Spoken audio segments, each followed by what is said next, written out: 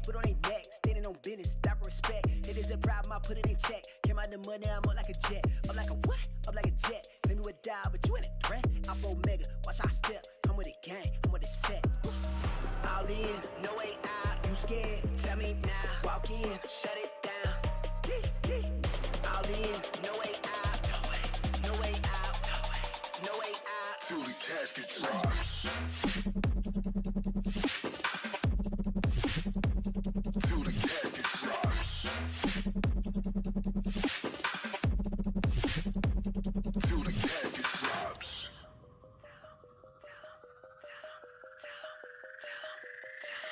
Tell them we up, tell them we live. I got the drop top sitting outside. This for the dogs, this for the guys, this for the ones still by my side. This for the ones who counted me out. This for the nights I had nothing but doubt. Bet on myself, I double down. Told them I'm coming, look at me now, look at me. All in, no way out. You scared? Tell me now. Walk in, shut it down. All in, no way out. No way out.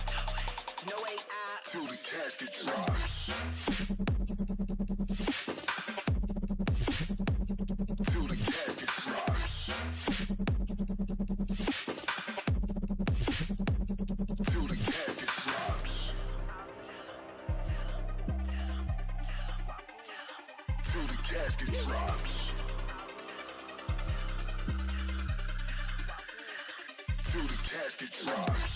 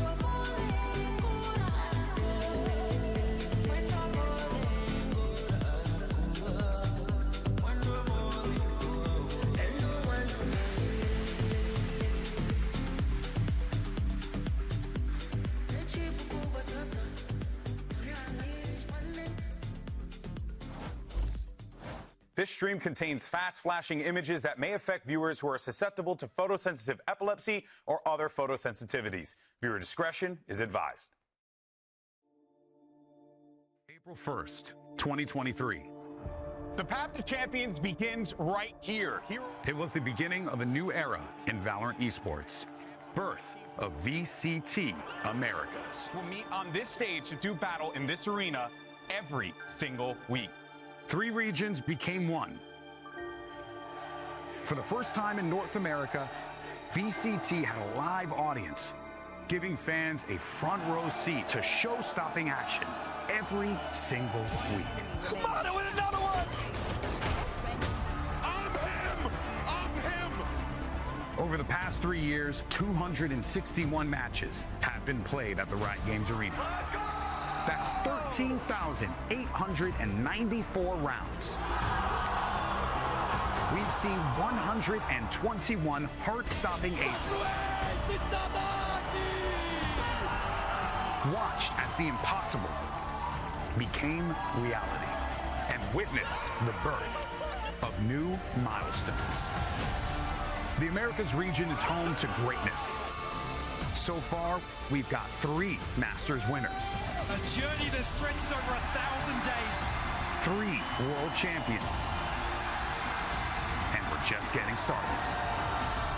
In 2026, a new squad will enter the arena. It's done! New faces will step into the spotlight. And champions will run it back.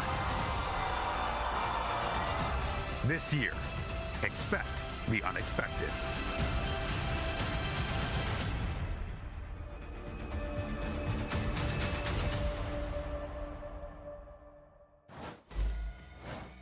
The wait is over. VCT Americas is back. We have 12 teams that are going to take the stage and slug it out for a shot at making the first global event of the year. And the long journey to champions starts right here. Hey, what's up, little buddy? How you doing? I want to see if this works. We tried. It worked better in rehearsal. Hello, everyone, and welcome back. The road to champions, begins right now. And we are live here at the Riot Games Arena in sunny, beautiful Los Angeles, California. That's right, baby. We're here. We're here, and it's time to get this thing going here. I'm Golden Boy, the current bald man that's yelling at you right now. I'm joined by 2 of the greatest minds in VALORANT, though. We have Athena. We have Emily. Guys, it is a pleasure to have you here to start the season off. How you feeling? Super awesome to be here. Kickoff is going to be wild this year, so I'm super excited to see how it goes. Very excited. So much VALORANT to watch, and I just can't wait. Yeah, you're going to be seeing a lot of Emily as well as Athena throughout the season, but right off the bat, it's okay. I mean, they had to deal with me. Now, right off the bat, everyone, we got to point out the facts, okay? We got to build a bigger trophy cabinet for Americas, baby, because we keep on winning, and it's so amazing. Look at this. Look at the trophy case that we have assembled over here. 3 world champions. I mean, you saw that beginning that was narrated by that sultry voice from I don't know who. Yeah, I don't know who that was. It was kind of crazy. It's wild, so Athena, just to see how much and how far Americas has gone since the start of VCT. I think especially with all the regions, we never know how it's going to end up and how many each one region is going to get. But this is kind of a wild and crazy run, and definitely well-deserved by these Americas players. Yeah, I'm very happy to be part of Americas, and it's just, America's #1. Yo, must be nice to get a trophy, We're just going to take all of their credit. I'm a part of it. I won that. I don't know about you guys. Losers. In any case, so folks, let's go ahead and move on from 2025 and focus on the here and now. Because, oh boy, we're going to be doing something a little bit different this time around. By a little, I mean a lot. From previous years' kickoffs, because as you can see, it is a triple elimination bracket. Oh boy. So for more on this brand new format to dive in depth and give us so much valuable information, here is Sideshow with all of it. 3 strikes and you're out! Oh, wait. Is that it? That was it? We practiced? We did all this rehearsal for... No, that was really in depth. What do you mean? That gave me a lot of insight. Yeah, technically, he's not wrong. 3 strikes and you are out. Thank you, Josh. It is a triple elimination bracket, which means that we have 3 brackets, and that means we will have 3 best-of-5 finals, and the winners of each of our brackets will qualify for Masters Santiago. It's going to be taking place in Chile later on this year. It's going to be awesome. But coming up today, we're going to be seeing the newly ascended Envy squad taking on the Evil Geniuses. And then later on, it's going to be Cloud9 going up against Loud. 2 great matches, Emily. I'm looking forward to seeing all 4 of these teams take the stage. Anyone who has your mind in particular? I mean, obviously I have my pick'ems and we'll see them coming up, but I really feel strongly that the matches are going to be kind of close today. Like, I feel like we don't have any like super strong one-sided lineups here, and so I think we're going to get some very close and intense matches, and you know, great way to start off the year. We don't know what's going to happen. I think it's really fun that NV is going to be playing first, and they are the newly added team to this. I think that's just like planned it that way. No, literally. I wonder. No, it's like they get to see kind of get thrown into that test of fire right away and kind of see how they end up performing. And I think that's going to be super cool, especially because we have no idea what's going to happen. And who better than against EG, a team with a storied history as an organization, but also a story of their own. Yep. We'll dive into that in a little bit here. But we have a new team, okay? We have new kickoff format, all right? We also have changes to how things are going to be going to the game. That's right. Let's talk about patch 12.0 because Breach, Tejo, Harbor, as well as Vice, have been buffed. We also have Haven and Corrode getting some changes as well. Some say it was a little bit of a Brock nerf, perhaps, Athena. What do you make of all the changes? Dude, you know it's crazy when you're actually so OP that the whole map changes because of you. I respect it, man. You got to add metal walls because you're Odin. That's the thing you tell your grandkids about. Yeah. Hey, you know I got an entire billion-dollar company to change your map just because I broke it. It's pretty dope. No, but I'm super excited about Breeze actually coming in. I think that's going to be really, really sick. I know it received a new makeover, Halls has been deleted, and every part of the map has seen some changes, and I think it's really going to change how this map is played. We've seen Breeze in the past be more of this kind of DM free-for-all, just whoever has the better aim wins, but now we're going to see a lot more strategy coming into the game, a lot more being able to play on these sites and hold them without being stuck out in the open and having kind of nowhere to go. So I think Breeze is going to look really sick. Halls being gone is a really, really big change. I know they've been on that kind of give Halls, take Halls, give Halls, take Halls. But I still think it is good because now it puts so much more importance into that mid fight and so much more importance into taking those sites and those executes. Yeah, and also just one thing to add to that is that Sova does not have to be in jail anymore. Sova can roam the map, and I've been that Sova player, and it is so boring. Yeah. But now you don't like darting down mid every single round? Yeah, and just jiggling Halls, going back and forth. Yeah, I love it. It's so fun. Well, I mean, clearly Emily's distraught. But of course, so we also didn't just have new changes for agents as well as maps. We also got my personal favorite, a brand new weapon that is added, the Bandit. Now, Emily, as a person here who could definitely shoot better than I can in this game, go ahead and tell us, where are the use cases for this weapon? Because I find it to be utterly fascinating. Okay, just a little recap on what it is. Basically, it's a gun that falls in between the Sheriff and the Ghost, right? If you are one of those aimers, like you said so of myself. No need to go, girl. No, then it's just like a low or a cost-effective Sheriff. Whereas if you're not, or you're already a fan of the Ghost in Classic, then it's really just a slower-paced Ghost. But the way that I see this being used is in pistol rounds. There are a handful of agents that can actually get away with having the Bandit buy and still not losing out too much on the utility. I'm thinking like Duelist, I'm thinking Randy. You can still get heal, Leer, or double here and a Bandit and play out your full pistol round. And it also just adds more depth and more options, I would say, to the eco rounds, especially for those util-heavy agents where those $200 that you save will actually contribute to your full buy in the next round. Yeah, it's super exciting to see, and an excellent breakdown as well, Emily. We're going to see how the Bandit plays throughout the entirety of Americas because it's here to stay. But there's also another big change that's going to be coming to VCT this year, and you're going to see it right now, as a matter of fact. For the first time in America's skirmish side selection, we've replaced the pesky coin flip. Who cares about randomization? Yeah, We're going to settle it with a 1v1 in the hood. Now, of course, it is important to note here, all right? Each team is going to be selecting their own player. It's going to be first to 5, no abilities. This is an aim duel, so maybe we see a little bit of Bandit.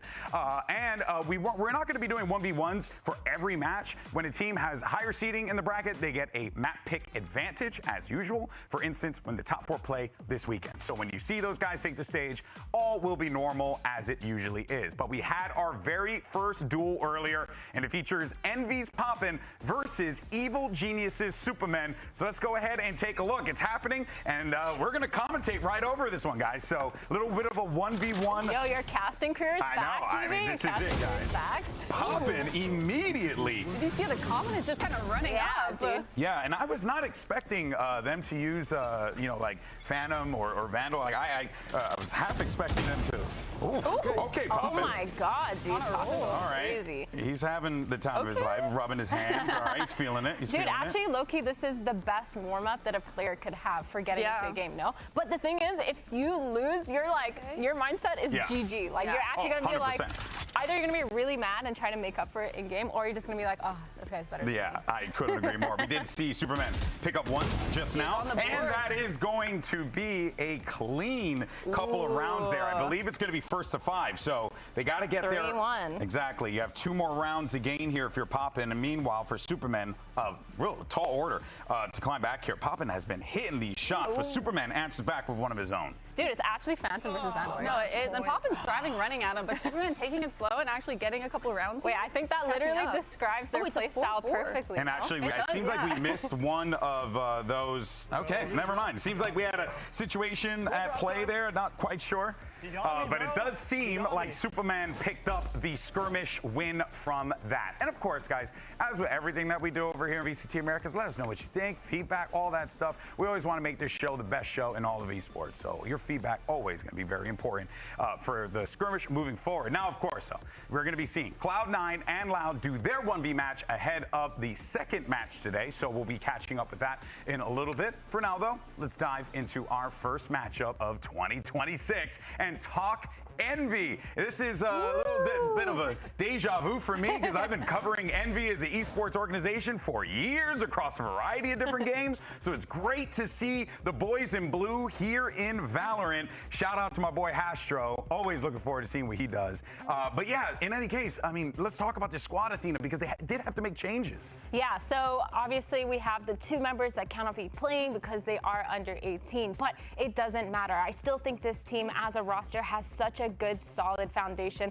They have that wild play style that we're kind of mentioning. They have Poppin as an IGL making really good mid-round plays. Just overall, Envy being super good. But yes, they will be having these changes. As you can see, Rossi and Keznet are actually going to step in for Ion and Kingzera. And personally, I think this still kind of fits. I mean, for Keznet, obviously he's a really, really good player. He's very, very experienced. He's going to bring that kind of veteranship to the team and might be someone to help hold down the team while also still competing with that fragging power. And then you have Rossi, who's kind of been everywhere. He's been all over the place, quite literally, and he can bring a lot more of that experience and knowledge as well. I think in terms of fragging power, this for sure is a fragging team. It's just kind of up to, like, you know, can they bring it to that VCT Tier 1 stage? Yeah, and I think, like you said, I think they are great slot-ins as long as they keep that same play style. I think you were right. Keznet has that experience, but I also think he has the firepower to kind of make up for losing those 2 really good players. Yeah.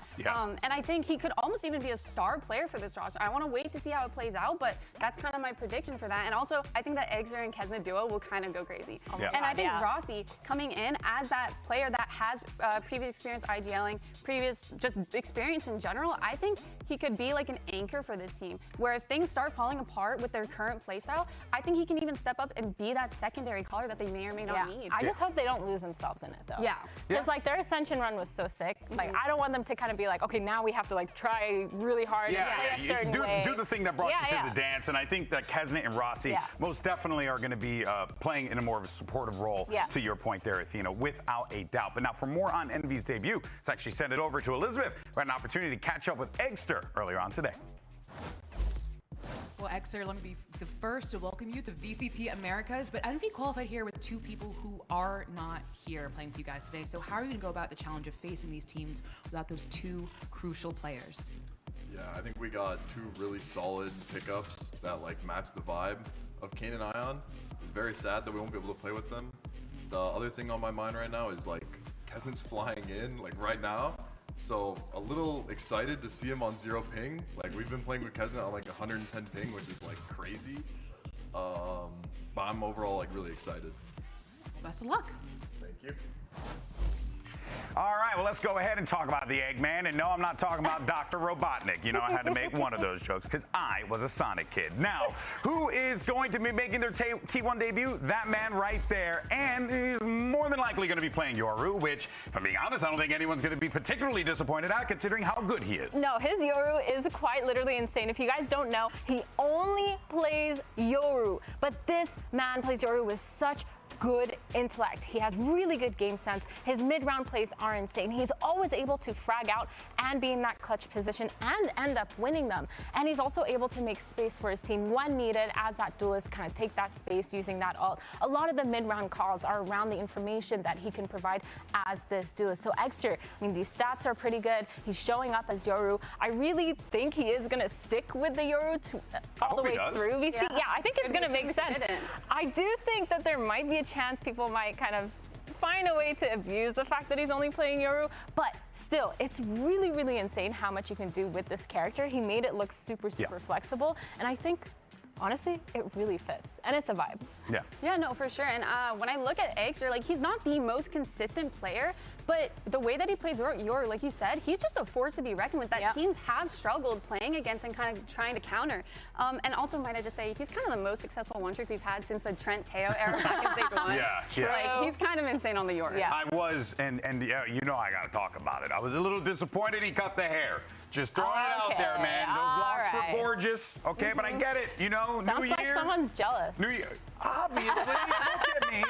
Okay, but I get it, Exter. New year, new you. We'll see. Hopefully we see the new you on stage, and it's going to be awesome. But on the other side, though, you're going to be contending against Evil Geniuses. Now, Coach Potter did make some big changes to the roster this year because Superman is the only guy left standing on this team. And, well, I mean, so far he's already proven his value. He won the skirmish. Yeah, So, there we go. That's true. And that's exactly what I wanted to see because, yeah, when I look back at his past performance, there's nothing that really stood out to me too strong. But it's a fresh start. It's a brand new EG. Yes, he still has Potter, but I really want to see Superman kind of take on a new look coming into 2026. And he did it in that skirmish by winning that 1v1. Yeah. And also to mention, Calm is back in the IGL role, and I think he could be a really great leader, and I can't wait to see what he does working alongside Potter. And we haven't even really had a chance to dive too much in our prep about Okeanos and Bao, but like I'm excited for Oki to be on this team, surrounded by, you know, guys who've had the experience, who've been here before, Athena. There's a lot of positives with this Evil Geniuses squad I'm feeling coming into 26. Yeah, it feels like the way that this roster has kind of played out is everyone's personality fits together. And I think that's such a big thing because everyone is super open-minded. Everyone is super creative. You have Calm as the IGL role, as you said, him and Potter working together, making those creative decisions and kind of building that foundation for EG. I think it's going to be really sick. I know for me, the only worry for this roster is a little bit of the lacking of firepower, but I think with these minds together, they could be super creative and kind of outplay. So that's kind of what I'm looking at here versus this Envy and EG is like super crazy zoomer fragging power versus like a lot of creative decisions that might kind of edge them on top. This could very well, this feels like a team that like Potter just thought about meticulously and like was like, this person will fit here and this person can fit there. And it does very much sound and feel like a Potter squad. And as it should, right? It's Evil Geniuses. And we got to see what's going on with the EG side and how are things with the comms. Good news, we got comms. Standing by with Elizabeth. I get one.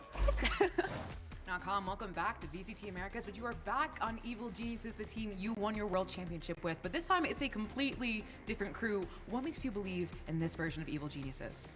I just think a lot of the guys are really hungry. All of us come from different like pasts where we're kind of like underrated in some ways, but it's really fun to play with people that are that hungry because it just pushes you to be better every single day.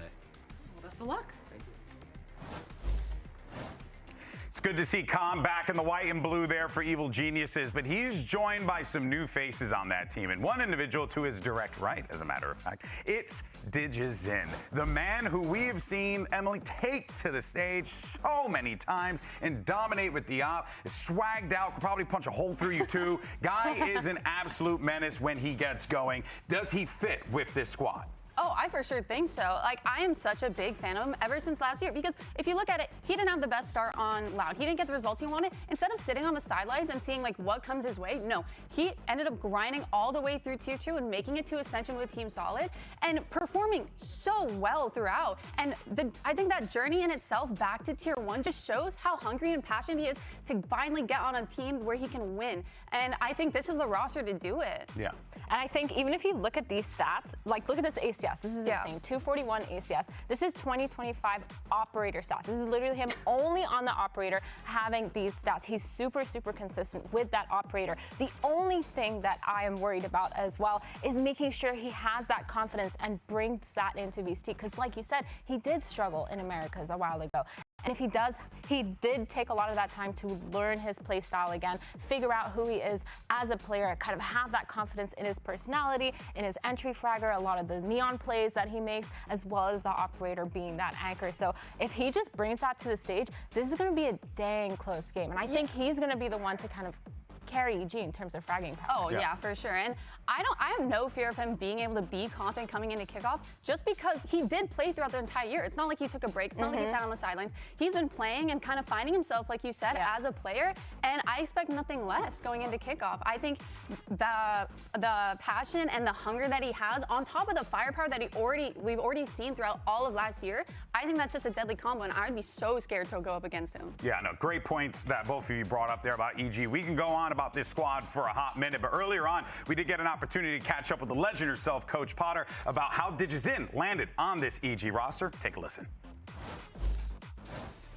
Wasn't planned from the start. I wasn't looking at DigiZen from the start, but because we were trialing so many different duelists, and the duelists we were trialing, some of them were European, some of them didn't speak very good English at all. So it really just fell naturally in place where, because I was already looking at non-native English speakers, I looked a little bit further and came across DigiZen, and it was kind of all these flashbacks started coming back in my memory of our matches versus him in Loud, versus while he was on Loud earlier this year, and just his op presence. I mean, it was a nice reminder. And so day one of trials, it really solidified things. As soon as he joined the squad, it was really natural and fluid for everyone on the team, and everyone was vibing out. Even though we didn't understand what he was saying in the server, it worked out for everyone.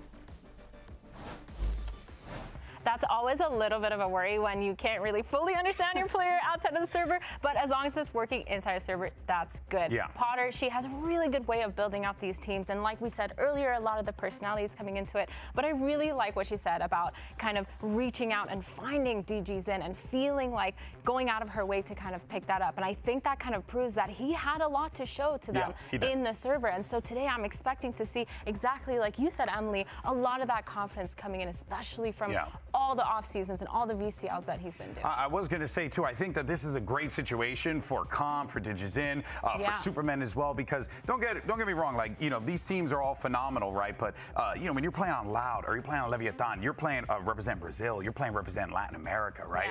And now you kind of have a little bit less of that pressure that is going to be sitting on you this time around. So maybe we could start to see this team take a few more risks because they feel empowered to do so, especially with Coach Potter at the helm, the way that we've seen for all these years. Now, let's talk, though, about what we've been seeing for our VCT Americas capsules. That's right, because our team's got new ones. You want to look good out there? While you get your pew-pew on? You know, while you right-click someone and totally get a kill you weren't supposed to get? Look good doing it. And I also just want to commend Evil Geniuses for their Lex Luthor design. I thought that was really good. I had to point it out again. Sorry.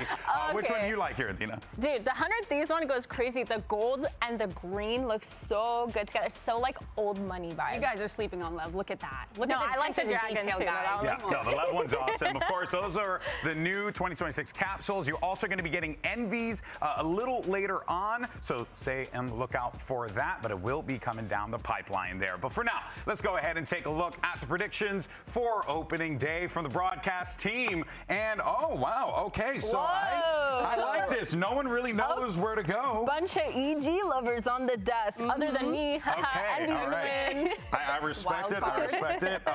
Why'd you go Envy here, Athena? I just think that they're coming off of like a really strong run. They have that momentum. They're going to push through. And again, I really think it comes down to that fragging power. I think Envy just edges above EG on them. And what about for you, Emily, real quick? I really like how Potter went about building EG, and I'm just such a big fan of DigiZen. Like, I have a lot of faith in him, and I think, he'll kind of be the star player of this. Oof, look, and you could see the community. They agree with Athena.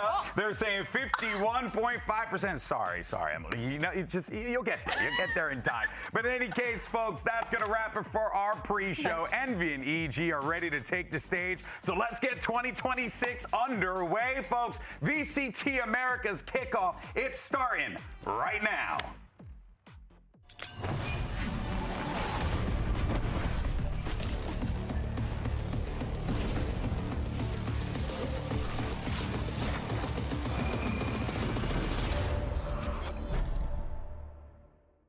You remember last season.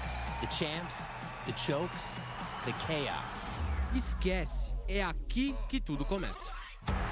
Energy no solo ganó Champions, se pusieron la corona y un blanco en la espalda. If you want to talk about Dynasty, G2's been farming trophies all of 2025. Legado não desaparece. A Loud e a EG sabem como é estar no topo e como é difícil se manter nele. Una vez que ya tuviste eso, los buenos resultados ya no alcanzan. Ahora se trata de demostrar que siguen siendo los mejores. But times change, and new squads come in hungry. Envy crashed the party from Ascension. New badge, same hunger to kick the door down and not ask for permission. E a Fúria? Cara, tá aí uma torcida que não comparece só pro quem sabe o ano que vem. Eles querem uma campanha insana que nem eles. You want fan bases? 100 Thieves never really left. Las historias de revancha pegan distinto. Han estado molestos esperando por su momento. Y ahora vemos el regreso de grandes nombres. C9-2. This isn't a rebuild. It's a revenge tour. Tem também as equipes que decidiram quebrar todas as regras. No plural, a começar pelo MIBR. Al igual que Leviatán, ahora todo está en juego. As bandeiras já não têm tanto peso. Uma mistura de países e de estilos. Um caos total. Sentinels y Crew también están metidos en ese caos. Todo mundo vai dar a vida em 2026. 12 equipos, 12 historias que estaremos explorando todo el año. Whatever that journey is, it goes through Santiago and starts right now at the VCT Americas Kickoff 2026. You miss the first steps, miss the whole story. Riot Games Arena, welcome to Kickoff. Make some noise for the first team to take the stage, making their VCT Americas debut. It's Envy!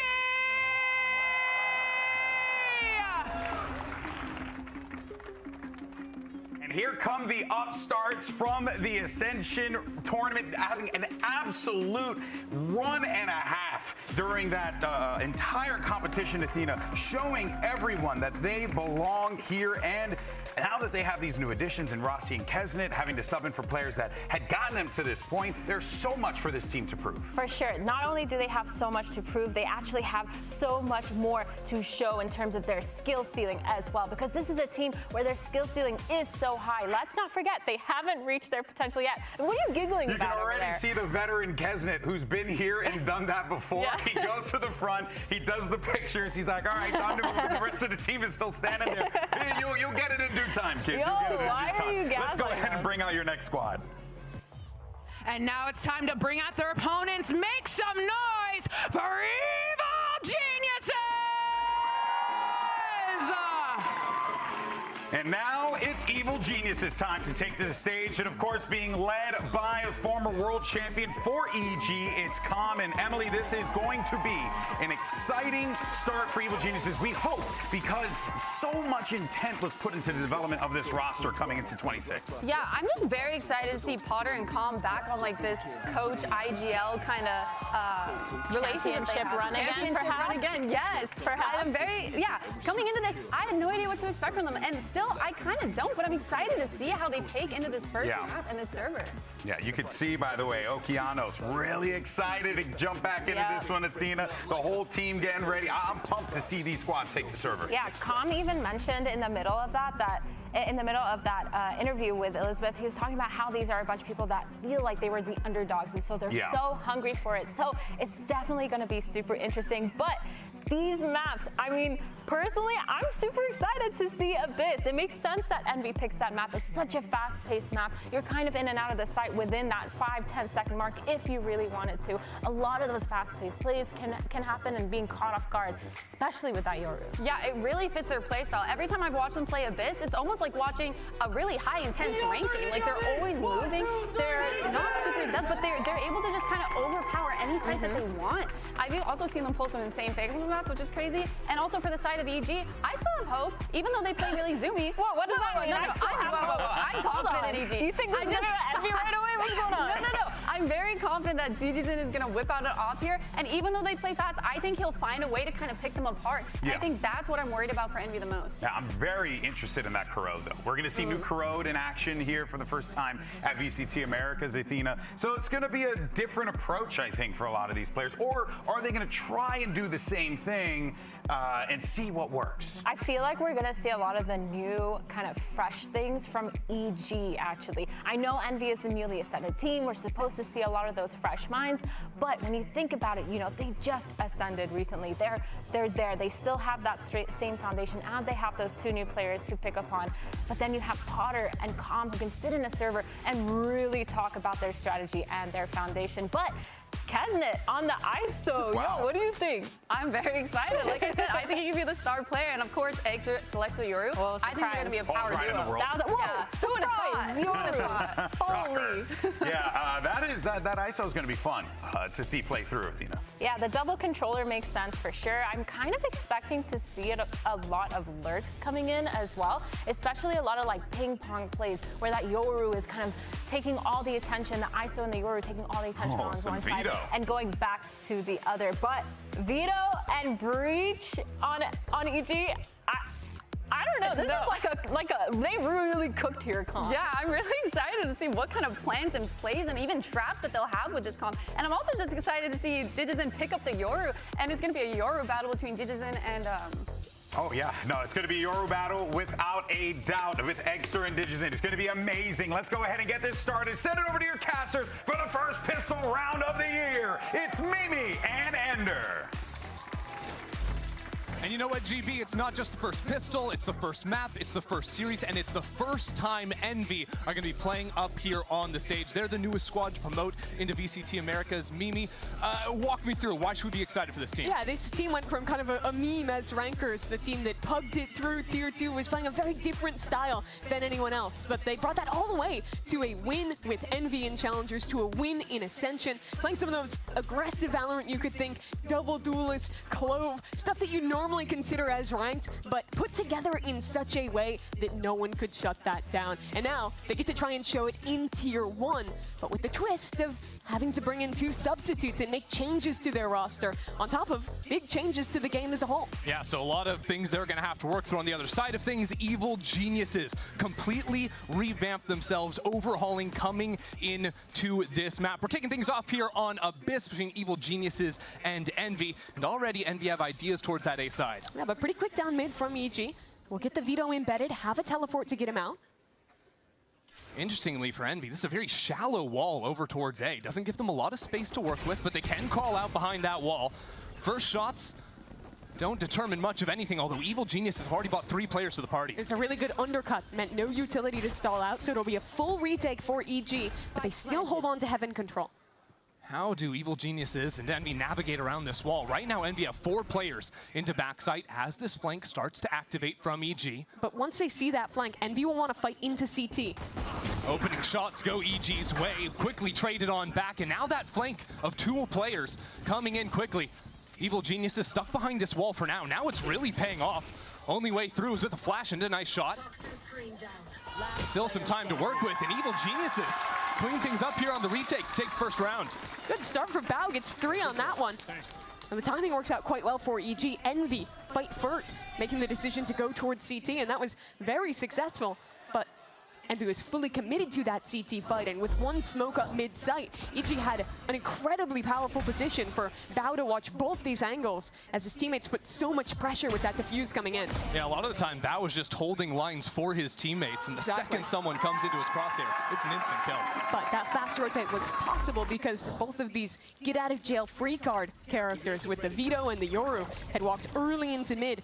That double TP will be something to watch of what aggressive positions they can get into and then escape from. We're going to be watching Bao in particular on the Vito. Came in late last year, so haven't had a chance to see it on the Americas stage so far. Interesting buy. Kesnet full armor Stinger. No one else investing. Shield already primed, and now with Egster and the rest of the team falling, Kesnet could only get one kill with that force buy. Evil Geniuses cruise on through the second. Easy hold on B for them. And I think the big thing to watch for Envy is how does Kesnet fit into this roster? Obviously, he's one of the most experienced players in VCT Americas, in Valorant as a whole. They had every champs up until last year, but he was always wearing a crew jersey. Yeah. This is the first time in so long that we'll ever see him playing for another team. And that's a whole obstacle in itself because he's always been such a unique player in the duelist role. Like, oh, he's had experience calling on teams before. He's also the lurking duelist that you know and love in the past. He's tried to reinvent himself in recent memory, but now in a new system, it's a very different deal. But to me, Envy was defined by the synergy between Egster and Kainzera and how they entered and played that aggressive double duelist together. Now they're going to have to rework that synergy with a brand new player. See what they can do now with a buy. Taking things a little bit slower, but continuing to throw this Viper wall towards A. As we have a slow round, I want to dig into it a little bit because it gives Envy some opportunities to step out into the space and maybe try to remove some of those more comfortable close positions that EG would normally like to play. It also helps you to feel a little bit safer in conditioning utility towards mid. You see the Viper Orb is in that direction. They throw one mid smoke that way, and suddenly mid is a big problem for Evil Geniuses. Yeah, you could lurk out behind it. 4 players could walk behind it and pull it down, and all of a sudden, one side anchor is looking at a whole lot of players. Right now, that anchor is Bao. Over on the left-hand side of site, but keep your eyes on the lurk coming in. Inspire has made it all the way through mid, waiting for his moment, delivers onto Kong. And now with Bao and Digizin holding it down, Evil Geniuses aren't out of it just yet. As a matter of fact, Envy have nowhere really left to go. The Spike is up here on site, desperately calling forward reinforcements. And as those shots do not find their mark, and Oki and Digizin continue to get theirs, Evil Geniuses will take another round of 4 alive. Very well controlled for EG. They held on to backside control that entire time and picked great timings to fight forward. Look at that stun coming in from the breach. Nice shot too. Yeah, a really unorthodox pick on this map. If you were reading the patch notes, you'll note there was a little buff, right? That wider stun, slightly faster flash timings, but not huge changes. However, I think that breach is just so impactful, using that util to refight the front of A. Importantly, those changes make Breach a little bit more reliable than he's been, and that's always been the weakness. So you put a good player behind that, and you can absolutely fry. Pros could almost 100% of the time turn his flash before the changes. You still can turn it after, but it's a bit harder. And with the delay, the nerfs to the stun duration, a lot of people could run outside of it. Now with that extra width, comes a little bit stronger. Especially in a complicated fight like that one. Man. Pistol's not going to stand a chance against Digizin. Op Outlaw, this guy just wants to buy a scope. Yeah, it was last year when Digizin was playing up with Loud, where it was his operator that was massively feared, and continuing to prove his proficiency on the scoped weaponry here. As it shot down, and EG will hold on to the Santiago quite well. And it's a very interesting story for Digizin. This is the second time where he's been sent on the loop of play for a tier 1 team in Americas. He performs great individually, but doesn't quite go his way in terms of the team's performance, and he then has to go back to Brazil, grind it out in tier 2 before getting a second chance. And now this is the second time that's happened, but this time his stint in tier 2 was so good, and Envy will have to be familiar with him. He was the highest rated player, bar none, in America's Ascension, the tournament that Envy won to make it here. It's a fun situation because Envy, of course, had to prove themselves as a team to qualify, but you also have so many players that aren't on Ascension winning rosters that are just fighting for individual spots, and for someone like Digizin, just having that half year to be able to do it, prove so much is massive. But who would have thought it would be EG, the jersey he'd be wearing? I don't think many. Little Geniuses, of course, who went through Major changes last year as well with Ye and Icy in the roster, now rebuilding a very different story, but looking phenomenal so far. Absolutely. I mean, it's been a series of long shots for Potter, waiting to see if she can find the one that sticks. Maybe it'll be this year. Bao goes ahead and evolves right at the start of the round. That's a nice shot from Supa. I think that was just spammed through the smoke onto Inspire. That is a lovely start for EG. There are still 2 players behind this, and we have a lot of space up into mid. Still have to break that 1 player, though. As Supa slips on back towards spawn, allows a few players to cross. He knows there's bodies in here, and he fills in right behind them. Taking a good timing, but shooting at clones. Those ghosts end up biting him right in the behind as Bao falls as well. Envy have full control of this B site. And Oki falls as well on the rotate. This is a very good position for Envy. DG could have a timing. At the same time as he falls, I was going to say Com starting to activate on a flank, but now in the 1-on-3. And you sort of know Com's motto. So they go ahead and double swing him. Poppin will take that kill, and Envy are going to get their first round on the VCT Americas stage. They've been conditioning that wall towards A pretty much every round for Envy. And like we talked about previous, it means that they always have an orb and an extra smoke available to help out in this mid-fight. They've shown kind of feints in that direction earlier rounds. Now they finally activate it, explode mid-control, and find success getting back into B for their first round win in Americas.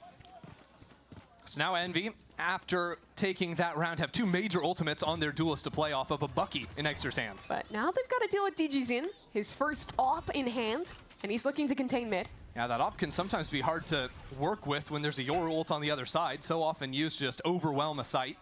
Right now, Envy haven't really given any opportunities for Digizin to go for the fight, just a fake teleport up in top mid. But he'll just repost on that line. Knows that mid is still clear. Yeah, and a drone in A main sees nothing, so Evil Genius is going to be aware. The B hit is online. Bao sort of digs in his heels backside, but that Bucky is going to be a problem. Exter, how does he choose to play this one? Jumping on forward and just sits right behind enemy lines. They're not looking the right direction. Someone turn around. That was absolutely no idea until he realizes Exter's behind him already. That was ridiculous. And yet, the spike is still planted. Envy are down a player, but now they have a Hunter's Fury online too. And they have a late lurk coming mid. Now Digizin scouting things out with a dimensional drift of his own. Evil Geniuses have guns behind it too. This lurk might not be quickly enough for Envy. Not unless Rossi's able to hold it down. There's not even a lurk coming in now. As that player falls on the other side, it is clockwork. Out from EG. That round completely falling apart after Exter just got caught out. Looking the wrong way. I'd love to see that from Exter's POV. That was a very weird interaction. Yeah. They were just back to back, walking into each other. Exactly. Bao actually walks all the way behind him. Yeah, but look at these shots from Bao. I've been pretty impressive in these first few rounds. I think one of the maybe a little underrated players coming out of Tier 2 in 2025. He didn't get an opportunity to play in Ascension. Things didn't quite go his way with SAT Esports, but I think even in that endeavor not being super successful, he was always incredibly impressive as an individual. And just waiting for that opportunity. He's shining here, 9-1 to start his journey in Americas. Yeah, you talk about seizing the moment, taking one of those opportunities, starting off a game like this with a new team here for the first match as well, and debuting the veto for Americas here in LA. But now Envy, they're down 1-5, right? They call a timeout for themselves. They need to make some adjustments. Mimi, I want to know where your head would be at if you are Envy, trying to switch things up here on the attack side. I think where they've been losing most of these rounds has been in the late round. EG has been basically always holding on to full backside control and then refighting in as Envy is going for these executes. I really like the round where they did put more of an emphasis on mid control. And I'd like to see them slow these rounds down a little bit, continue to take that kind of space. And I think when they're executing, I'd like to see them saving utility to be able to fight into backside and be ready for where EG is holding. Because they're really not contesting forward in most of these anchoring positions. Yeah, or it would be the one guy, Egster, up on his own. Exactly. Didn't go well last round. Now, if they do take things a little bit more slowly, that's where Digizin's operator could be a little bit more of a problem. And you talk about an op in Poppin's hands as well on the Sova, looking to play off-site in the post plant with that Hunter's Fury. You see EG thinks they're going to put more of an emphasis on mid. 3 players stacked there, but B looks to be the destination. Everyone ready in main. Well, they spot out Val, but still good luck getting past him. A quick teleport away, and this Hunter's Fury comes in early. That stun out from Heaven does slow things down, but Envy are surely going to get the plant anyways. So it's a 5-on-5 retake. How do Envy play this post plant? They have Extra in a forward position, and I think he's the man this round. And they chuck the spike to Inspire to get the Viper's pit online as well. That forward fight is here, as now the pit will fall down as well. 3 players of Evil Geniuses approaching on the flank through mid. Poppin has to hold this. He has an AWP in his hands, but he's already down 1 for 1. 1 for 1's all right. Had already used the Hunter's Fury. How does this go for Evil Geniuses? They have to get through this pit somehow, but they're so separated. 2 players all on their own. Dujazin strikes first, and now Okeanos entering the site himself. Okeanos lethal in that, but Inspire will fall too. And EG take another. And that's a great example of what happens when you don't hold on to mid control. Immediately, when EG realized that was a full hit on B, they fell back, played retake, and because they had mid the entire time, they were incredibly fast in pushing through a flank and pinching the site, so the Viper's pit was basically useless. So in a way, yes, Envy, they fight forward like we were hoping to see out of them, but Evil Geniuses have the right call, whether that's in the moment or expecting Envy to try and play up a little more. Oh my god!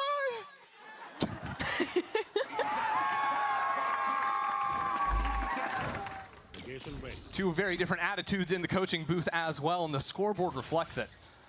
We're talking about this comp bringing the breach in for EG. One of the big strengths is your power ult. Rolling Thunder, Hunter's Fury, those are the tools that they'll have for a retake if they need it. Yeah, they'll see if they can get out of this round without using too much. Envy are forced onto a bit of a half buy. Hero Rifle in Kesnet's hands, and Bao continues to be an issue. Teleport up into Heaven. And for Evil Geniuses, it has just been a lot of these full B retake setups. This time, though, without Bao. Yeah, that makes it a bit more difficult. Egster as well, forward again. This time they do have a mid lurk, so flank won't be a factor. It's a Sheriff for Inspire, and that's all he needs. Nice kill, and instantly dips away. So a 3-on-5 now. 2 ultimates for Evil Geniuses. How much do they want this round? Oki wants it, that's for sure. 1 kill for him, and now the Rolling Thunder was primed but not committed to. As it becomes a 3-on-3, repositions to send it into main, but keep your eyes on Rossi. On site, ratting it out inside of the smoke. He goes down, so does Poppin. While Envy had the numbers, they did not have the guns and did not have the fights on EG. Look at Oki standing up, giving it to him. And that reminds you of exactly what he looked like on that stage when he debuted last year. Okeanos, one of the loudest players you're going to see up there. Yeah, EG is a new roster, but in a lot of ways, it's kind of a Leviathan 2025 V2. They've taken Comp, who was on that team. They've taken Oki, who was on that team. And they've also yoinked the assistant coach of Lev and brought him over. So a lot of those pieces sticking around on this 2026 EG. Trying to build on some pre-existing synergies in a year where there are so many changes being made is important. Yeah. Envy's starting to run out of chances now. The issue has continued to be these retakes for EG that have been so successful. Well, Envy guessed the right side this round. Evil Geniuses were feigning some kind of B main aggression. It's allowed Envy to sneak up into Heaven. Evil Geniuses will have to solve the Heaven problem first because they don't have a flank, because there is this very forward spot from Envy. And that lurk through mid too. It's going to be challenging for EG. Dujazin leading the fray, trying to set up a little bit for this Hunter's Fury. Let's see if those connect. Bao certainly will. And now popping out of that with the shorty, Extra just wheels around on him. Gets 3 kills into the round, stepping up when his team needs him. But it may not be enough just yet. As Bao drops into Heaven, Calm now stuck in an unenviable 1v3. He's on out of there. So impressive from Egster. If you watched America's Ascension or Challengers, those are the rounds you were seeing so many times. This guy literally only played Yoru. All time in his career, every game in any team he has ever played, he has a 96% pick rate on Yoru. It's ridiculous. And, Unbelievable. I mean, he's a master at it. You saw there, he was completely ready for it. DG Zin getting quirky with the shotgun out of the ultimate. I sure hope they don't nerf Yoru. Yeah. Bad news for Envy stocks if they do. And yet they did just get their second round of the game. Now, see if they can build off of that at all. That last round didn't run into really any resistance over towards the A side. But it was that forward play from Egster that paid off massively for the team. Ditches in, waiting on the other side of this with an operator, but just a flash on through to secure the dimensional drift on Eggster. And as it comes in, nobody's home. TG stays posted forward on A, but Envy this time after working the map, getting that ult, they'll leave her mid in bed and look to go back towards B. Yeah, the dimensional drift is just way too solved. I think Envy can just get that up, go on for the hit. Bao looks for a shot and will secure it. Hold on. Has some support too, and with a quick teleport away, double dives on out. It's 4-on-4 for this post plant. How do they get back in though? Envy again fighting forward. These players deep need to find success. It comes down to Poppin and Eggster. Bao already primed the evolution. That's a nice shot from him, lining him up. 3 on the round now. The new kid on the block. Held up in heaven as the rest of his teammates start to move on forward. Eggster is down and Bao with 4. Gets another for EG. He's just been unbeatable on this site. Stuck around as he was getting droned out by the Yoru ult. Gets a kill looking forward. Chains his TPs together to get out and then just keeps it going. Here's that first kill. Yeah, I love that he's stepping in there with the fault line, even being under that pressure of the dimensional drift. Still wants the fight before he teleports away. But Bao, you are him, bro. Bit of hype coming out of Oki for his new teammate. And I think that the way that EG is playing these retakes shows that they were very well prepared for how Envy likes to play. This is a team that always fights up, always goes aggressive in their post plants. And so their approach is keep the Yoru or the Vito in the site, get a kill, get out, and then you play full retake using your utility for deep positions to flush out the Envy players. Seems like a winning formula so far. Bao once again boosted on this box. Waiting, and this time goes down, so a little bit more simple for Envy to play in this post plant. Kesnet tries to kidnap someone. Who's it going to be? Ditches in on the other side, and that's, oh no, it's a clone! Wait, Oki's gotten 3 through that. Unbelievable. From bad to worse. Envy didn't even plant the spike, and that's the real one. That's who you're hoping to grab. That's just heartbreaking. Inspire's only got a classic, and he's dead too. Ridiculous. Anything that could go right for EG is going right. Can do no wrong so far in this game, sitting 9-2. And here are those Okeanos kills, just charging through the smoke. Sure, it's an anti-eco, but the shots are still nice. It is done. Come on! And what's tough is that after that opener from Kesnet, they felt like it was doable. Invest ultimates into that round. Only for it to slip away yet again. So Kesnet, who's been going for those hero buys even on the ecos, down to a stinger. For the last round of the half, Calm playing here just for some spam lineup. Trying to dominate that box, but quickly, Envy trying to capitalize on the back of that one. Hunter's Fury on the other side. Calm still gets one. As Supa will fall to the Hunter's Fury. Envy again with numbers, but where do they go from here? Oki has a powerful position in heaven.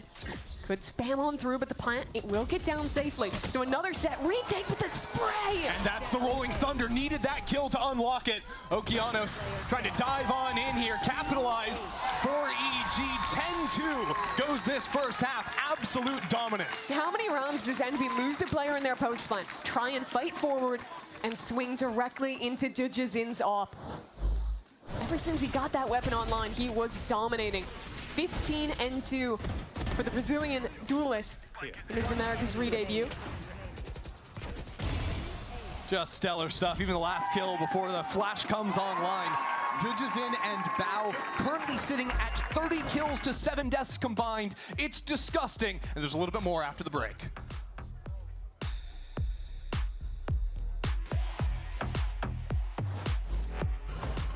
Can I help you, sir? Here's the bill from the dealership where I got my car, and I'd like you to beat it with a better deal on one of these fine cars. Not how it works.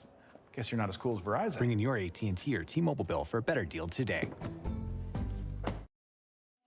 What they say, what they say, what they say, what they say. No, they watching. What they say. Yeah. No, they watching.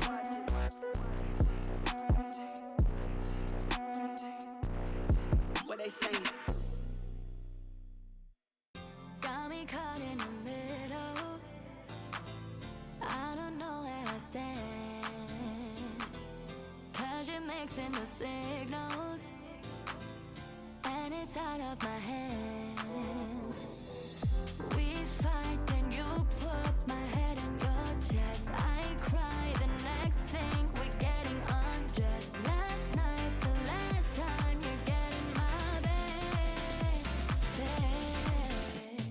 Where do we go? Is it over?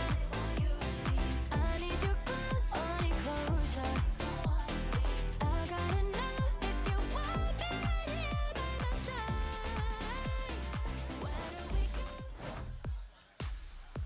Well, there's no other way to put it than that was an outstanding half for Evil Geniuses. Actually, I think there are a few other ways I could have put it, but I chose to go with that 10-2 And that up was against the on new squad. defense. Yeah, that was the one thing I didn't want to say. And generally on this map, you don't win much on defense, so Yeah.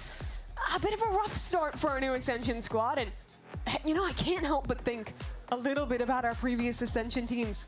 2G, same thing, comes in with a lot of hype, had such a great run in Ascension, and then it's sub players to start the season as it doesn't quite go their way. Bit of a different circumstance for Envy, of course, with it being that 2 of their players too young to play instead of just that 1. But still, how can they bring this back? How can they make something happen here? And it is also Envy bringing in some veterans, right? The power of Kesnet didn't really get to see that come online into the first half. Hopefully we can see, though, on the defense side of things, Envy find their groove here, at least early on. But that's going to come with some ask. And the ask is, how do we stop Digizin and Bao from doing what they did in the first half? It's going to start with a little bit of aggression into A main, which is instantly canceled out by a well-placed fault line. Yeah, the breach is so good for countering that kind of aggression. The line control into mains is powerful no matter what map. Check this out. Quick teleport into mid. 3 players from Evil Geniuses just swarming, and a double teleport from Bao to get up there right behind his teammate. Same time, Rossi is just carving up the A site. This pistol round, well, it was all the bells and whistles. Oh, it was so exciting from Evil Geniuses. Envy just beat them with guns. They wanted the Envy way, which is exactly what they needed. Build the confidence back up. You see a smile slipping across Exeter's face as he gets 3 defending towards CT. It's okay. A simple round to start. That's how you build these things up.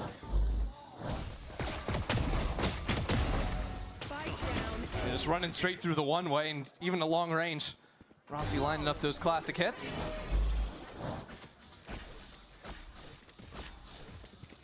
Now I do want to check and see. I believe Exeter may have grabbed a bandit as his secondary. He had it for a second. Might be our first look at it here in Americas, and it doesn't really matter what he has as a secondary if he's just getting kills with the primary.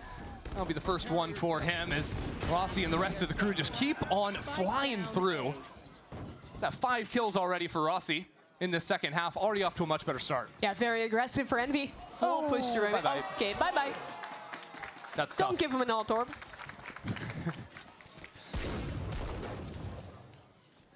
And lock up. A 4th round for Envy.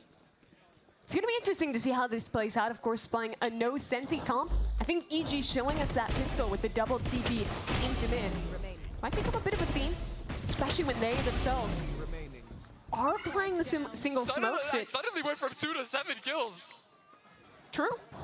But how did that happen? Yeah, you get 5. Turns out that's how math works. But when you're playing solo smokes, you kind of need a teleport agent to help you take mid control, because you can't just double smoke at the start of every round. So we'll see if EG wants to put an emphasis on that a bit later. As this round, we'll start with a bit of an A default. Actually take control of that space, at least for now. Envy might consider a refight with 3 here. Yeah, we'll see. Envy not having any flashes to really work with over here, apart from a paranoia, makes it a little bit less encouraging to go for that fight. So instead, using the drone, keeping things a little quieter over here. Just 3 players behind it. They do see Digizin was starting to fall away, so that's going to signal some rotations already from Kesnet back in spawn. But no one directly holding on to mid control for Envy. Instead, just playing deeper, kind of containing on timings as you see the Omen rotating all the way back towards spawn. EG just gearing up for an A-pop, and Envy have exactly the right read on this situation. Hard execs are very potent with this composition. The breach certainly helps with that. Can suffer these crossfires just a bit more. I believe there's a Viper's Orb on site, as well as a wall for Envy to try and play around. A lot of confusion they can try to create, especially as now Rossi enters the picture. Eggster down, but still 3 players waiting to receive as Inspire sneaks up and uses the orb to boost up top site, seeing right over his wall. That's some nice movement out of him. Unfortunately, falls straight to his death, and the rest of his team was just not ready for the fight. Rossi goes down without any other support. It's just a little bit disjointed on the return, and EG will take the round. That one kill was pivotal. When your first anchor falls so early there, as Eggster went down here from a nasty shot out of Digizin. Suddenly that flood is so much harder to make work. EG had already scaled quite close to that wall before that pop fully came in. And they were able to cut down those flooding players before they even got a chance to group up whatsoever. It's unfortunate too, because I liked the tech Inspire was using. The wall through half sight, knowing his angles to play up and around it. Yeah, last year in Americas, most teams were playing the Astra Omen if they double smoked on this map. Viper a bit less common, even though it does get some play. Digizin moves away from the view, and Evil Geniuses get ready to walk back up into A main. But again, it's fairly passive on A main from Envy. Again, starting to shift back towards B. Wonder what the idea is going to be for them to play with on this A retake, if it ends up going that way. They just want a bit of a re-clear in mid, make sure no one lurked up that way. Not fast rotates into A. They do hear more. Calm even thought about challenging the angle, ends up stepping on back. Down under a minute on this clock as some footsteps are heard from the clone. That sends Poppin sailing on backwards, who does have a dart to play with. If he wants to fire out that recon as the hit comes in. Some opportunities to spam out from heaven. But Envy has gambled the wrong side. They'll only have 2 players here. Support is far. That's the thing, though, is they brought those 2 players back. Earlier, they were not playing this site. Now they have some opportunities. A paranoia comes out, that recon as well. These players are spotted, but the flash hits them. Poppin falls away as Rossi takes the kill. Now less than 30 seconds. Evil Geniuses trying to fight into backside. Spike plant under a little bit of pressure. Some utility, timing that one out as the swing comes in. Kesnick gets the first, primes another shield, goes down through the flash, and now just 10 seconds left. It's starting to be a little bit of a mess. Inspire charging on forward as the spike goes down, but there's too many left to deal with. Envy take their 5th. You saw that flood retake fail in round 15 with Envy getting cut down 1 at a time. But a round like that is exactly the goal of how they play. Leave 2 anchors on the site who are very willing to proactively fight and just get that bit more time as the rest of the team just fearlessly charges back in. Look at Kesnet, shield up, not a care. Even though he dies, he gets time for the rest of his team to set up for better positions on that retake. And now Evil Geniuses not going for much of a hero. I think Digizin's going to buy something, a little something here with the opportunity for a dimensional drift, but setting Envy up to start to build onto their economy. They've got the operator in Eggster's hands as well. This could be the start of something if they keep it clean in these next couple rounds. Still a big if. EG put more of an attention on mid. They showed something similar in the pistol round. Looks like they could go for one of those double TPs again, try and blow up this part of the map. Here's that teleport. This time, though, Digizin not asking for too much more support behind it. Just has Supa guarding his back, and as Digizin steps into that smoke, that's the hero rifle gone. And what should be EG's chances into the round, Rossi chooses to teleport over from the other side of the map, support this B site, and just say, this door is closed over on B. EG realizing that are not even going to challenge it. No, they left their Astra in mid. They want to call back towards the A side of the map. Leaving an embed here. They could even go back B late. They're really taking their time with this eco round. Yeah, EG are kind of throwing out the fishing line here and seeing if anything bites on a round like this. If Bao could find someone, if Envy get a little over eager, if there's someone playing up in A main they could take down. But now as Bao is gone, so is the chance of a good catch. It's got to be over towards this A site now for Evil Geniuses. And again, they are really working on the clock. Poppin is out here alone. This seems ill-advisable. It's a 1-for-1, still Envy with the numbers, as Kesnet also is isolated, and now Envy have given away a pretty large advantage. Only 1 gun picked up from comp, but there are 2 ultimates online. And these EG players are so separated. Envy are all on their own too. It's 1v1s across the board. Player standing. Okeanos style. without a rifle himself, stepping right back into that flank, and Rossi will finish off the round, so got a little bit hairy for a moment, but Envy still take the round. The way Envy played that was scary to me. In the 3-on-2 anti-eco, Rossi's jumping out onto site pretty much alone. If he dies there, it could have been a very different round, but it isn't today, and that's how this team likes to play. They're willing to take those big risks to make the individual plays take that time. It was so successful for them in Tier 2. Nice! Nice, Rossi. So, Envy head into this next round, and this round is the big one for them. Obviously trailing by 5, but look at the ultimates on EG's side. Envy need to come up with an answer, and you can't help but feel like it's going to be off the back of Eggster. Top performer for Envy so far, has the operator and the dimensional drift himself. I do like this approach. They gamble 4A. If it's a B hit, they'll just full retake with dimensional drift. We've already seen how Inspire can work that B site behind his smoke. If he can just get 1-2 kills, set his team up, that would be everything. Now a teleport up into mid. Dudge is in. Sees absolutely nothing so far. It will be Inspire, whose feet might have just been seen there. I think Dudge sees that. Maybe not. It's a little bit of a mess. Inspire in and out and around the smoke. That'll be a kill for him. And still chooses to play on site. He is digging in firmly as the rest of Envy approaches. Operator now peering out of heaven. Inspire above them all, takes his shot, takes his time, and again he falls for 3 for 4. He's a monster. And wants a little bit more. Where is Calm hiding? Rossi trying to lay down the gold carpet for him. Inspire falls, but Envy take the round nonetheless. That was a masterclass from Inspire. Anchoring on the B site.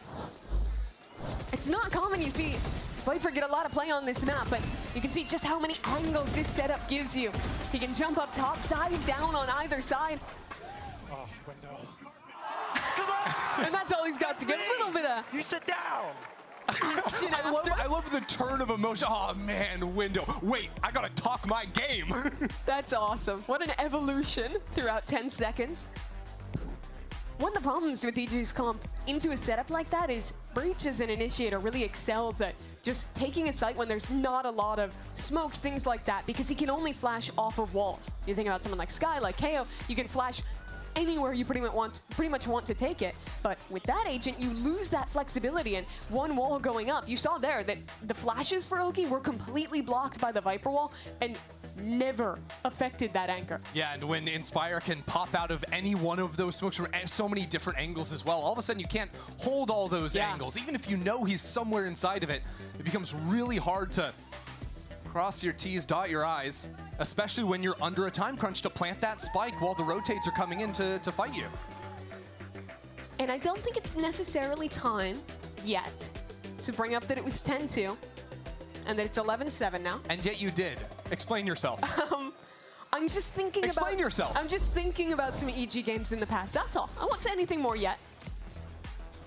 I don't like where your head's at. Seed. Mimi, I don't like where your head's at. I also don't like where EG's economy is at right now. Even if they have those ults. I also don't like that Envy won that round without Eggster needing to get some op kills, without needing to use that ultimate either. EG didn't use 2 of their ults, so that's good for them. Sets up for another critical swing round. After this, if Envy can hold down the fort. EG trying to do battle with numbers here and succeed in forcing one duelist off the line. Kesnet doesn't really care though, he's still taking shots. Calm is down to 20 HP as a matter of fact. Envy not being too welcoming in the doorway of A. They shooed them away for the first 40 seconds, but EG, steadfast. They will make this A exec happen, for better or for worse. That's what options they have. A couple of stars from Supa. Would they ever put down the divide? I'm not so sure. Here on the Eco, they only need 2 more round wins, so really unless things are starting to look very good for Evil Geniuses, might need a more conservative approach as that stun comes down a little bit too late.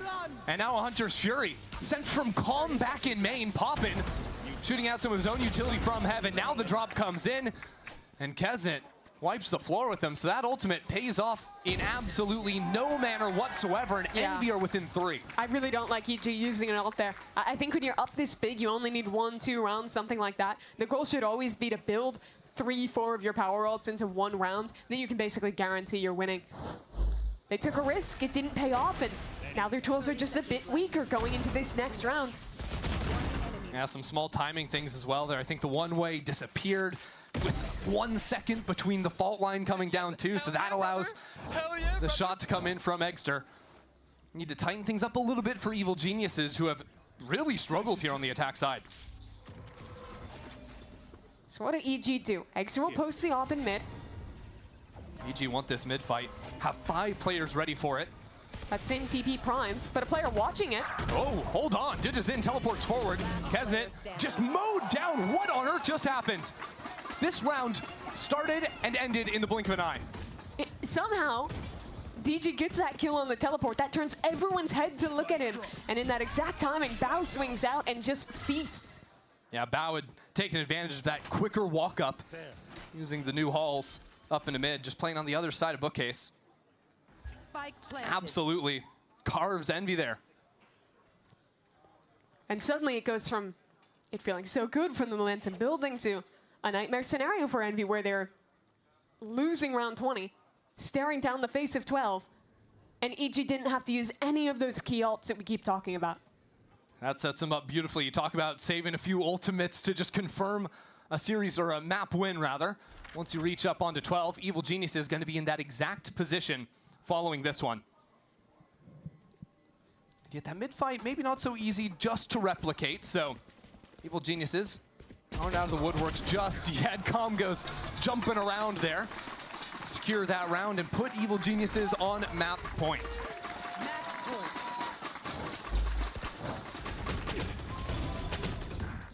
There's always very obvious ways where the game changes with patches and things like that, but in the last couple of years, I think one of the subtle things is how much pro players abuse jumping around corners. Oh my God, bro! If I'm gonna play for stats where my next team can pick me up, I'm gonna do the same shit.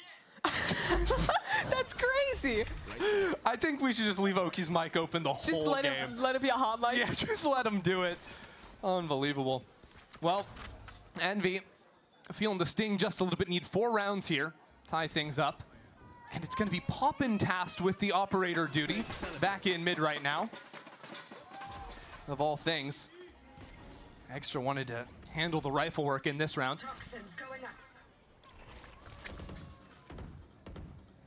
Bao posts up in mid, a TP to get him out.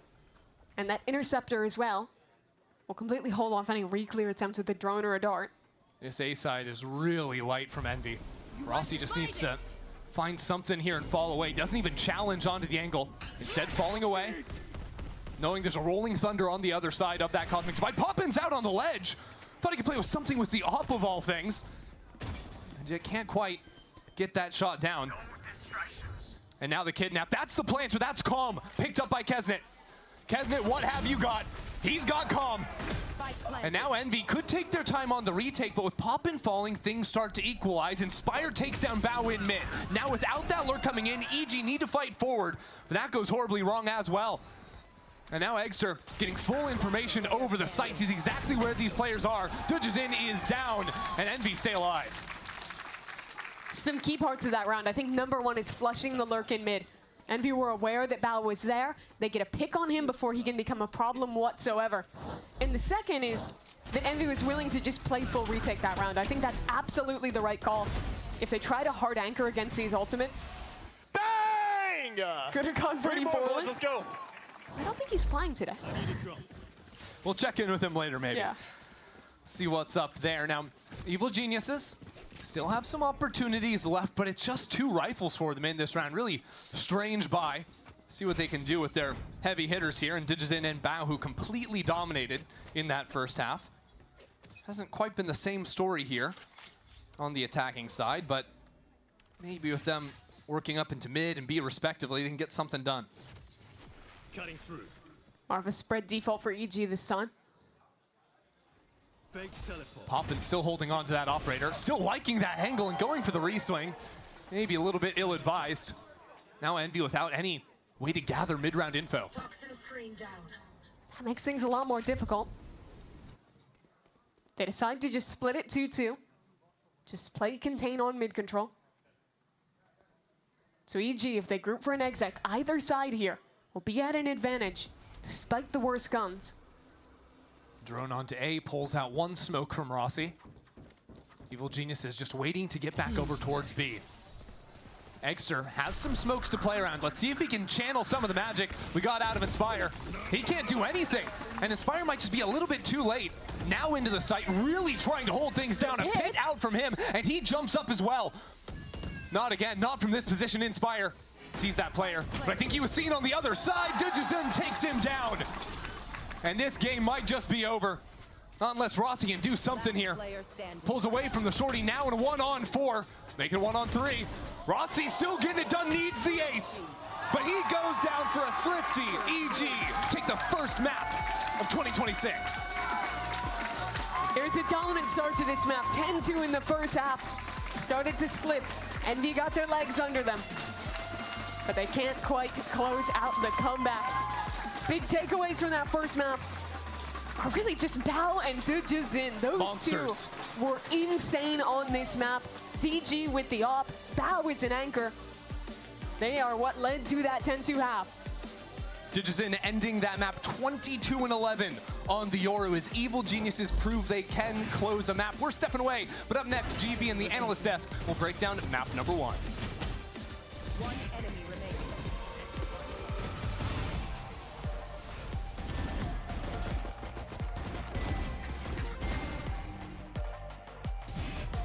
It is done.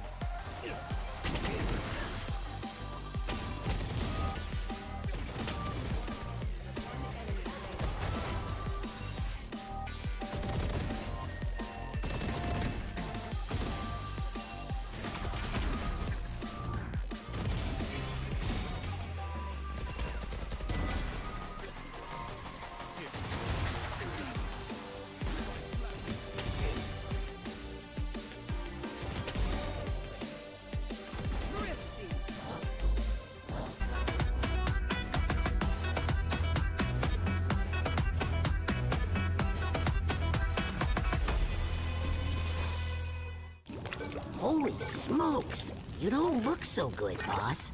Tell me about it. It's a real inferno down here, and I'm burnt out.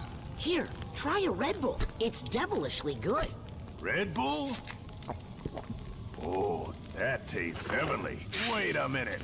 What's this? Oh, yeah. I forgot about that. Wings? Wings? I can't have wings. Not in my position. Red Bull gives you wings. We fight, fight, fight, never broken. You know together we're chosen. Gonna be fearless. Oh, fight, fight, fight with the voices. Your only mothers to own them. Gonna be fearless. Fight, fight, fight, never broken. You know together we're chosen. Gonna be fearless. Oh, fight, fight, fight with the voices. Your only mothers to own them. Gonna be fearless.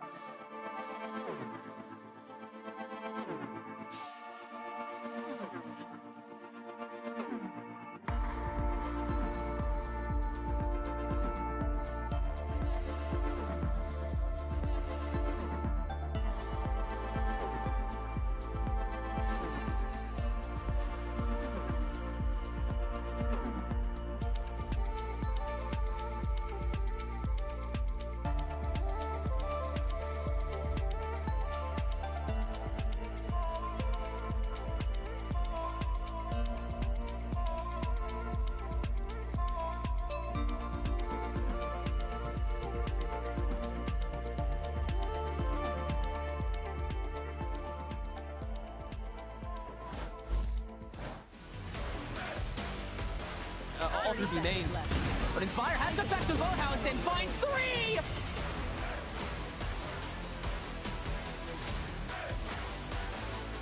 Fear stalling out here. And now the Nightfall. Super on the swing. Super gets 2.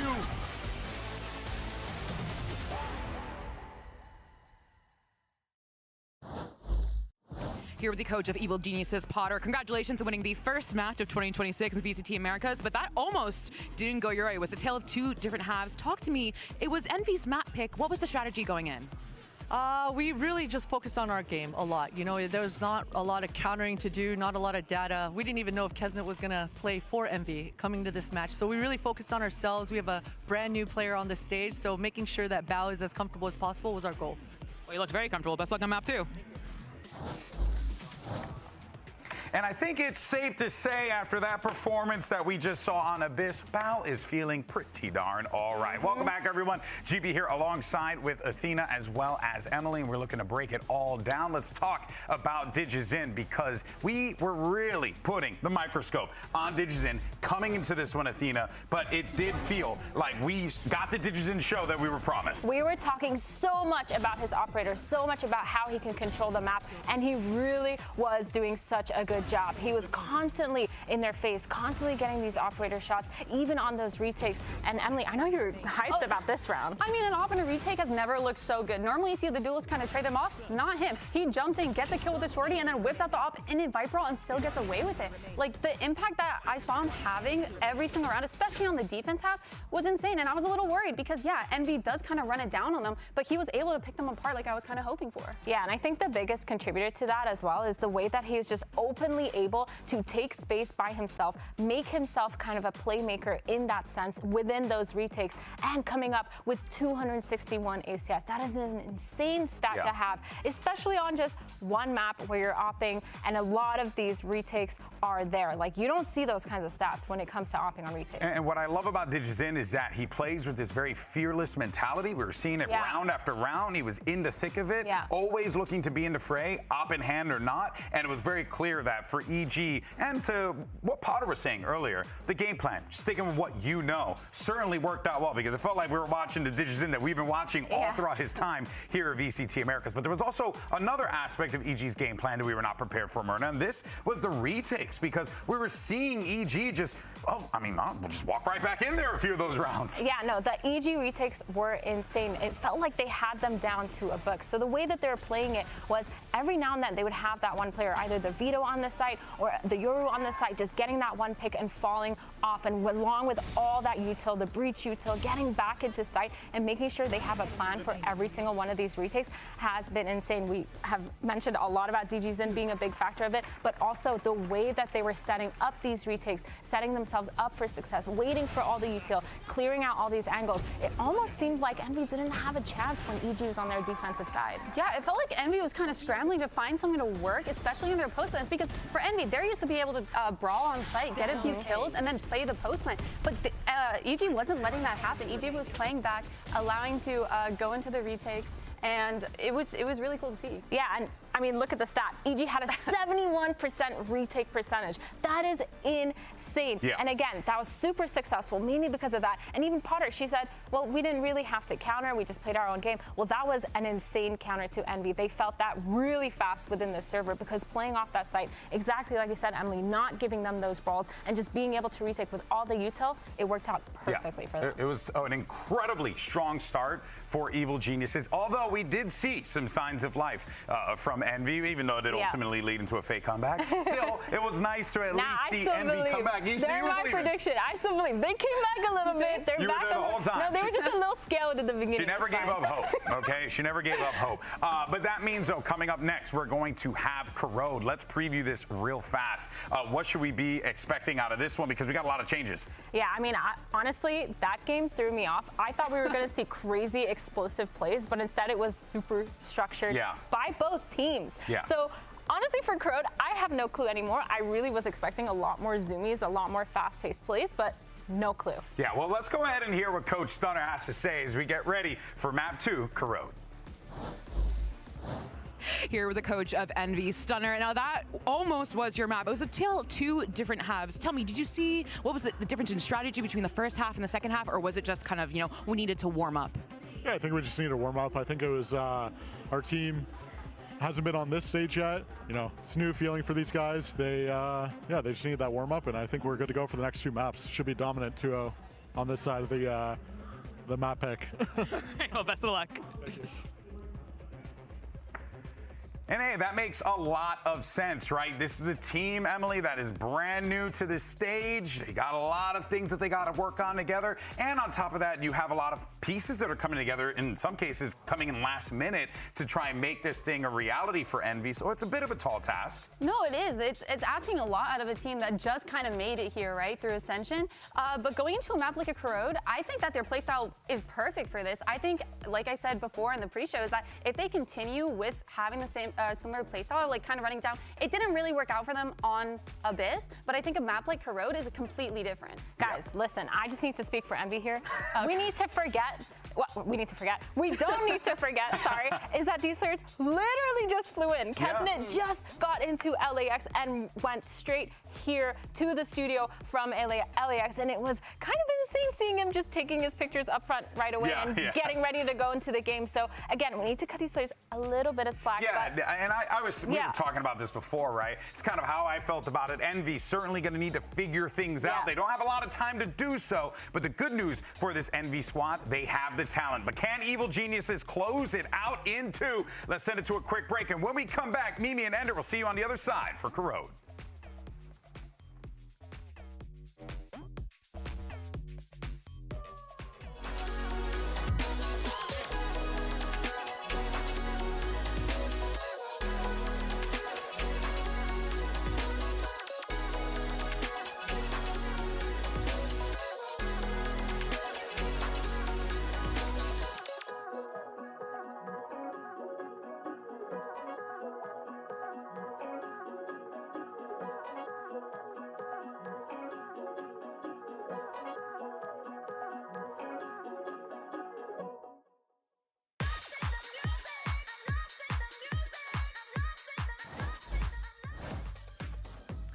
EG currently lead the series 1-0, but we're swinging things over to Corrode now. And after Envy gave us a little bit better of a fight towards the end of that second half, now they have to come back here on Evil Genius's map pick. That they do, but this is a map that both teams should be familiar with for Envy as well. And it's a map that is kind of figured out at the end of last year with this exact comp. The double duelist between that Yoru and the Waylay was so popular here, and both teams go for it. And I think that makes a lot of sense, especially for Envy, whose style throughout Challengers, throughout their Ascension run, was really defined by these double duelist comps with the Yoru plus X on Kane and now on Kesnet instead. Yeah, I think Kesnet might just have the most fun job in VCT Americas, which is, the other duelist is playing Yoru every map. You get to play a different agent on every map, whether it's the ISO or the Waylay. We'll probably see him on Jet at some point. Maybe some Clove if he sticks to Kane's roles. Yeah, we'll just give him absolutely everything. But of course, going to be mirrored on the other side. Digizin saw that matchup last year, also going to be picking up that Waylay. He was so good with the op on map number 1. That was one of the most impactful parts of that defensive side for EG. EG's going to start out on attack, and you know, you've talked a lot about how good Envy's double dive duo is. I think you have to put some fear for DG and Oki working on that same kind of setup with their double duelist. Yeah, it'll be fun to see Okeanos piloting the Yoru in this one. Still has the flashes, but did a little bit of a different role here for the squad. Bao, of course, after playing that veto to perfection in game number 1, now going to be on the Omen. So some very flexible roles for Evil Geniuses, which has been a standard of Potter's coaching style over the years. For sure. We're hopping into map 2, EG leading by 1. As a reminder, if you lose this series, you go down to our middle bracket. You still have one more chance after that. But you definitely want to stay in the upper. Keep your 3 chances alive. Yeah, according to Sideshow, if you saw the pre-show, 3 strikes and you're out. So just don't lose 3 games and you're going to Santiago. That's very true. It's just that simple. And that's a bandit kill from Poppin. And that's a bit more normal from That's a ghost kill from Kesnet. I just got excited. New gun, it's fun. But it's still, you know, shoots heads in very similar ways. All right. Spike down. Even playing field to just send down very low HP as Rossi makes quick work. And this will be back-to-back pistols for Envy if they keep it classy, which they do. Eggster starting to finish the round with the kill. Nice cleanup from MV, something they're always very good at on defense, no matter the roster, is holding and then refighting in together. This is a team that really likes to control the pace in aggression. That, by the way, is how he got that first bandit kill. Just spamming through the smoke with it. And the more Corrode changes, the more it stays the same. Look, you can't shoot through every wall now, but surprise, you can still shoot through smokes. You can absolutely do that. They didn't change that part unless, I don't know, I guess you want to play Harbor, which I don't think anyone does. No, don't think we've got that in us still. Now, interestingly, there were some small pistols picked up from EG. A Ghost for Oki. A shorty for Digis in to do some silly little dive plays. It's calm to take the first contact. Inspire mows down a couple players. Extra now just allowing players to run into this smoke. Doesn't care before teleporting on out of there. While Bao has picked up a stinger. This is so envy. Look at how they're playing this anti-eco. Unreal. A Paranoia out from mid, and it has resulted in now a Marshall being picked up. Still not an easy position to play out of as the swings come on through. So what looks a little bit overwhelming at times, it still is going to get Envy their second round. Yeah, they will play defense that way, whether it's an anti-eco, whether it's gun v gun, whether they're on an eco. Once they find you, they will want to fight. They are very good at it. Inspire re-swinging there is crazy. Enemy remain. It works out for him and ends up pretty clean in the end. I'll take it. I'll take my two. So obviously a much better start already for Envy. Now though, EG fully kitted up, Calm with the Odin. Of course, the gun to always be tracking here on Corrode. Quick reminder of the changes: you can no longer spam that line, and you can no longer spam this line, which you used to be able to with the Odin. I don't think the walls go quite as far as you drew them, but I understand the point. It's hard to be precise. Words matter, Mimi. All right. Pompin not seeing anyone right now. Oh, now he is. Yeah, no haunt breakers. I think they thought it was going to get stuck in that smoke and not reveal. And that pull back out from A main. Oh, instant demise. Finds Kesnet. Yeah, it looked like Envy weren't quite ready for those players to be so quick up mid, and suddenly this A main hold is just completely crumbled. Yeah, after maybe seeing the ping of the player a little bit further up in mid, thought there was more pressure on the B side of things as opposed to splitting on A. That leaves Eggster here, flashing himself on in. Okeanos just holds the line. No issues there. Cutting through. And one by one they filter in. One by one, actually. Poppin gets his kill and can reset the round a little bit, see what damage Envy can do on the outside of things. Inspire is going to be so late on a lurk, though. How much more can Inspire? That's gross. Okay, Poppin. There's no way you get more here. Yeah, trying to make that mad dash for the Phantom. No luck this time.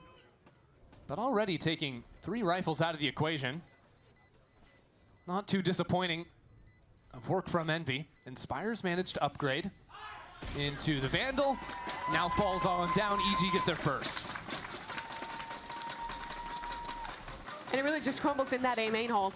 EG catching the timing to pick off those 2 players in lobby. And the thing about Envy is that when they're up, they'll keep swinging and they'll snowball a win. When they're down, they're also going to be willing to keep swinging, keep taking these fights. And, you know, sometimes you get success like those Marshall shots that we saw out of Poppin, and, well, sometimes just snowballs the round away from you. So Evil Geniuses took things a little bit slower on that last round, tested up into mid, got that split going. Paid off in a big way for them. This time, though, a little bit more of a focus on B main. Maybe pick up an orb, force players out of this space. Envy likes to play very aggressive in how they anchor B main. See Inspire fighting up, using that molly proactively. Doesn't want to give up any ground on B. EG have chosen just to leave Oki back in B main for now, waiting to see if there's going to be a refight, and he could take that kill before slipping away as now the drone comes in on a slight delay. Evil Geniuses haven't really moved in behind it just yet. Poppin will be here if they continue forward. Fightball is doing so much. His Inspire just threw that smoke. Gets caught by Oki. Hard read from EG, right? Expecting Inspire to go for those forward looks. And again, it happens in mid. This is the standard play you were talking about from Envy. They're always going to be taking these opportunities, especially once players go down. Try and filter back an empty space, get some information, look for an opportunity to swing the round. This is exactly how you shut them down. Hold every angle, punish players as they go for the aggressive fights. But now there's still the matter of closing it out, and Envy do have 2 players anchoring. A third rotating in as well on B. Teleport set up into the corner as the dashes come on in. Still that player lodged in sight. Still 2 players back in elbow. Calm gets the first kill, and the rest just keep on pushing forward. We're all tied up at 2 and 2. So early days, EG have the recipe. Put a little pressure on one part of the map, hold for the re-aggression to come in, and you'll be rewarded. How do Envy look to change things up? As a result of these first couple rounds they've lost. Add armor to that wall. Add armor to every wall, no. Yo, Hunter! That's how you re-clear B main? I think he said, I'm just giving you some polite advice at the end. Exactly, That's what I'm pretty sure just happened. I'm not sure. Anyways, Envy are going to be calling a timeout to go over the advice they were just given. Talk about, you know, how we re-clear B main, these types of things, perhaps. We don't just swing through our own Viper utility, No. I would say, would be the first piece of advice to take up on. Maybe, you know, get a friend, get an initiator over there to help you out a bit. Get something. Fortunately for Envy, they're going to be stuck on a half buy heading into this next round. Have yet to really contest Evil Geniuses on any of these rifle rounds so far, and that just looks to continue slipping away.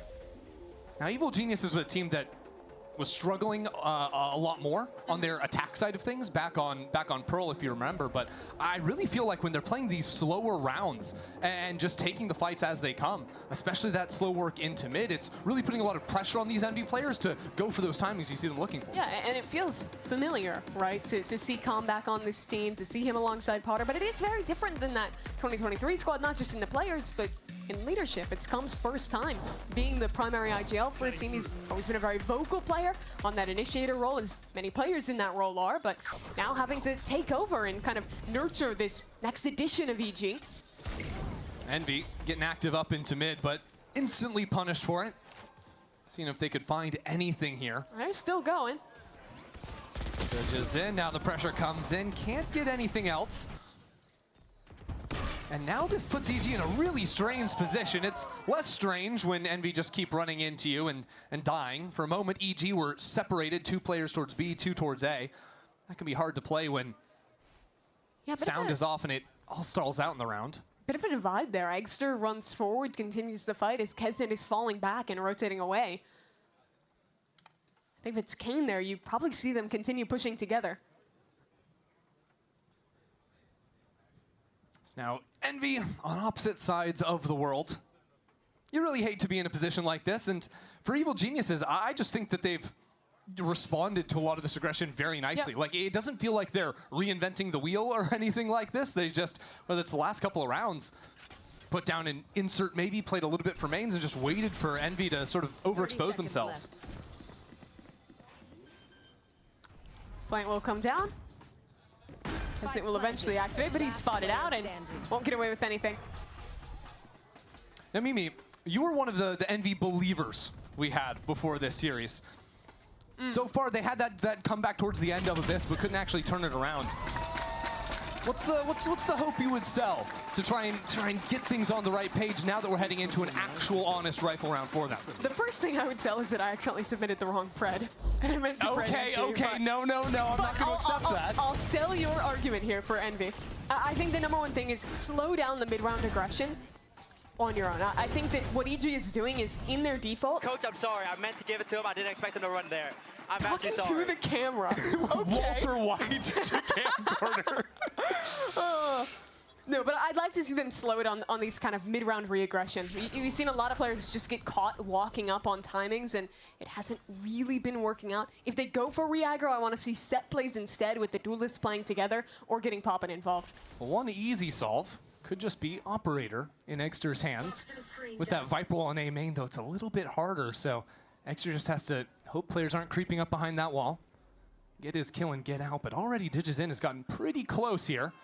And EG with their hard reads on the main aggros are anticipating this. That Dimensional Drift goes up into mid. Quick teleport out from Okeanos, trying to scout on back as Eggster gets that first kill. Quickly traded away.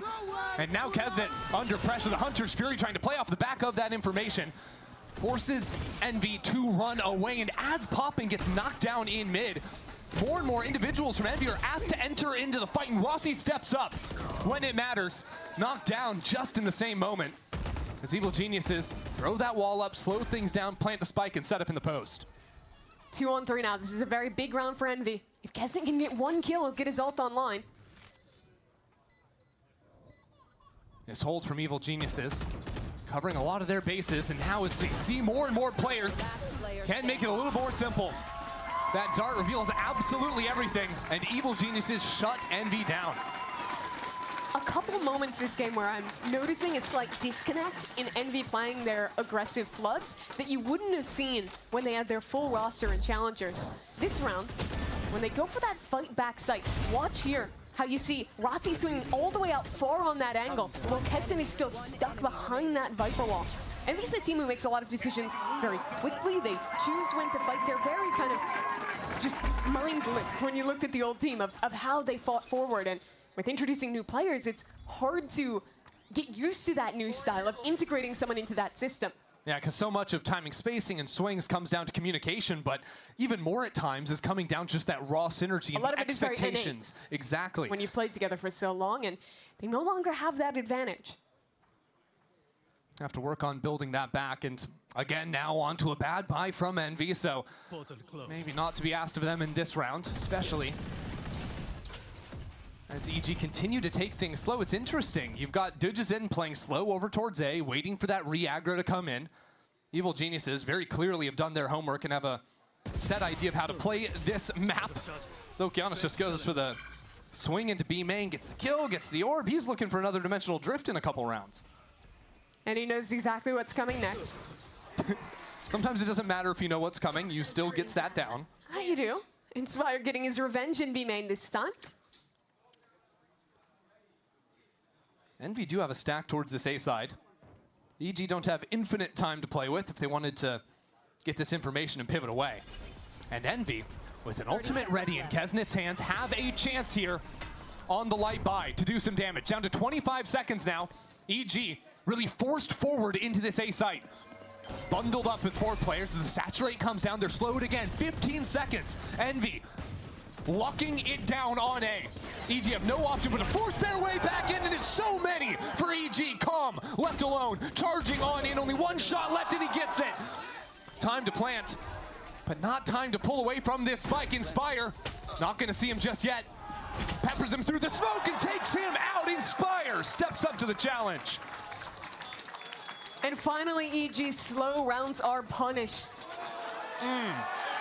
Little insult to injury from Inspire.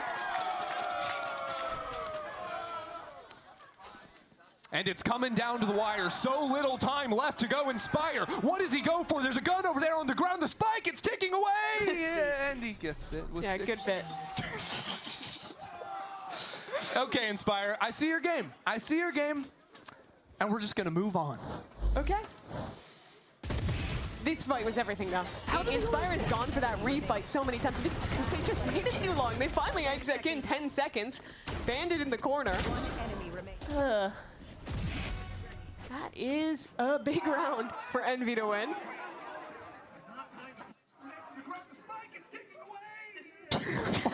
Why can I still hear myself? It was a one-time bit. It was a one-time bit. What did you think about the bit? Oh, man. Yeah, me too. Well, Evil Geniuses also had plenty of time to think about how they lost that round with the time delayed by Inspire. Okay, Eggster, tucked in the corner here, might have a fight against DG. Wall down, Clone comes across. There's so much utility, he's just got to run away. The rest of Envy, 2 players in top mid, Nightfall comes on down as another reposition. Leads to Kesnit dropping, and Digizin once more, trying to get on out of there.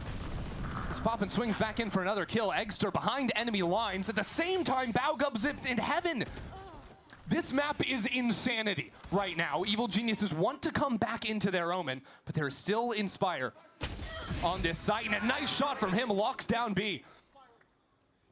Back on Abyss, him holding down B site. Here comes this fight again. Was massive. Now with a chance to do it again. But pressure in from mid as well. The step on forward as he falls.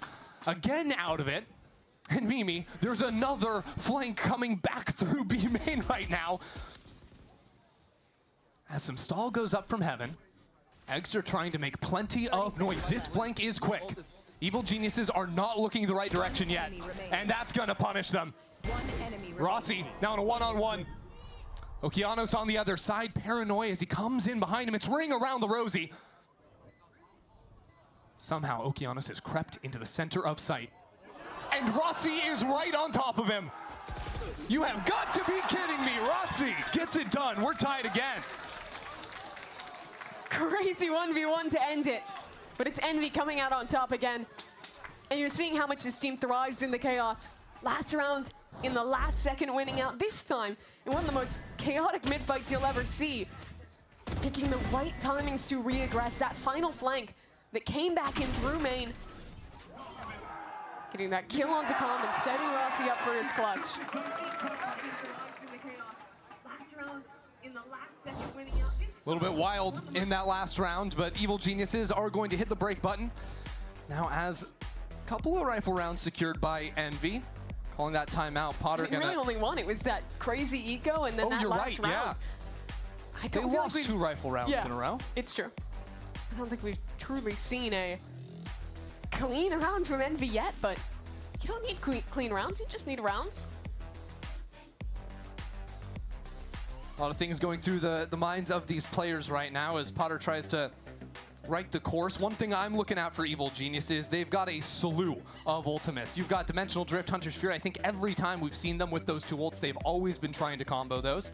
And they've basically only shown slow rounds thus far. They're always defaulting, they're always getting an embed in each main, taking their time in mid. We've never seen them go for a hard execute. So now with the results online coming out of a timeout, there's an increased threat that they're going to turn up the pace, certainly, that Envy is going to be thinking about. Doesn't mean EG will commit to it, though. And there's a whole lot of flexibility you can have, even if you just wanted to use those to get a kill instead of fully committing into a certain zone on the map.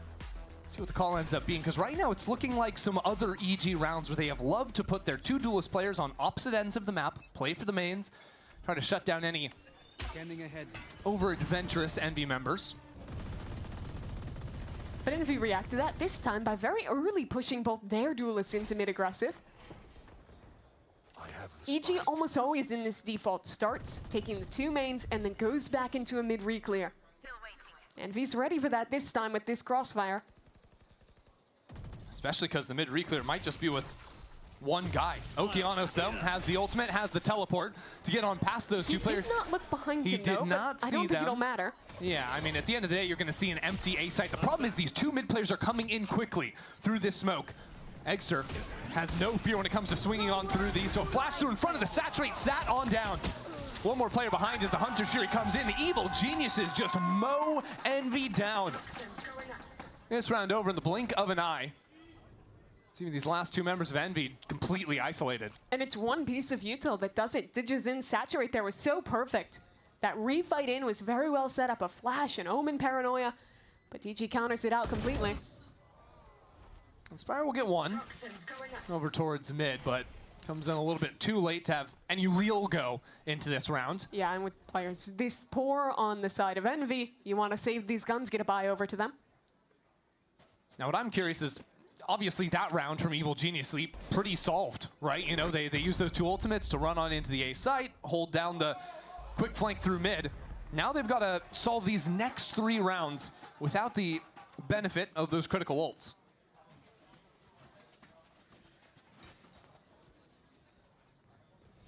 So EG now, after showing having those ults online and playing a very slow round, this might be the one where they play with something a little more aggressive. You see them starting with all 5 players in A main, still with that ult online from Digizin. They won a lot of these critical A main brawls earlier in the half when they went for this kind of aggression.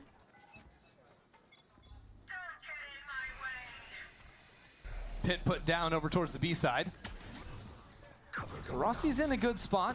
If he wanted to fight for the forward space with the Paranoia instead, dips on back as Kesnick goes in, 1 shot and out. Good for the kill. Back onto the line with a good Paranoia as well. 2 and 2 kills. Blind makes things a little bit more challenging when Rossi turns on a dime for a quick headshot. Helps out his teammate secure that one. Now Common 1-on-3. And no space anywhere on the map. Spotted a shoulder. Tries to whittle away with a shock dart, but at the end of the day, he needs to play a little bit with the clock right now. Envy know exactly where he is. A player going back to police in mid as well means that Comp basically has to telegraph where he's rotating. And he doesn't have much of a choice with 40 seconds than to try and get a pick back into A. There are some 1v1s for him to take right now. I believe he was spotted on the jiggle, though, at a timing he didn't even catch, and now the spam through the wall. Only 25 seconds left, and now the chip damage is being sent Com's own way. Recon dart out, that's a clone, that sees, goes ahead and grabs him. Actually just missed. He's really taking his time here. Spots the flash, turns it, pushes forward, but no kill, and now without any time left on the clock, the magic is lost. And Exeter will take a fifth. I don't know if I've ever seen someone killed by, what was that, 4 or 5 jumping Bucky right clicks? Well, I think there might have been a shorty involved initially, and then it switched over to a Bucky. I'm not really quite sure. There was so many. What I know is that Kesnet won them this round. Those shots were just impressive. Yeah, this from Rossi too as well. A headshot right before he falls down. Yeah. I like to see Envy willing to play that more passive defense on A, though. They lost a lot of early rounds, just like full committing into this lobby fight. Here they play a bit more passive and fight back in after they hear that EG util. Get rewarded for it. Oki, the only player with a rifle in hand for Evil Geniuses. And Exeter, one of the first times ever, steps into the corner. Finally realizing this pattern of how Okeanos likes to play for the B main space. Probably the best round for it to happen as well. Take that hero rifle straight on out of the hands. Ditches in a little bit slow there. Pick up the gun, and Spiral will take that kill too. They do get out on site, but this is still a tough fight. Inspire here. I mean, it's just a mess, right? Envy making quick work of things. A flawless round for them. Take the lead once again. It's been a while since we could have said that for them. Yeah, I really like that different approach to the B main fight. Showing the one-way there, which it's just so effective to catch Val on that timing you're talking about that he just kept taking. I know, it really feels like the second half of Abyss where EG is leading, they have the read, and then flip switches and it starts to slip away. Yeah, the main thing though was Evil Geniuses on the defense side were absolutely lights out. It's true. So if you're going pure side, oh, double dive on in from Kesnet with the lineup there. Nice trade from Okeanos, playing a little bit further back this time around. EG was trying to run their own set play, set up for that ultimate. Said they're the ones getting caught out. Thankfully though, with that trade back onto Kesnet, his ult won't be a factor and it goes 1-for-1. Now over on the B side, Okeanos has stuck around. He heard the TP out. Does he know about Rossi? No. No, he does now. Gonna remember that one. EG had stepped forward into A main as well, but Envy are just holding these angles a little bit too strongly right now. Good Prowler out, allows Inspire to go ahead and get yet another. And now with the ultimate to regroup out of Rossi, this round is cooked. And these are the exact kind of solutions I wanted to see from Envy. Instead of re-clearing space alone, go for the mid-round set plays, always be paired up and fighting together. It's pretty basic stuff, but they execute on it so much better after getting that first time out. Calm goes ahead and runs all the way into mid. Unfortunately for him, Exeter's already 30 seconds left. Caught this rotation. Just going for the jump peaks. Now reveals exactly what is going down. 20 seconds left onto the clock. So Envy are actually going to have the lead here going into the second half on EG's own map pick. Assuming all goes according to plan. There's so little time left onto the clock. Exeter chooses to just go ahead and allow the spam. So while you can't spam through most of that wall, that little corner right there, you still can, Mimi. You can. And that's Envy up 7-5. Really great recovery from them. They win the pistol, lose 4 in a row, and then put it all together. This was a great set play. A lot of it was about figuring out how EG was playing B main control. They started dominating that space in the second quarter. And it nets them an advantageous half. Still more to play. Second half of Corrode after this.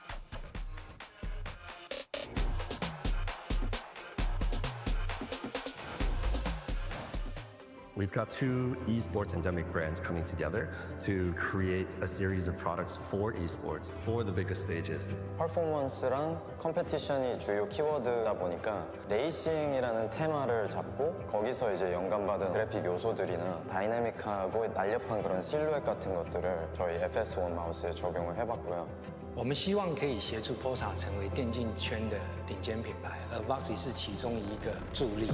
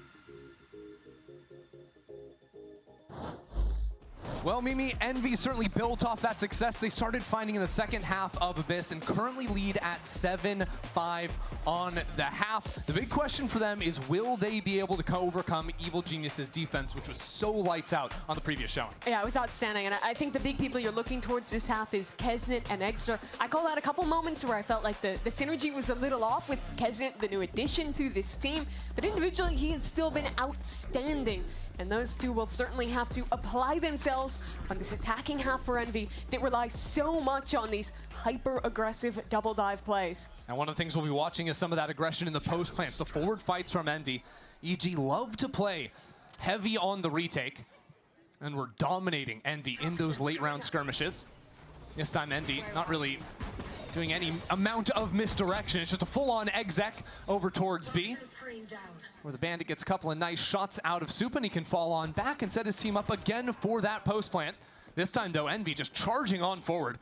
Two players now going for the swing, and it's not advisable. It is a disaster for Envy. It's reminiscent of the first map there with holding for that re-aggression. And even here, I like how patient Bao is being, waiting in the corner, anticipating again. Eventually, Envy's gonna try a little something. EG have plenty of time. They reacted very quickly on the map. They've got two players already in B main. So Bao's gonna be one of the last guys to activate. He's got to know there's players around here. Now he's looking at him. Nice shot from Poppin on the return, but Didges in and Supa filter on through to take this pistol nice and clean for EG. Yeah, you saw how willing EG were to give the space there to the double dive. They know how much Envy loves those hyper-aggressive site takes. So you give them their space, you wait for them to swing just that little bit too far, as you see here, and immediately punished. And only when that's complete do you activate this pinch. All of the keys that won EG Abyss got shown again here on the pistol round. Crispy work out from EG. Get to see a little preview of these next few rounds, because I think one of the things EG can do very easily is stall out on the Viper side of the map, especially, and just play for quicker rotates with the Yoru, with the team on through mid. So Envy were playing a lot on their defense with that solo Viper anchor on B. Yeah, this time EG may be trying to have some variance in how they hold the B space. Dijizin's got an Outlaw in hand. Give that man a scoped weapon any day of the week. This time he's posted up on a more passive line over on B. You're talking about win cons as well. Don't let Dijizin get an op. I'm not sure that Envy have the choice there. No, certainly they don't. But if you can shut them down once, keep their money in a bad spot, maybe. Yeah, but, that's the hope. Usually that comes after winning a pistol round. It does. Winning one of these swing rounds 2 and 3. Thankfully for them, though, the way he bought, he won't have it at least until like round 4. Round 4 is the one to look at. There could be some trouble, but again, this Bandit in a very good pair of hands. Supa for 3 here. Nice and easy. I think you might see some teams to be willing to run that Bandit as like your light buy if you're FPX buying on an anti-eco, because its niche is really killing light armored players, right? That's where it fits into the middle, where even at a little bit longer ranges, you can one-shot headshot to 125. Yeah. Ranges where the Ghost couldn't do the same Exactly. thing. And for only 100 extra credits, not so bad there. Yeah, will we see it on most eco rounds where you're playing full armor? I don't really think so. Just buy the Sheriff. It's going to be better still. But I think that is the exact niche where we might see the gun fit in a little bit. Oh, teleport up into A main. This is about to be mayhem. I tell a lie. Everyone teleports and dashes away except for Okeanos, who's left completely on his own. And now a little bit of that mayhem comes online as Kesnet pushes straight through that smoke. And it's Dudges in, running for the hills. Yeah, nice hold for Envy. They wait for a moment, catch out that aggression, and then re-push in to eviscerate EG. Already down to only 2 players, and a B site open for business. Since I think we have a little bit of extra time to continue this Bandit discourse going, because it's our first time seeing it, I do think there is an element, because I don't think we saw it at all in the first pistol round of Abyss, but we've seen one in all the pistols since then. I think there is a big thing to look at, your enemy agents, if it's more common for them to be buying a set of light armor or not. If you're playing against teams or agents that either don't have the right money, depending on the util they have to buy, or the tendencies, not so valuable on that pistol round, but it's plenty of good value. There's also agents where it just works pretty well for in how they're buying. I think Viper is an example, right? Where you spend 200 on your orb, and then, well, you have 600 left over. Do I really need a snakebite? Maybe not. Yeah, when you can have a light armor, when the option is light armor, snakebite, or the Bandit, I don't hate the Bandit choice coming on through. Dudges in, through it all, has managed to pick himself up a Vandal, but doesn't see anyone on the other side of things, so is left without much of a purpose in this round. That's so sad. You also have to remember that the gun sounds cool, and it feels good to shoot, so. Okay, those are compelling. Those are compelling sells. Is there anything else you've got for me? No, I mean the other reasons were the main ones. Okay, yeah. I'm bought in. I'm mainly on the sounding cool thing. Yeah. This A main fight, though, was just absolute destruction. That was kind of a throwaway round from Evil Geniuses. You can write that one off, maybe overcommitting. Up into main. Yeah. Yeah, we'll take that. Now we'll see what they've got for us on an honest buy round. Well, it looks like they might just be running back the pistol. All 5 players ready to go in B main. Envy, as compared to EG, are going to run a lot more fast rounds on their attack. Fight up from Okeanos, trying to contest this orb so Poppin can't just get a free Nightfall. They're not even waiting for it. Kennen is up and over. Look at that dive. Nice work out of him. But Okeanos still yet to fall. 1 kill in mid, but Calm is completely holding it. Shot straight in the back of the head. Envy around every single corner. This time the B hit goes perfectly for them. A bit more reserve from Envy that time. They slowed things down in the middle of that hit, then re-swing in together to kill these players that flooded in backside. That was a great little pause. But I also love how Envy call around EG's expectations. When you see Poppin on the fade is 1 off of the Nightfall, you expect you have a little bit of time. He's going to go into main, he's going to pick up the orb, they're going to ult, then they're going to exec. Nah. Instead, it was that combo piece between the paranoia out of Rossi and Kesnet on the dive that really got that initial pick going. And then, of course, like you said, reset and continue that hit in as a team after Kesnet had TP'd back to the squad. So Envy keep their lead here, go up 9-7. And they're going to have that ultimate you talked about online now. Great paranoia as well. I think this is figuring out exactly where Super's anchoring. He played that position on their last B-hit round. So here they have the perfect util combo set up to ruin his day. One of the key differences, though, for Evil Geniuses is how they actually played on that B site. You know, not having the opportunity to fall back and play for the retake. That was just them trying to contest against the hit. I think maybe getting a little surprised by the speed at which Envy continued on forward here. And it has forced them now onto just Sheriffs and a Bucky. I know Okeanos already dead in A main. EG is going for a re-clear kind of trap play in B main, but no one's home to receive that. So Envy instead will set up for a nice easy split into A. Scum's just hoping he can get something with that Bucky. The aeroplane Buckster. I don't even think anyone from Envy is going to run towards him. They know the gaps they went for in this setup. Really taking their sweet time. Eggsters getting itchy. Getting itchy for a fight, and that's going to punish him. Still nowhere really for Calm to play from after that fact. Need a few more lucky breaks for EG to have a shot. I think he's just going to stay there till he dies. Inevitably to the spike. Those footsteps reveal everything Inspire needs to know to get the kill. Slip on away. Turn back in for another. Mow down some more on the eco. Not too bad there for Inspire. And for Rossi to finish the job. So Envy go up to 10, and we approach really the critical round here for EG. They have rifles online. They had some early success with the pistol, but they've yet to win a rifle round here on their defense. Yeah, just watch that one more time. The only thing worth watching again, that Bucky kill coming online. But of course, we are going to be moving forward here. You put a big highlight on this round for EG, a must-win round for them. Good news is, I see Dujizin saved up enough money to go for the operator, and Evil Genius are going to call a timeout. Potter's going to craft up something to win this critical round. Yeah, Envy's been going for a couple of these faster B-pops, as we've seen. That's been kind of their early success on this map.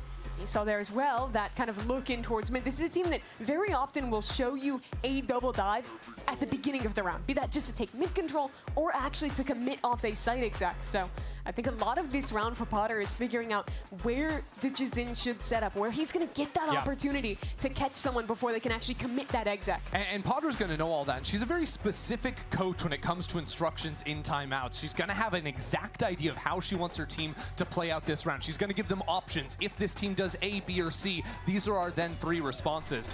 So you better believe EG are going to have big plans, especially in the early mid-round for this. And she likes planning rounds ahead. Give him the first round. What do you do after that? Building back into a tie game. That's her hope out of this timeout. But it all relies on winning this one, of making good on Dujizin's expensive investment in that operator. Seems like, just judging the minimap here, Evil Geniuses, the first plan is going to make things look a little bit more like the pistol round with a very light B side of the map. Play for retake. See what they can do from there. Inspired is all the way up in heaven, as a matter of fact.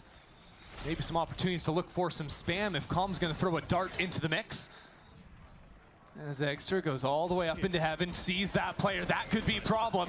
Supa gets the kill on the other side. Now the hindrance really slowing things down for Exter. Finally, the second player approaches through elbow. So it'll be 4-on-4 in the post plant. Keep your eyes on Okeanos, so there's a player coming in from his back. Inspire so quick to move up into mid, and he's not going to have a chance back into the round. Nightfall was stalling things back into spawn as well, so EG have nowhere to go. This retake is so hard. You're all pushing in from one angle. Really comes down to Bao's paranoia. Who's it gonna hit? Absolutely no one. Envy in a great position, now committing to the pit, into the post. I think Evil Genius is just gonna call this off. I mean, a Viper's pit, you have no way back in. You've already used your only tool, and you want to save that operator. This round is done. But you already see, the hunt is on. Envy want to get that gun out of their opponent's hands, and that will be a successful endeavor. Everyone falls for EG, and Envy just 2 away from sending us to bind. Evil Geniuses now with their money in the gutter. That was a round they simply could not lose. Yeah, Envy have done it to them, really switching things up. You see the success of that fight back into elbow, something that had eluded Envy in a similar round back all the way on the pistol. Well, the thing is that the initial elbow fight didn't even go all that well. There was a team hinder on the player Heaven. Supa gets so much success holding that down. I think where the round got won was Inspire on that mid lurk, killing Bao, meaning there was only one angle to get back in. Really helped things out. Interesting paranoia and a Hunter's Fury from Calm, sending so much into a round with just the Sheriffs. And at the same time, there was an ultimate on the other side of the map. Rossi behind enemy lines while Inspire tries to creep up through main, shut down by Dujizin. This round is a wild one, because you've still got Okeanos in sight. In this smoke, Evil Genius is starting to rotate over as well as Oki spots a player, spots a shoulder as well, needs some shots but cannot get them. And now Envy have to get past these 2 players back in spawn. Shouldn't be too hard as the hindrance keeps Kesnet alive against all odds. A shock dart now lands the kill. And now it's another shot out of Calm. He is stepping up for EG. 4-on-2 for them, Rossi in the smoke. The shorty has to be everything, he's low. Rossi's gotta have these, but they dodge the flash, he's not looking any of the right ways. Calm, nobody has a bullet! It's madness. And Eggster now without a gun to play with. EG will take this thrifty. That round was all about calm. The shock dart to confirm his teammate's kill. The share shots after that, locking things down. And as soon as Envy loses numbers, it's the same script. They will get aggressive. They will fight into you. And you saw EG, even in a chaotic round, a round they had to win, they take the time to pause, wait for that aggression in CT. And even though it got a little silly, they're rewarded for it. They absolutely are. What the? So Evil Geniuses, who won Abyss on a thrifty, have now kept themselves alive here on Corrode with a second. Have 4 ultimates heading into this next round. This would be a big one for them. Operator on the line from Oki. That's one of the duelists out of the equation. But there's still more to come, and we are going to continue this push into the A site. Hard for Envy to fight forward. The shot, the swing a little bit wider. So the plant goes down, and now a Viper's pit to try and flood back into the site. That's the idea out of Supa. Bow's getting spammed down, and a hindrance ready to go on the other side. So many ultimates about to be thrown into this retake. Evil Geniuses know how much is riding on. That's 4 ultimates at the same time. And yet it's all stalled out by 1 C's. By Poppin on this line. Flash turned, runs away. Eggster just being baited for. But Eggster's not doing anything. His whole team is falling down. Now he has to do something. He cannot. EG for a 9th. EG have one of the best individual offers that you could have, and he chooses to step aside. Give the op to Okeanos this round. Steps in with 3, and again keeps his team alive. If they lost this round, game over. Like you called out, 4 ultimates used. Their money not in a great position. Suck. Nice! But they close it out, and the gap narrows to 2. Getting a little bit nervous now for Envy. Stepping onto the stage for the first time. Now to lock in and close out this second map to keep things going. Quick up from Kesnet. Now drops down the lights as well. Nobody actually in that path. And it has allowed Envy to move forward very confidently towards this A side. It's going to be a full 5-on-5 retake. Last time Envy got stalled out on the forward look. This time they're not even trying it just yet. Now the cover clears. A paranoia out. EG pulling the trigger. Envy really shying away from these lines. They don't feel good about this, but they have the Nightfall now to fight on through. That'll be 1 out of Eggster. But Dudgeson doesn't even care. Can't hear anything back to back with Bao. And these kills continue to falter on in. The lurk now. There's a shorty right in front of him. Superman gets the first knockdown. He cannot take it. Envy on a map point. A chaotic end to the round. Kesnet bypassing his opponent in the smoke, but gets the rifle up in time. Chuckling about the outcome. That was a very different approach from Envy. Like you called out, they didn't fight up. Instead, play a much more passive post play. Only go for the duel once they activate that Nightfall. And really a round like that, 5-on-5, comes down to the littlest things. And thankfully for Envy, their substitute closed it out. Dudgeson steps into main. Not hit by the C's, but was hit by the flash. He teleports back, and now with the lurk dying in mid, Envy really locked into this fight. A saturate hits Dudgeson himself. I'm not even sure what happened. It's madness. Kesnet is up on top of site, and Envy continue on in. Nice hold out of Oki. So it's just Kesnet now in 4 on the round. Keeps Evil Geniuses in it. Okeanos, in his sophomore year of VCT Americas, is just performing so well. 23 kills at this point on the second duelist. And what a job he did anchoring here. That last shot is nasty. Really crisp work out of him. And as always, playing up to the crowd. And that round did start really wild. Both Saturates went into that same corner and hit on to Jazin trying to anchor. Yeah, I don't know. The round was in slow motion, and then it was in 8x speed. They had to catch up. Absolute madness. So map 1, Envy started to build the comeback. EG was up 10-2, and they nearly brought it back. 9 rounds in the end, before it was a couple for EG, starting with an eco to close out. And now with the script flipped a little bit, it's Envy in practically that same position, with an eco round ahead of them, overtime starting to loom, with the task of closing out. At least they have that security of overtime, but Envy need to turn things around here quickly. Of course, here in America's Kickoff, we got a triple elimination format, so not everything is over after a loss here, but to start off your year, Envy can't allow this second map to slip away from them. But if you go all the way down to that lower bracket, the 3rd bracket, you have to play so much to qualify. So many games to make it there. It's a lot simpler to just not win? lose, just Yeah, stay in the upper bracket. God, when you put it like that, it all makes sense. And it does. Back to the well, maybe, with at least a feint of this B hit, but it's a very heavy hold from EG in main. This is aggressive on the anti-eco from Okeanos. He's not entirely rewarded for it either. Jujizin never really took a chance to go for the swing, and again, looking for that fight. Evil Geniuses maybe trying to switch up the formula here on an anti-eco, be less predictable. But they've given away a gun. Yeah, it's not so rewarding. Envy worked back into mid. That was pretty much uncontested ground. Nice shot. That's a problem dealt with. The gun is taken away, and now DG turns to attend to mid. He's on all the right lines at all the right times. Does only get that second before being traded out.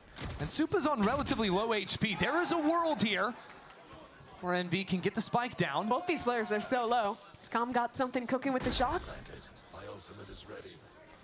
Do Envy have an idea? Right now, that idea is separate, divide and conquer. Practically the perfect guns against low HP players. An Odin and a Judge. Paranoia forward, pushes back into the corner, Rossi for 3, and a thrifty map win for Envy. With 67 combined HP on those two players, they don't care. They see it through to bind. A mirror of map 1. Eco rounds to shut down a comeback. And Envy push us all the way. A great recovery from them after losing map 1, especially in that second half. This is a pretty good way to start off Americas. I like it. We get to see the full 3-map series. We get to see Envy, new kids on the block, win a map here, and Challenge have threat for winning it all. And there will be that 3rd map of Bind coming up right after this and the Analyst Desk.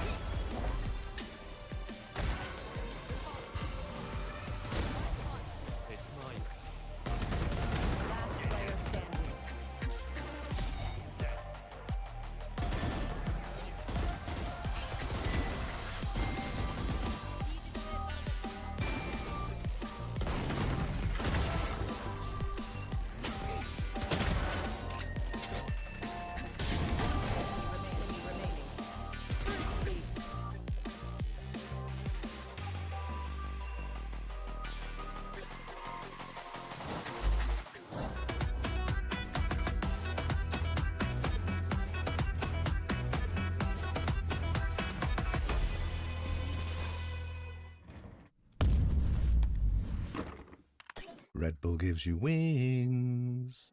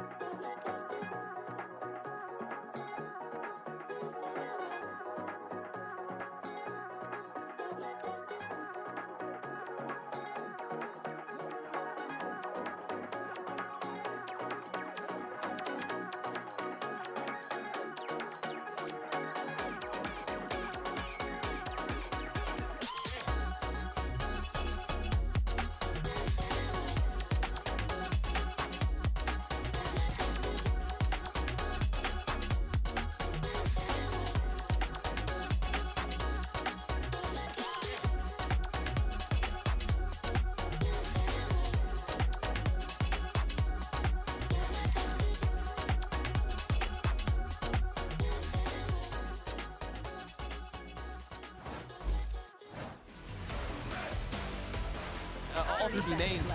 But Inspire has the back to Boathouse and finds 3!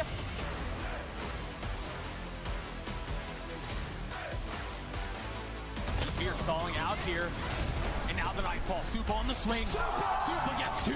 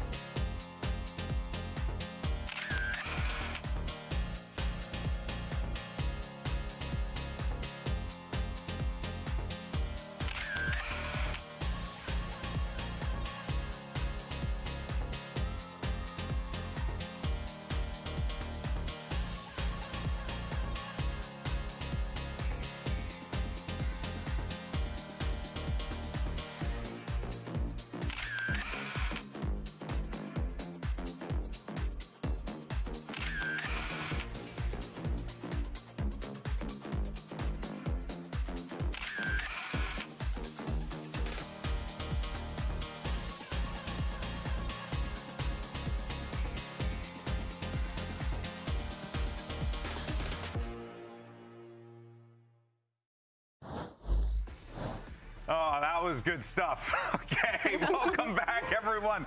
As Evil Geniuses falls in map 2, Envy managed to tie up the series, and we get ready for Bind, which will be map 3. And there you can see Mr. Blue Steel himself popping there, taking some of the commands from the rest of the squad. Dude, popping swing should be popping air, because he was getting air on those jumps really and those was. things. And you saw it, and he's just mogging the heck out of everyone. Yeah, it was like straight up like. Really good, really good. You got a career, kid. If this whole esports thing don't work out, you know what I'm saying? Now, in any case, though, let's go ahead and talk about what we saw in that game, because Myrna feels like everyone on Envy was outputting, and that is exactly what you want to see from a squad down 1-0. Yeah, I feel like towards that defense side and at the beginning, like, it was a lot of proactivity. They were really taking the reins on what they wanted to do, and just as a team, they were reacting. It was super close between Envy and EG, but it doesn't matter, because once they reached that attack site, it felt like everyone knew their role. They were so good on the executes. They were so good when they were going towards that mid, reading kind of how much control they had and splitting into these sites and kind of finding their form and just started steamrolling into those execs. Especially on the B side. Like B side, they were just absolutely dominating. You have Kesnet with the openers every single time. And this is what I was talking about, is the Kesnet and Exer duo, because Exer was there following up. So was the rest of the team, but Exer was definitely in there getting those trades. And meanwhile, while all that chaos is going on, you have Inspire getting so much impact with all these midlers, whether he gets a kill or just causing some chaos and kind of holding presence there. And then Rossi just coming in as like a cleanup crew, getting the trades that he needs. Like, I didn't see anything like super insane, but the things that he was able to do within the rounds, it really yeah, I agree. And honestly, Exter really was a huge standout player for me, because we kind of saw him having a little bit of these moments towards the end of that first map on Abyss, but now on Corrode, we saw him making those plays, getting those kind of splits that he wanted, making a lot of support plays. You know, even on their executes, he would have a timing where he would re-flash and re-swing to take even more space once all that util has been put down on the site. So again, really good stats from Exter. We talked a lot about his Yoru, and I think now he actually finally had the time to show us what he can really do and really push them to. Yeah, and that was the biggest thing, right? What can this team do, and how can they figure it out within the time frame that they had? Yeah. Let's not forget, Kesnet kind of coming in a little last minute, needing to make this whole thing work out. Turns out, though, if you are Envy and you're a fan of Envy, you're pretty good about the squad right now. We're so back. We're yo, who picked Envy? You never stop believing, right, Athena? You never stop believing. Stopped. Oh, man, so stalwart in her predictions. Totally. All right, well, coming up next, though, we're going to have Bind. Now, this is going to be familiar playground for everyone. One of the most common maps in the game. One of the best maps in the game, in my opinion. Okay. Debatable. I'm fine. I understand. But this is a bread and butter map for a lot of people. So you're kind of coming into this one with a lot of questions for both squads. Yeah, I think this is going to be a really good showcase for both of these teams because on one hand you have Envy, who's kind of just, like we said, steamrolling and zooming and taking a lot of that fast space. Whereas on the other hand, based on that first map with the breach and with the veto, we've seen a lot of those really good setups from EG, playing off of the util, playing off of the breach. And so when it comes into bind, we kind of get the best of both worlds for this, where you have those really fast TP mid-round plays and you have a lot of those util breaks. That's right. Well, folks, we are going to see how everything breaks down. And the question is, can Envy pick up the dub in their debut? We've only got one map left to prove, so let's see how this all plays out. Map 3 coming up next. Mimi and Ender will see you guys in just a little bit.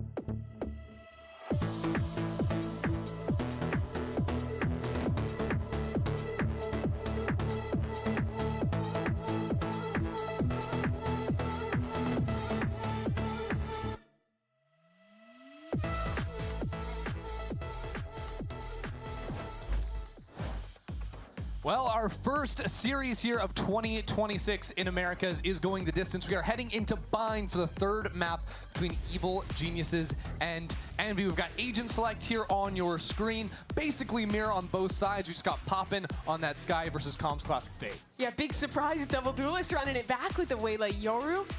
Looked pretty good for both teams, but I think Envy definitely shined in that second half of Corrode. They found a lot more success on their fast executes than EG really ever did on their own attack side, and now EG faced down the barrel of a possible loss here against Envy, who not only is the squad coming up from Tier 2, having just ascended at the end of last year, but also has had to come into this with 2 substitutes, with one of them having landed just today. Yeah, Kesnet. Crazy coming in at the final hour for Envy, and of course, you know, it's not an easy position to be in when you make this jump up into the big leagues here, when you've got to make roster changes as well. But I think to start your year off with a win means a lot for some of these fresh faces, for some of the rookies on the stage. And Envy have given themselves that opportunity after taking down EG's map pick in Corrode. We are diving in now to bind for the first time to see how these teams can start their years off, Mimi. That we are.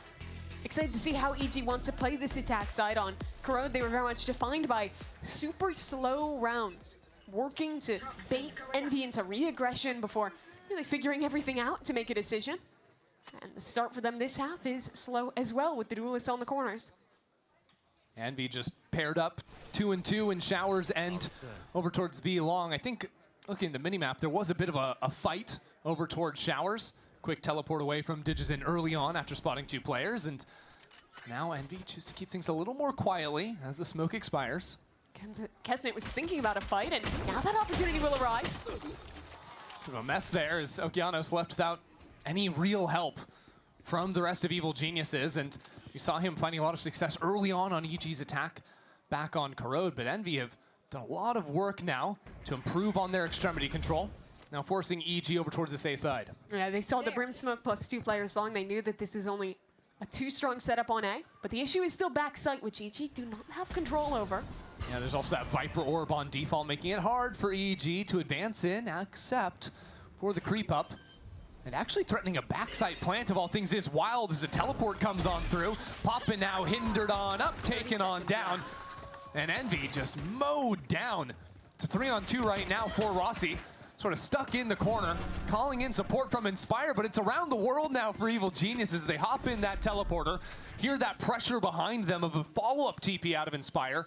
Now gonna plant the spike, just 10 seconds left on the clock. Inspire stays alive for the time being. Really being loud with it and crouching straight into another kill. There's a player right underneath him. Comms looking the wrong way, it's 3 for Inspire, and another pistol. That was a scary round for Envy. They ended up having to play that essentially is 2 1v2s on the work back in, but Inspire just wins his outright. I don't understand how every single map so far we've had one of these situations where, like, back on Abyss, Inspire, top site B, falling down on players, getting a kill. We saw the Omen on top of site underneath another player. Absolute madness. Got another one here. What are you doing? What are you doing? We're not going to get the answer, I guess. I don't know. I always love when we show those reacts and then you just see them have to stop talking and go like collect their chair and sit back down for the next round. Don't want to pull into Vera.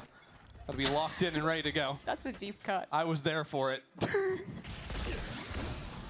All right.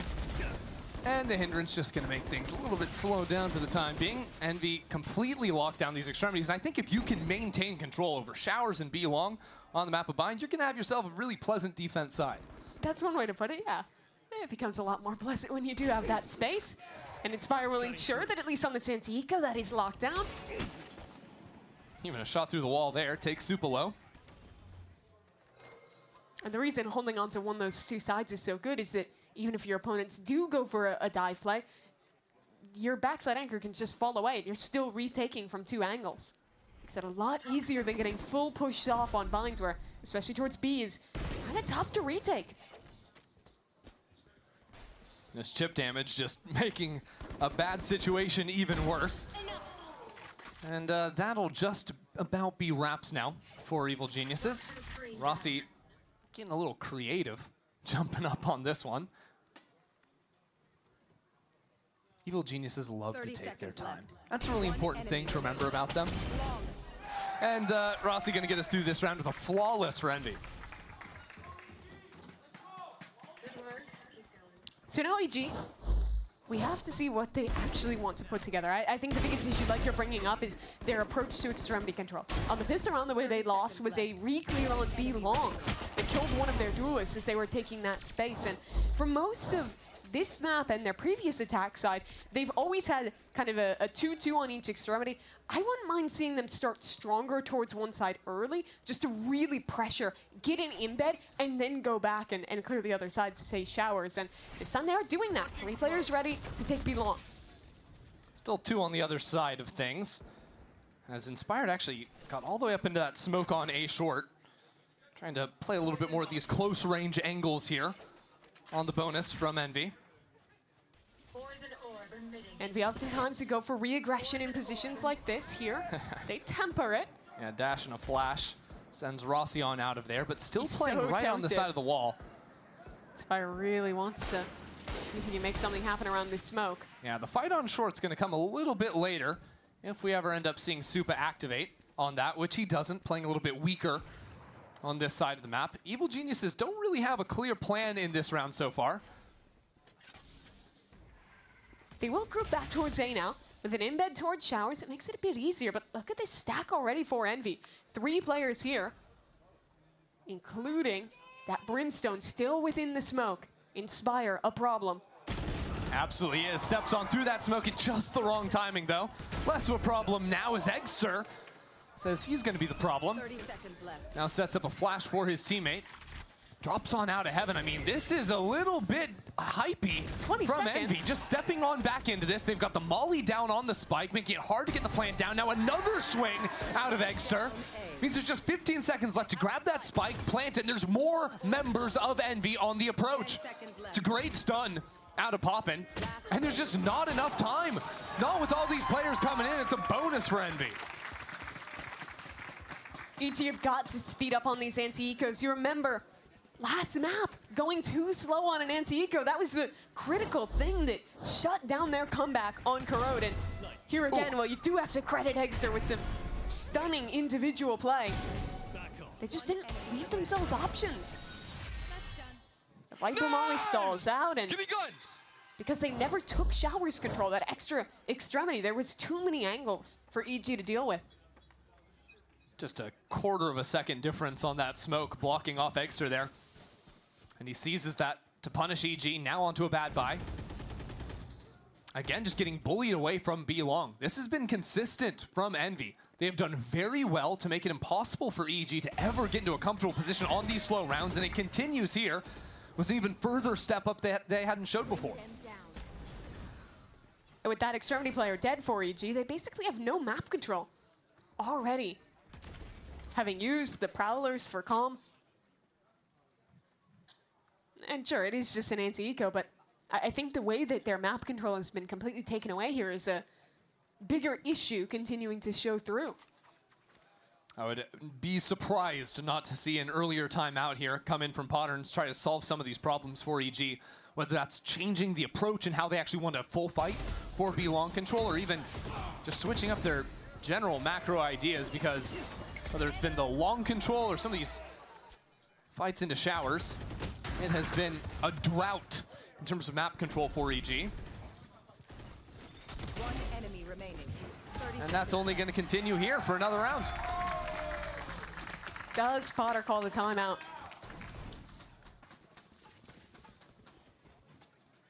Are you waiting for the answer? I'm waiting for the answer. I thought it might have happened like right there and then, but it didn't. So the answer is no, at least for the moment. But I think if we're talking about solutions for EG, I think first of all, obviously, you need to have better extremity control if you're playing this kind of slow style.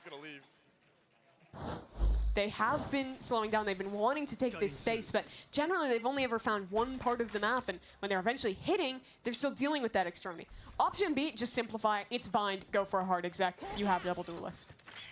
That certainly would work for them. They still have to solve the B-Long problem if they want to commit into the B side of things, which really pressure has been shown.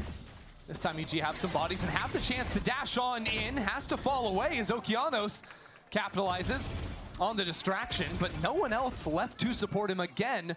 Means it's just a 1-for-1, and all the while, Kesnet, after leaving B-Long, has gotten into hookah, crept on down, now puts down some damage before escaping once again. So it's a reset.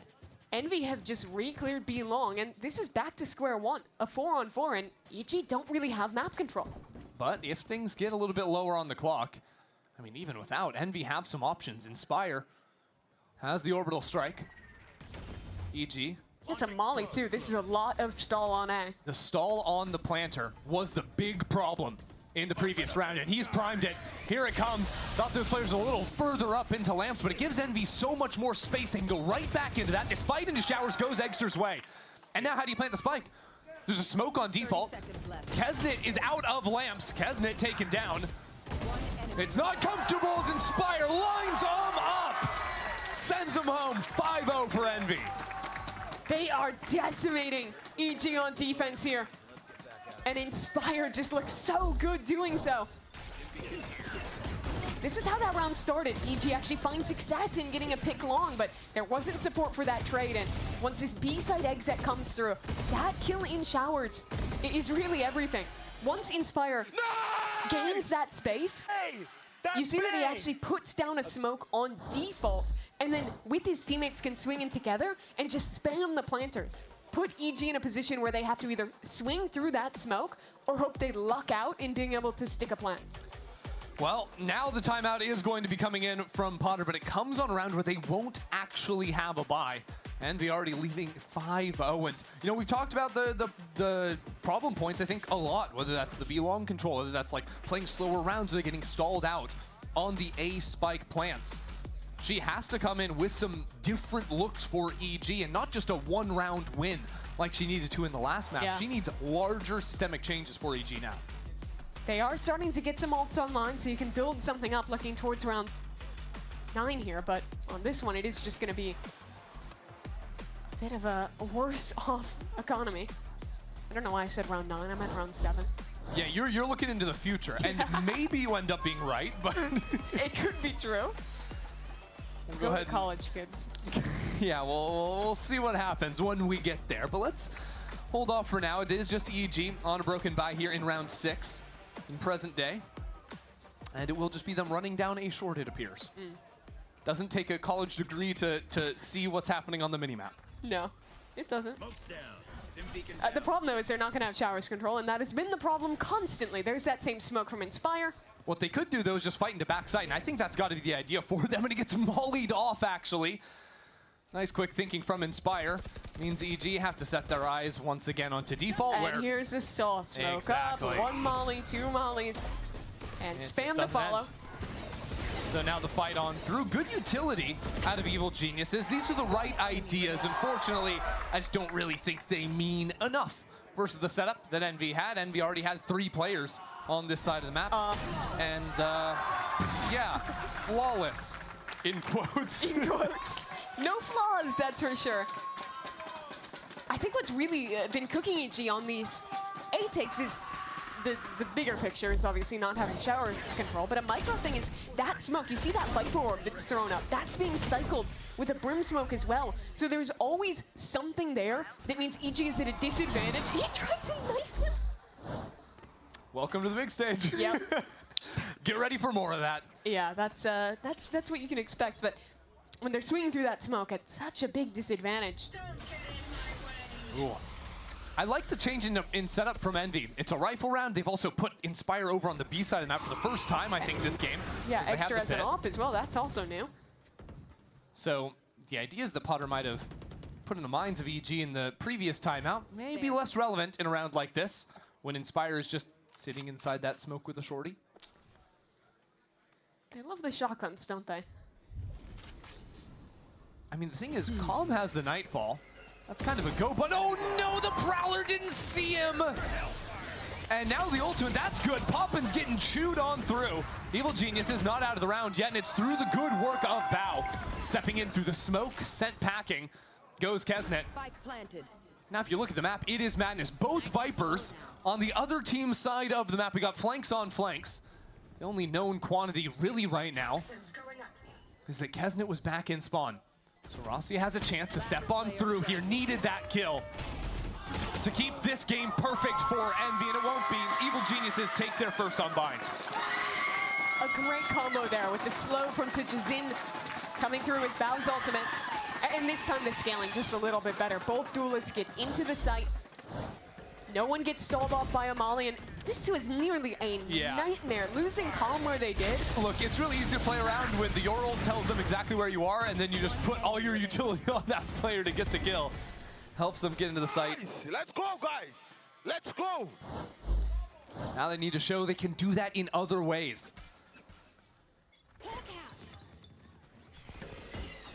Fight on down B long. That's flashes on flashes. Okeanos can't see anything, but his teammate had his back. And that is pivotal to start off this round. Finally, EG have a pick off the beginning of the round. I don't think we've seen any rounds really where they've had that advantage. And now it's the classic Envy. They love re-aggressing, pushing up, challenging when they're down a man. But EG's ready for it. They're just waiting. Yeah, Inspire only has the one more smoke remaining, so doesn't want to hang out for too long up there on A short. Doesn't want to force himself to use that so early into the round, but he might have to anyways. DG with that attack sided off. Oh, this is a good line for the convergence. Spire has a molly to use with that as well. But EG have called around it for the time being, gearing up over onto B. Still Rossi is here, and help starting to filter over. Kesnet arriving with that off. That's thanks to a Trailblazer that just re-cleared up through A. 30 seconds left. EG ready to fire away.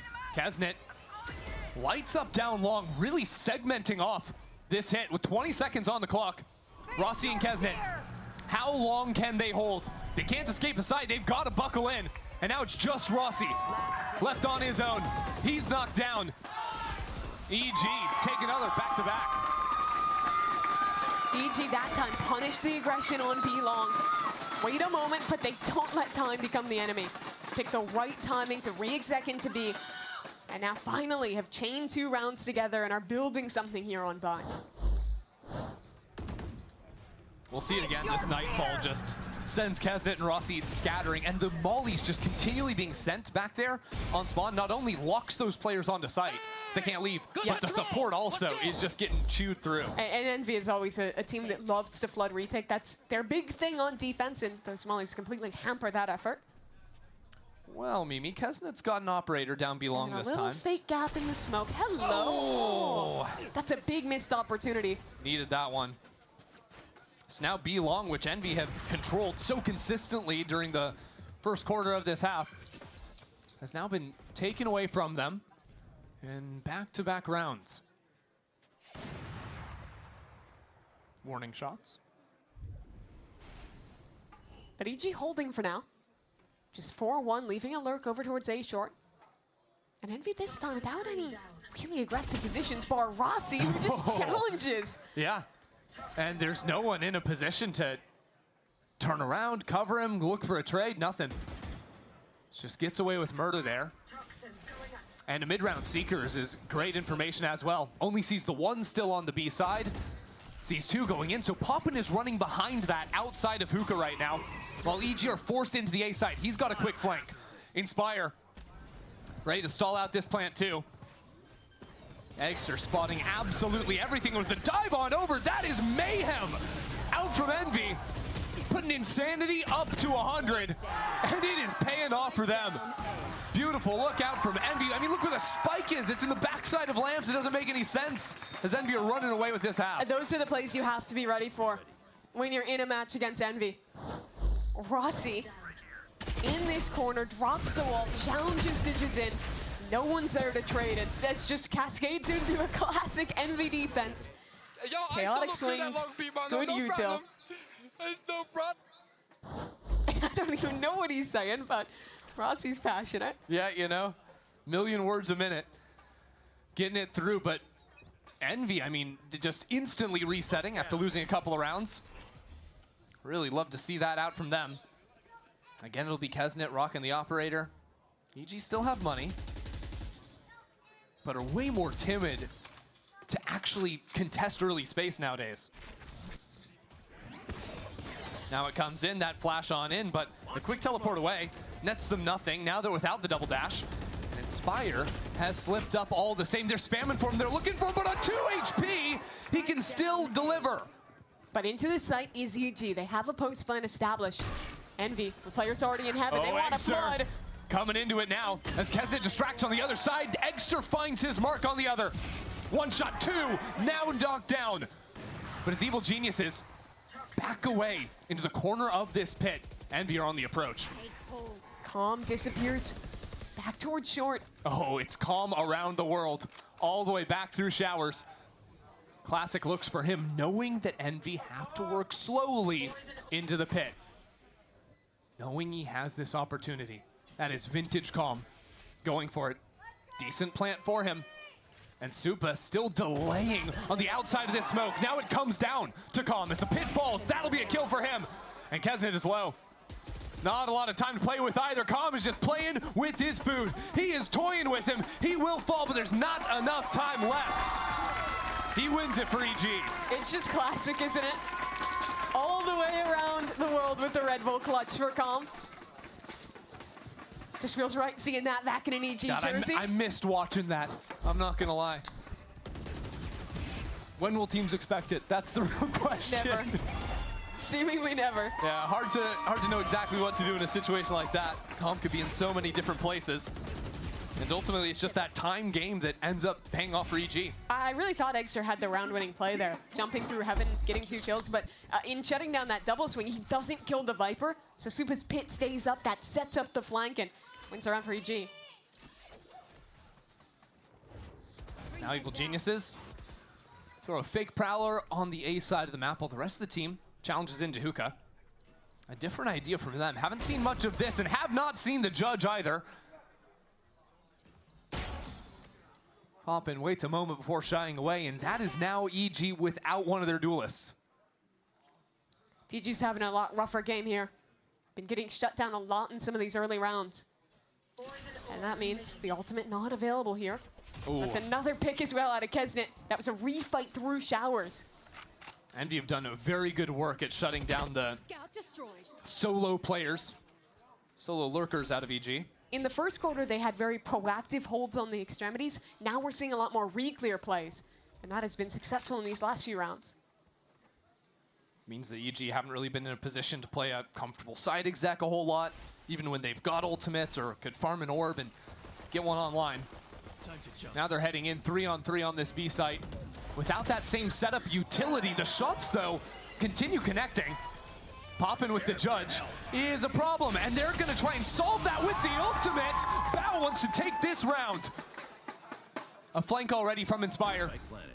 He's found his way into hookah, but currently smoked off. Doesn't have an eye in just yet. As EG repositioned 2 players into elbow. And they're going all the way around the world too. Taking their time. Envy haven't found a fight. It's odd. It's peculiar. And now Inspire out of the equation. And there's players on every single front. 3 from Okeanos to keep EG in it. You didn't think that would be an EG round. Down 3 on 5, making it happen on that V exact. But Okeanos getting some great work done, practically alone towards long there. This initial fight, and then the Brimstone ult coming in. You saw Poppin just getting lost in the smokes there, caught out by the ult.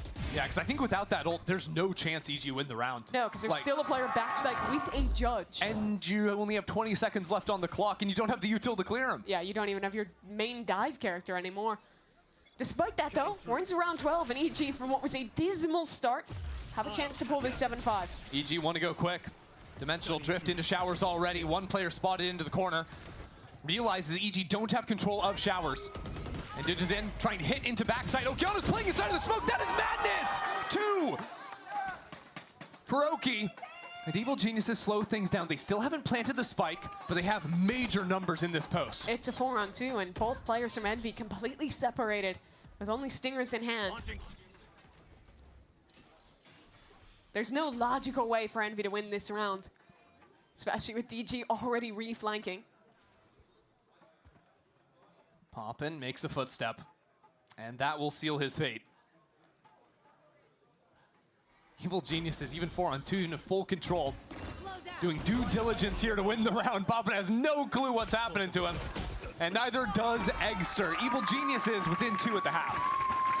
A really great recovery from them. They were getting dominated at the start of this game, losing both extremities pretty much every round.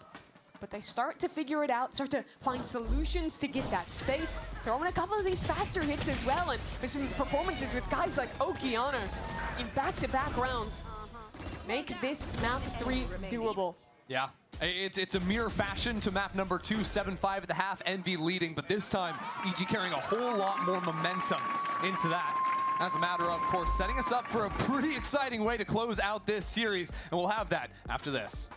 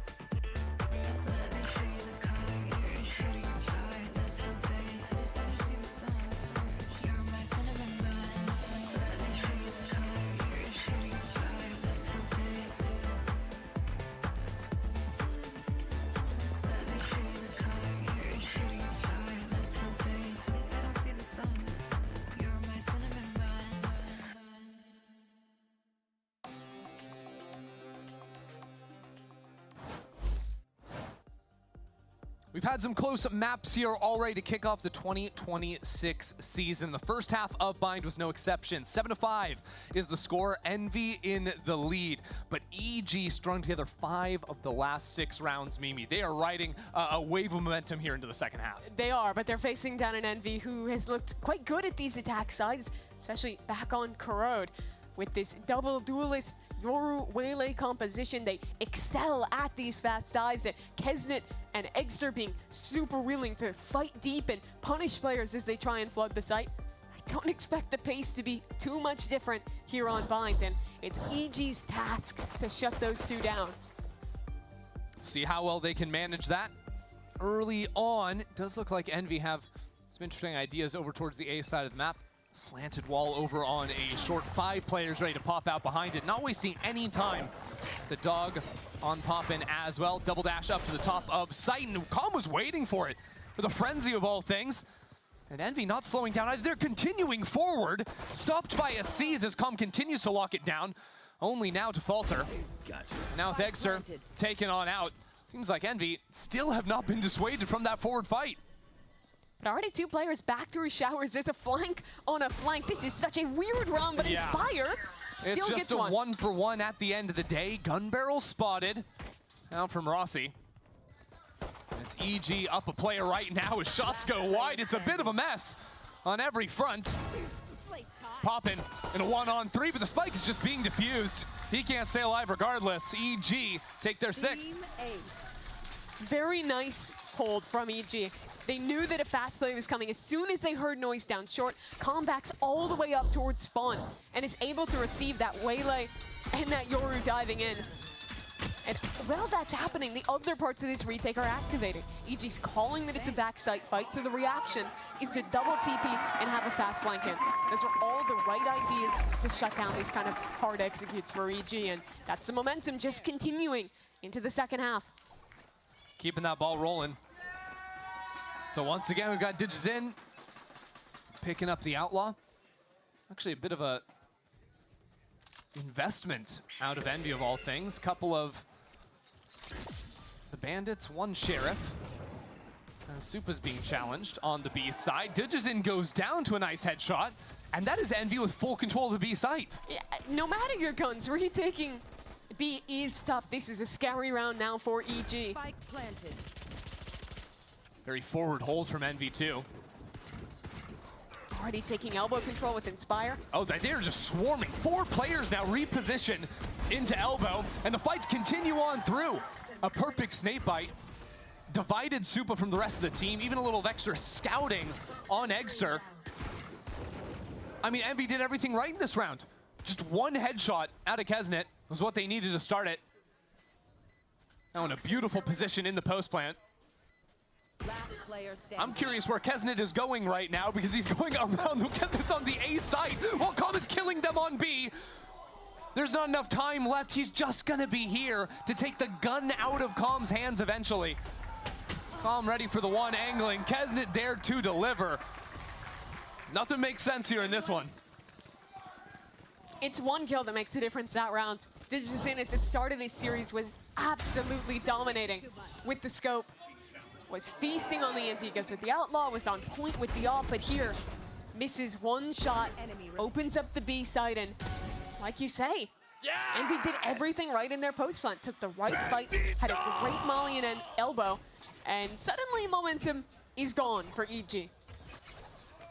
It's looking a little bit grim. It's also looking like we're still in the pre-round, but I can tell you we have moved into the next round. There we are. And we are. It was simply just walking up to A short from Evil Geniuses. They have no buy in this round, of course. Just trying things a little bit more aggro themselves. Now taking a timing in front of the dog. No one was holding for him, but eventually the trade is found. Bandit in the hand of Oki, but not gonna make anything work out with that one. Evil Geniuses' own eco round. Not gonna amount to much here, Mimi. No, this is another clean one for Envy. And really, I think some of the even more worrying things, despite just losing that eco, is that Envy not only have got the momentum on the side, they've got the money, but they're also starting to build an ult economy very early in this half.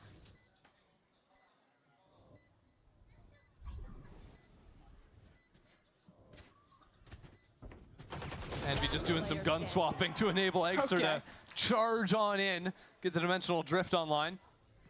Setting themselves up beautifully, as you're saying.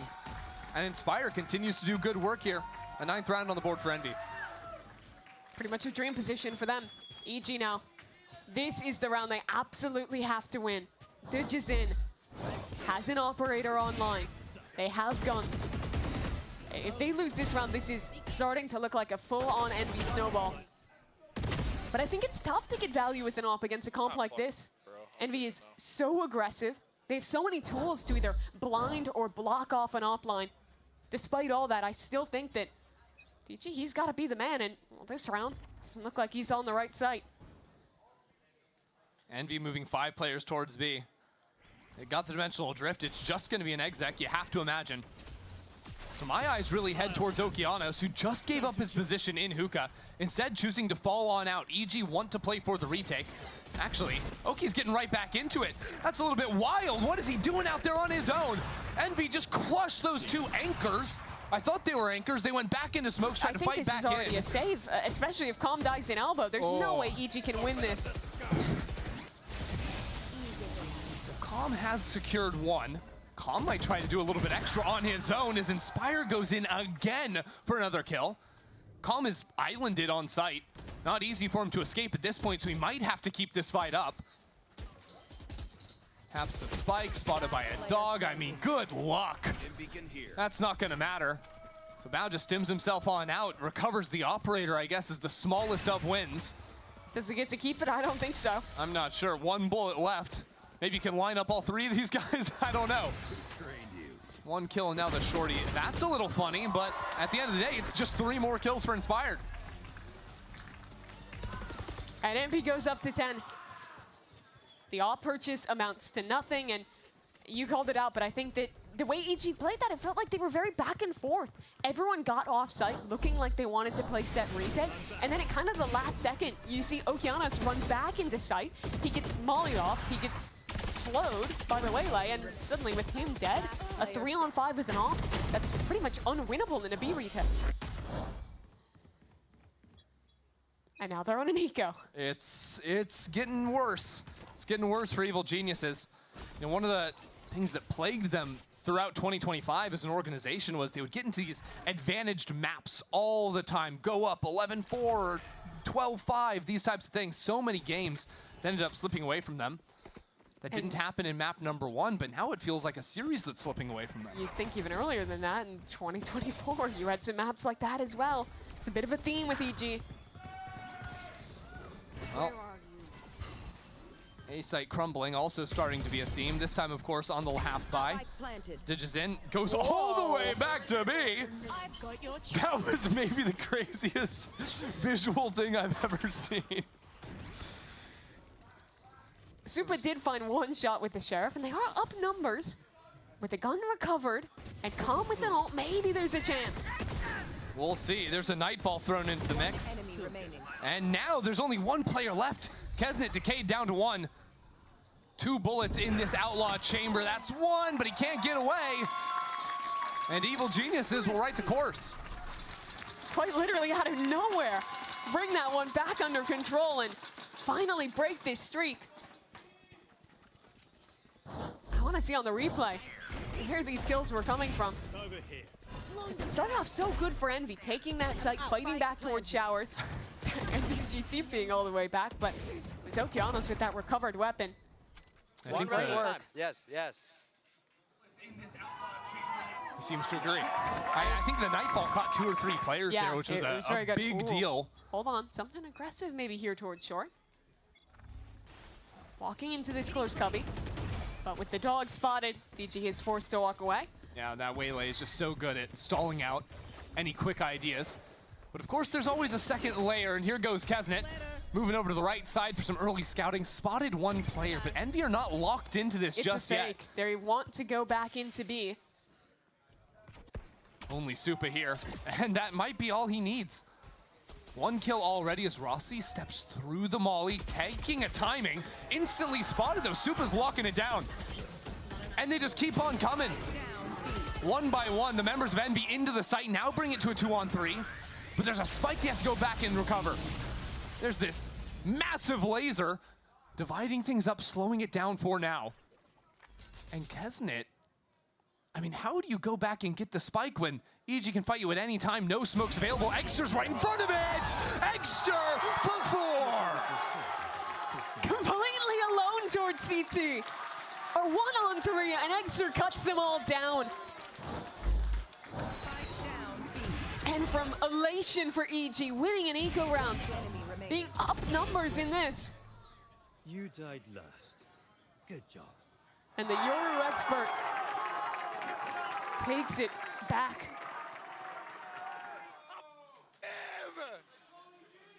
I mean, Exter's playing a phenomenal game. Even look back to the previous match, previous map as well. Egster currently sitting 23 kills to 11 deaths. It's such a heartbreaker for EG. Supa did such good work anchoring there. 2 or 3 kills locking it down, but it's Egster's heroics. And now a theme that we've seen these last 2 maps where Potter down rounds has to take a last-minute timeout and hope she can come up with a solution. Yeah, but this next round is immensely scuffed from Evil Geniuses. They only have 2 rifles they can take into it. That's all they've got the money for. Now, they're a team that is not afraid to put ultimates into an eco round, even when they're not massively advantaged. I think it's that important to try and swing some of these around, but now when it's really all on the line, the decisions they make in this round are the decisions that will decide the series.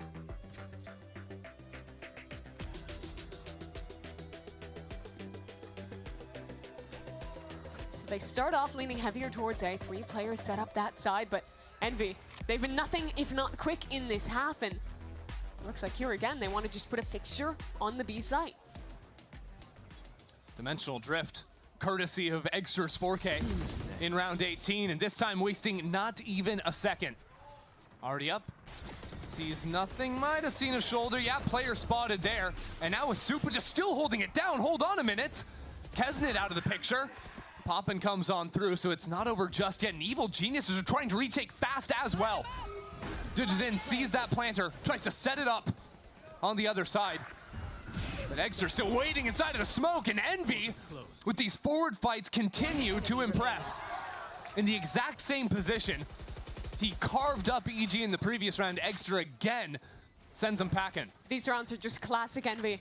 The set strats are so well drawn up. The aggression in the post flank, completely disrupting any team who would want to play retake. I mean, that's 7 kills in 2 rounds from Egster. Ridiculous. And on that B side, I love that smoke that they throw down just to get Yoru out of his ultimate. Pick a side to fight from. And then, like you mentioned, that same position, just dominating CT control. 12-7. That was the round for EG. They used it all, they committed into it. And now if they want to bring this back, they need to win 5 in a row. So side holds have been fairly strong from EG's anchors, but the retakes have not. They're switching things up and going real aggro outside of B. Doesn't matter though, because Inspire is having a monster game on the Brimstone. All it does is give a free A side on the other side. Nice shot out from Calm and Supa to return over towards A. So it's EG with numbers in the retake. Still, it's a strong position for Envy. They have a crossfire towards this site, but EG, they have enough time to wait for their flank to come into play. 2 important things is the Lamps fight, how long Poppin can stay alive, and also this flank coming online. Poppin is down, and now the flank in too. Kesnet and Rossi holding it down, but the flank is here. Rossi can stall some time with this molly. Pressure to try and come in, knowing to spam through the wall too. Pulls them away from the spike, but Supa continues to deliver. What a half Supa's having. This has been rough for EG, but even in the rounds they're losing, he's getting 2-3 kills in so many of these positions. They absolutely need him. Right, where? This round started a lot better for EG, holding against that fast aggression towards B, being in a bit more proactive positions to actually disrupt instead of being forced to play into the flood retake that they've been absolutely unable to find success in.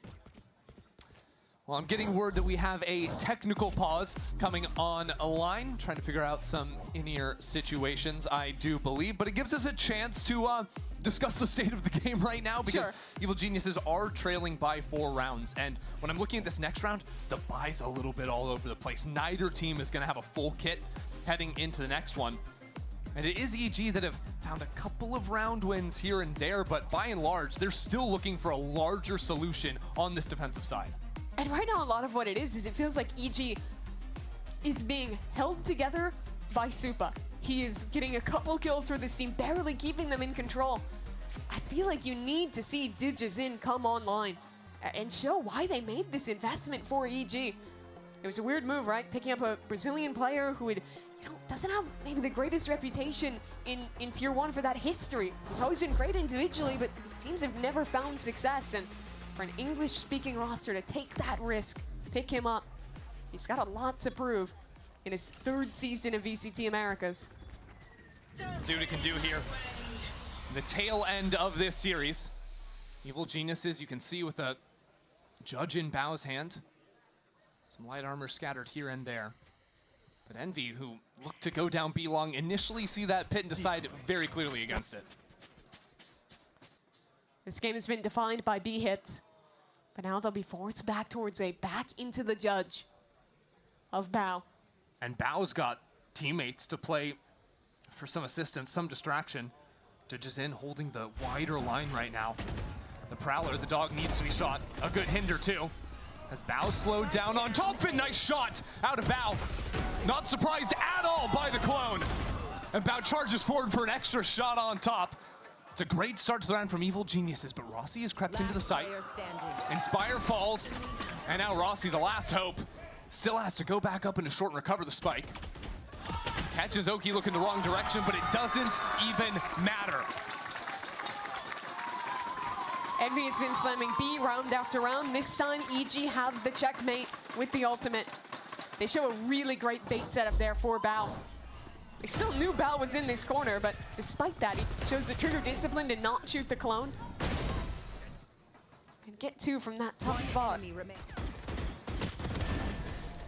now it turns around a bit. Envy, the ones to call a timeout, losing 2 rounds in a row. And I think they have good reason to. When you talk about shutting down comebacks, you're waiting for that big ult round. And we're getting closer to it.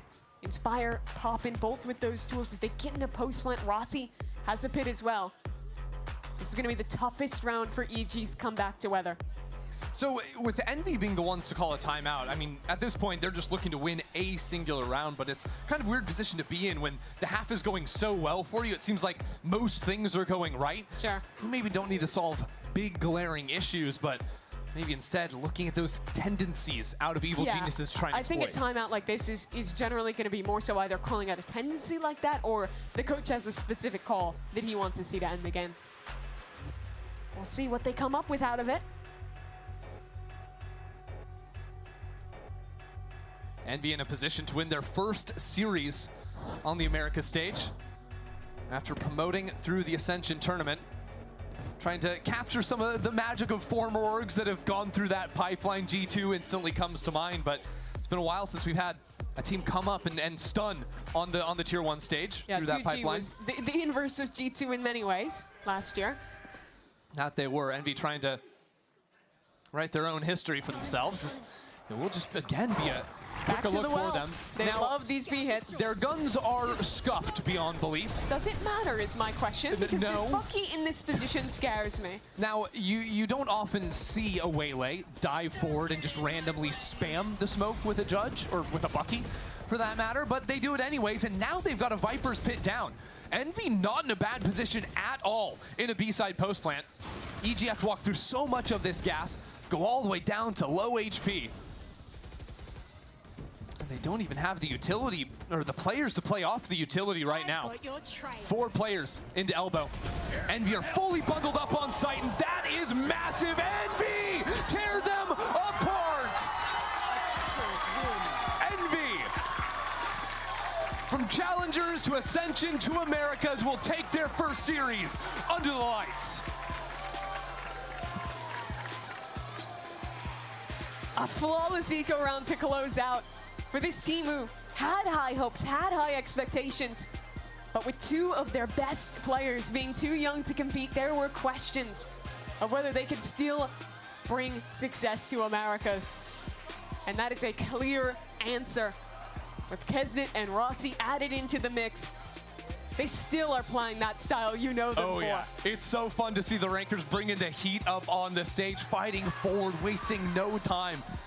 Sometimes it just requires great individual play, clean executions, and that willingness to go a little bit further than any other team, and that allows them to come up here for a bow on their debut. A great start to 2026 for Envy. For Puffin, Eggster, Inspire, it has been a long time coming to get to this moment. But now they're here. A win under their belt, staying alive in that upper bracket. Our coach Stunner as well, who's been with these boys for quite some time.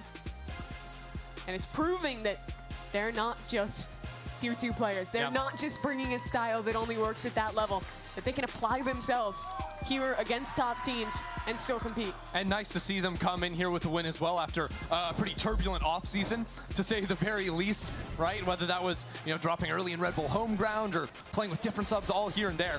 Finally, Envy have come away with a strong performance and with a win.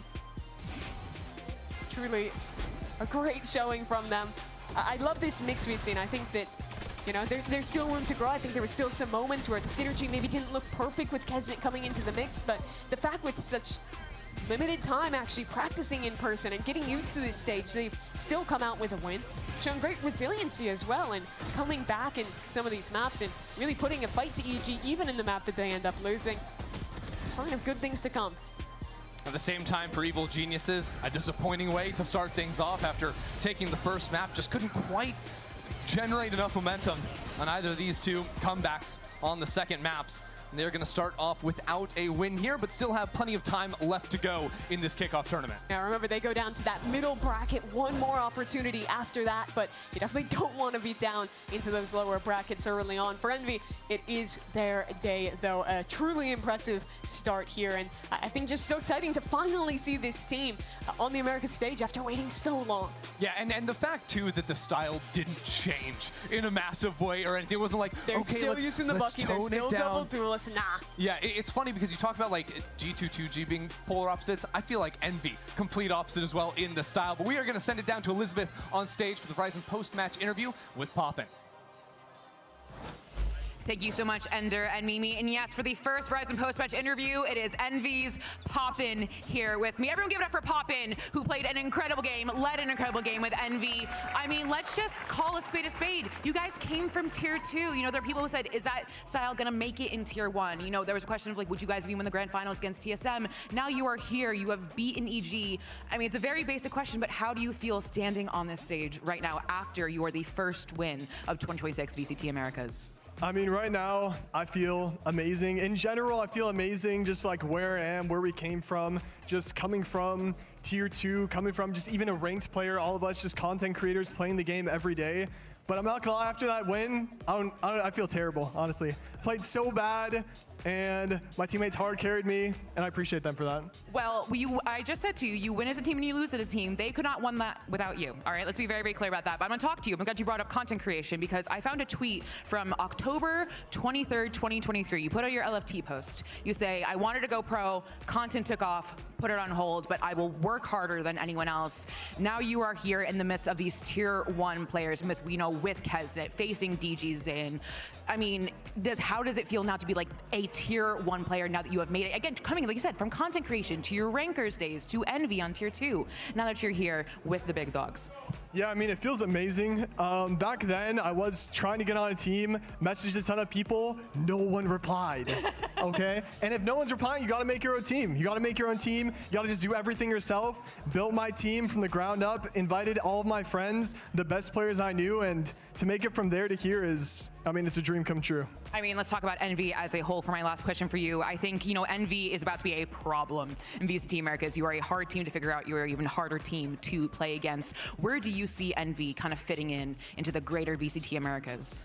I mean, for me, there's no doubt in my mind we will be the best team if I show up. Like, we're in a 4v5 beating EG. I mean, hold up, wait a minute. We're playing quite well. I mean, all my teammates are the best in their role, just absolutely dominating. And if we can keep this version of Envy and maybe me a little bit more, we're gonna beat any team. All right, well, everyone good for Poppin one more time. We are going to head to a commercial break, but stay right there because it is Loud versus Cloud9 next.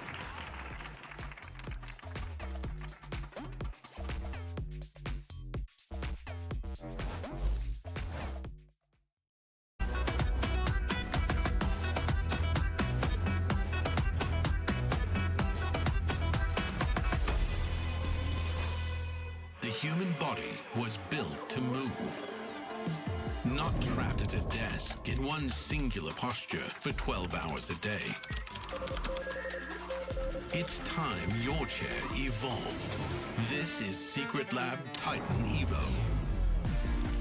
Ergonomically engineered for you, gamers, hybrid workers, artists, backing your move.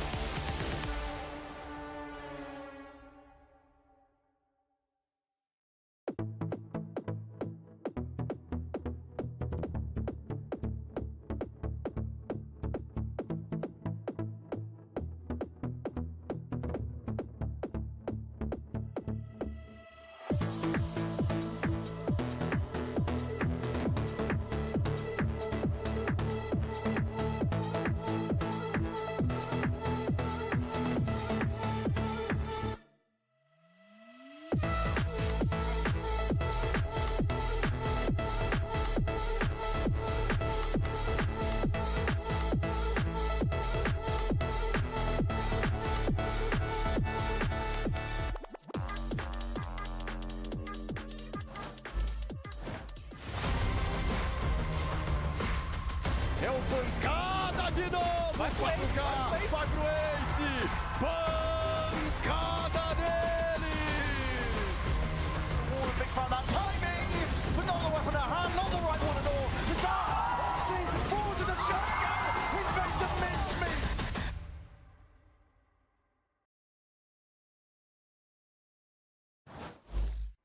Welcome back, everyone, to VCT Americas Kickoff, and we're looking at the second skirmish four-side select. This one is going to be between Zelsis and Luxo, which should be pretty fun to watch.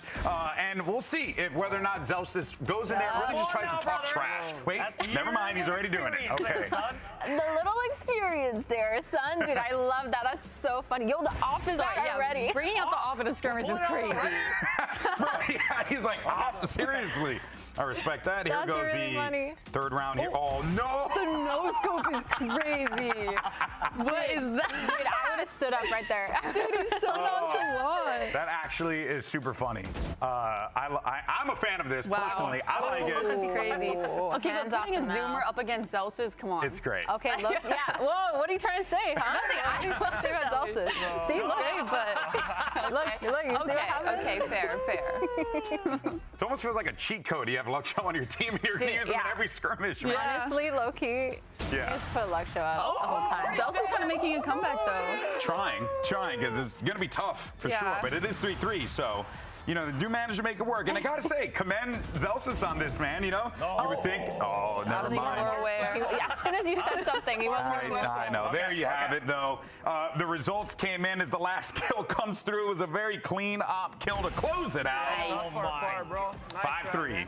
And Loud will pick up the skirmish dub, and they get to pick their side. It's pretty cool to watch that. GG's across the board, but welcome back, everyone, as we get ready to break down this matchup between Cloud9 and Loud. You got Golden Boy alongside Myrna and Emily as we break everything down, talk about what we're watching here, because last year, Loud was at the bottom of the standings. But here's the thing, though, right, which was crazy, because a couple of things kind of swing their way, right, and hey, the season could be very different for Loud. I mean, I feel like last year when we were watching them play, every match was close. Like, even if the score line didn't show it, they were so close to winning rounds. They were so close to winning these matches, and it just felt like they were right on the cusp. And the only thing to kind of push them over that, I don't know what it was. For me, it wasn't necessarily firepower. It was more about their foundation, more about their discipline. And so going into it, you know, they have these new players. They have a new coach coming into it. It might be just what they need. I mean, Darker, he's coming in, he's going to be the new IGL. And I think for someone like Pancada, who kind of doesn't really consistently perform as the IGL, when he is IGLing and calling and playing at the same time, it is something good for him. Some good, new, fresh mindset to come in for the IGL. Yeah, I completely agree. Like, on paper, when I look at all these players, they're all individually great, and they play really well together. They just couldn't find something super consistent to kind of get them the results that they wanted. But I think you're right. Like, bringing in a new IGL, bringing in a new brain behind the operation, could be the thing that they need to kind of take them over the edge. Yeah, I mean, let's not forget last year, right? We were seeing a mixed roster, Loud team that was a little all over the place. So, you know, it was a different setup, but it does go to show you, though, that even with all that commotion, the skill was still there. No, it was 100% still there. It felt like their foundations were solid, their plays were solid, their frags were solid. It was literally just the consistency at some point and being able to push past it. So Loud 100%. Darker, I mean, everyone has been talking about him in Latin America being that kind of player that a lot of these teams do need to push them over the edge. And so I think that's really the most promising part of Loud for me. Yeah, looking forward to seeing what this Loud team can bring to the table. And one player in particular who I'm always a fan of, it's Verdi. He had an opportunity to catch up with Elizabeth earlier on today. Verdi, welcome back to VCT Americas, making it back here with Loud, but with a different version of Loud. Tell us, what can we expect from this new Loud roster, and what can we look forward to with them? I mean, obviously, we got some familiar faces with Romani and Darker. Both are people that I worked with before in the past, so I'm definitely very comfortable and very excited to be able to share a team with them again, being that we had a lot of success in the past. And obviously, you know, being with Kawanzi and Luke Makata again, you guys all know who they are. Very familiar faces, you know, proven players. So, I mean, I don't really understand why people are underrating us, but to each his own. I mean, hopefully we go out there and have a great game. Best of luck today. I would never undersell my Dominicano brethren. You know what I'm saying? I gotta look out for you, you know. But hey, look, you're right. There are a lot of weapons on that team. One in particular who we just saw in the skirmish luck show. And I mean, look, Emily, this kid is disgusting, right? We were seeing it in the skirmish, even though it was a skirmish. The stats don't lie. His performance doesn't lie. This guy, there's a reason why he's here. They need him, and he could very well be the X factor for this team. Yeah, I mean, especially in 2025. Like his rookie year, even the way that he was performing, the raw mechanical it was aim insanity. and skill. No, it was insanity. Like the clutches that he was able to pull off, insane. And it really felt like at times he was one of the reasons why Loud was kind of staying alive in these rounds and getting some of these close games, because he's one of those players that can take an unwinnable round and easily bring back, or make it look easy, to bring back the team into it. And one of the things that really stood out to me is when he's playing like a Viper or Cypher and he is anchoring sites. I would avoid him. He is so scary. He's so good at working around the site that he's on, around his util, and being able to get like multi-kills going into it. He's really good at his timings too, being aggressive when he needs to. Which is important in that role. Yeah, 100%. Like he's able to get a lot of that information too to play off of. Like overall, standout player for sure for Loud. And if he just brings what he brought last year, which I'm pretty sure he will based on the scrimmage that we just saw, then they should be in the running. They only made one change to the roster, as well as adding a new coach. And I think that it's a good change. I think they had Robbie last time, and I think he was kind of underperforming a little bit. But, I mean, now they have a good foundation. They were right on the cusp of greatness every single time. Correct me if I'm wrong, everyone in there is speaking Portuguese, right? So, like, I think maybe... You can't ask me that. That's a new question. You maybe should be telling I am us that. assuming so, right? And I think that is also a big part of it as well. The comms, the communication, all that is going to be super, super valuable for Loud. We know that this is a team that can get to the finish line. The question is whether or not they can cross it. But on the other side of the field, let's actually go ahead and check in with the competition. Send it back over to Elizabeth. She had an opportunity to catch up with someone who we're very used to seeing, but in red. Zelsis, welcome back to VCT Americas. In a new gear, we have Cloud9, but you've been on Cloud9 once before. Tell me, what is the difference between the kind of previous iteration of Cloud9 Zelsis versus this version of Cloud9 Zelsis? I think a little bit older, a little bit more mature, a little bit more experienced. I think I grew up a lot in leadership, for example, and then obviously, you know, Zek and Intense carried me, so I have some winning under my belt. Those are just some key points. Best of luck today, leader.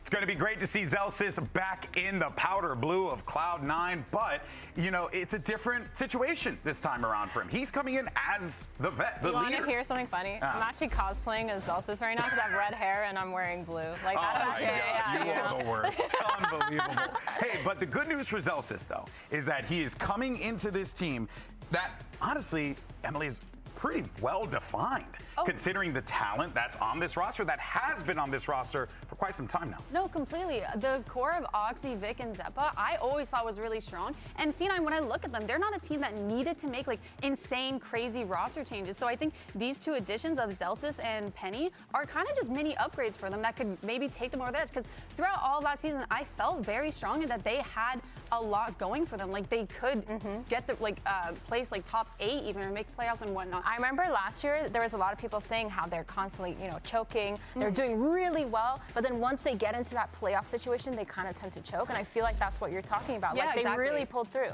And the skill not just was there, but you were seeing the pieces really start to form in a way that you're like, wait a minute, this team could make a champs run. And I still stand by that version. That 2025 Cloud9 could have done it. It potentially, it would have been tough. And I'm not saying you win the whole thing, but I do still feel like the talent is there. It's just whether or not you can finally. You know what? I would argue with you that with this change, I would agree with you. Oh, and hey, and then that's part of the reason why they did what they did, right? True. We haven't really even talked about him, but Penny's coming into this team, and this is actually quite interesting because I was like, wait a minute, Penny.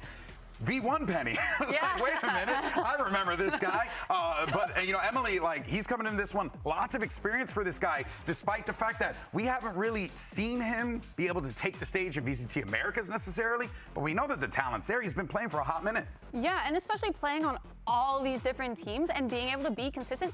Just being consistent as a player in general is already a really hard skill for a lot of these players. But being consistent while team hopping, adjusting to different game styles and game plans that these different teams have had, and still being able to perform is honestly super, super impressive. Because if you think about it, no two teams play VALORANT the same way. They each have their own ideas, and to be able to slot into that and still keep up your performance like Penny has throughout all of last year is super impressive. I think it's really crazy too because he's also been playing the Raze, he's been playing the Chamber, he's been playing the Viper. He's just been super versatile, super flexible, and I feel like for a team like C9, that's exactly what they need because their playstyle kind of seems a little bit textbooky and a little bit kind of in the middle of the rounds, a little chaotic. And so maybe this is something that could bring, along with Zelsis vibes, kind of being that vibe merchant that he is, kind of keeping the comps together, keeping them all cool, calm, collected. I think that's going to be really sick. Yeah, I think slotting in Zelsis as an IGL is almost natural because we've seen him be super vocal on other teams and even kind of step up to be that secondary caller when he needs.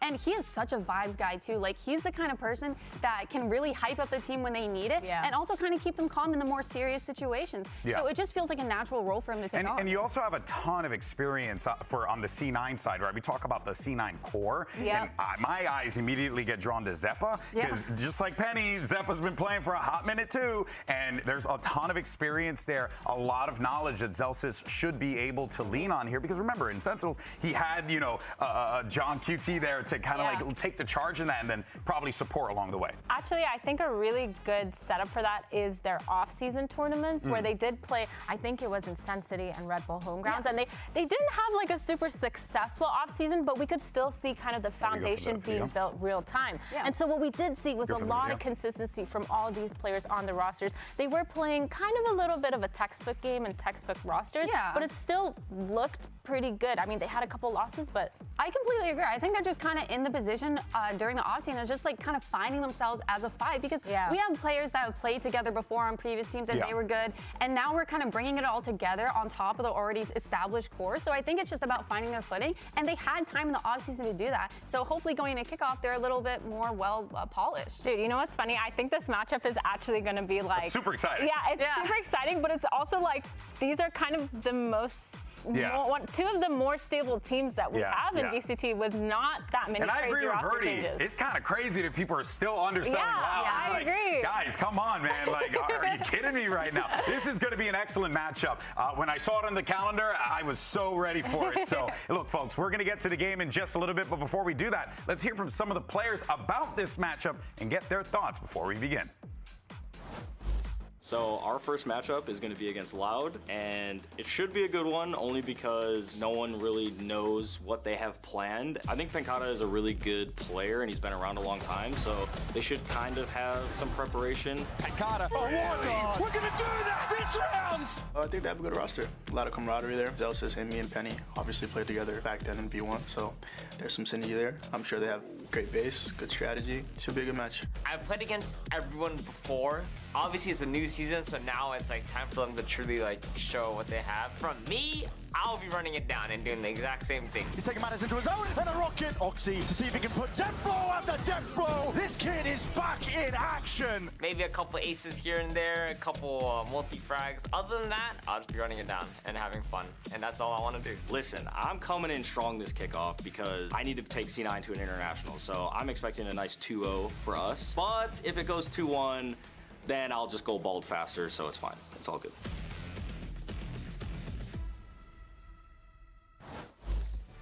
Oh, Zels, this is one of the follically challenged. I hear you, my friend. Well, let's go ahead and take a look at the predictions for this one. If you remember, a little bit of a mixed bag, if you will. We had, okay, so Emily, you went Cloud9. Yep. I went for Loud. And Athena, you went for C9 as well. I'm the odd man. I don't know. How does it feel? It feels great. Feels like I'm on an island. It feels like you want Zelsis to go bald. Yeah, I mean, honestly, I've been trying to do it for a while now, so this is my final opportunity. So if I'm cosplaying him, does that mean I have to go bald? I think you do now. I think, and I'll cut your hair. Has to. Yeah. I'll do it. I volunteer. This isn't going to be a practice. Emily has a shaver. No we can get this thing going. The community, though, is loving C9. 56.9%. So close. We'll see if whether or not C9 actually comes through here. Look, I'm just going to say real quick, I went with Loud because, truthfully, Emily, I'm really excited about this roster, and I always have faith in Verdi. Yeah, I mean, I don't blame you. Like kind of Myrna touched on, is they're two teams in very similar situations where they didn't feel a need to like do a whole roster mania type deal. They made minor changes that they think that will actually bring them over that finish line like you were talking about. And I believe it from both sides. Like, even though I did vote Cloud9, I think this is going to be one of the closest matches we're going to have all of kickoff just because of how similar situations they're in. And let's not forget, that's after we just had an incredibly close matchup for match one, folks. It's time to send it over to the stage guy at that and bring out our squad for their 2026 debut. Here is C9 and Loud. Riot Games Arena, are you ready? Because make some noise for Cloud9!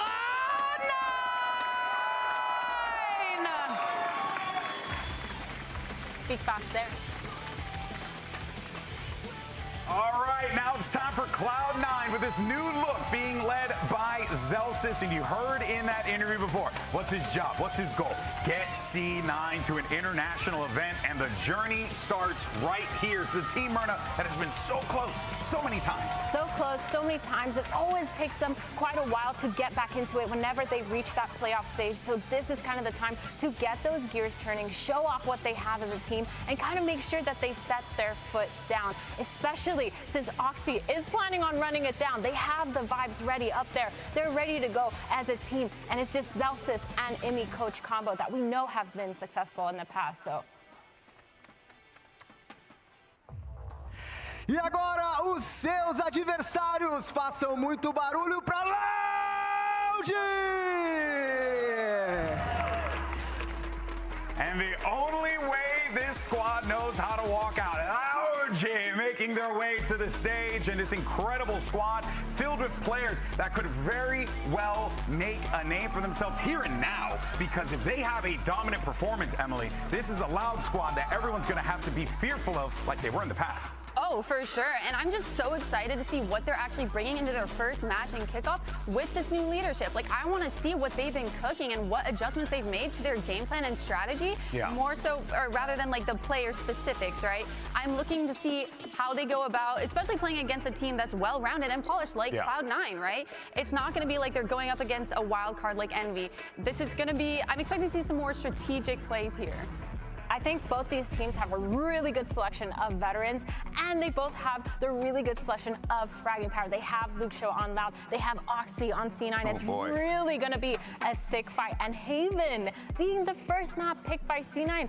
I really thought that we were going to see a lot more explosive maps. I feel like Haven is super structurally fundamental. Oh my God, I just spat over there. I feel like this is going to be a good test because both teams have a new IGL, right? True. Both teams are going to be kind of playing the slower game to see how each team is playing. Like they're trying to figure each other out at the same time because they're brand new teams. It's a brand new year, brand new everything, right? So I don't mind that they're actually taking Haven as the first map because it's going to be kind of mind gamey, right? I think it's also going to be a really good test for the lurkers because we were talking about Luxio being super aggressive, taking that space and getting information. So I think that's going to be a really big test for him specifically because Haven is just such a big map. You have 3 different sites. You need to make some sort of presence on both sides of the map, 2 different sides in order to get, you know, some sort of read on what the other team's doing. I do feel like the lurking playmaker is going to be the story of this matchup here, especially when you have Luxio on that other side. You have to wonder, though, if you are C9 and Coach Jimmy here, Emily, you got to be prepared for that, right? You have to have a game plan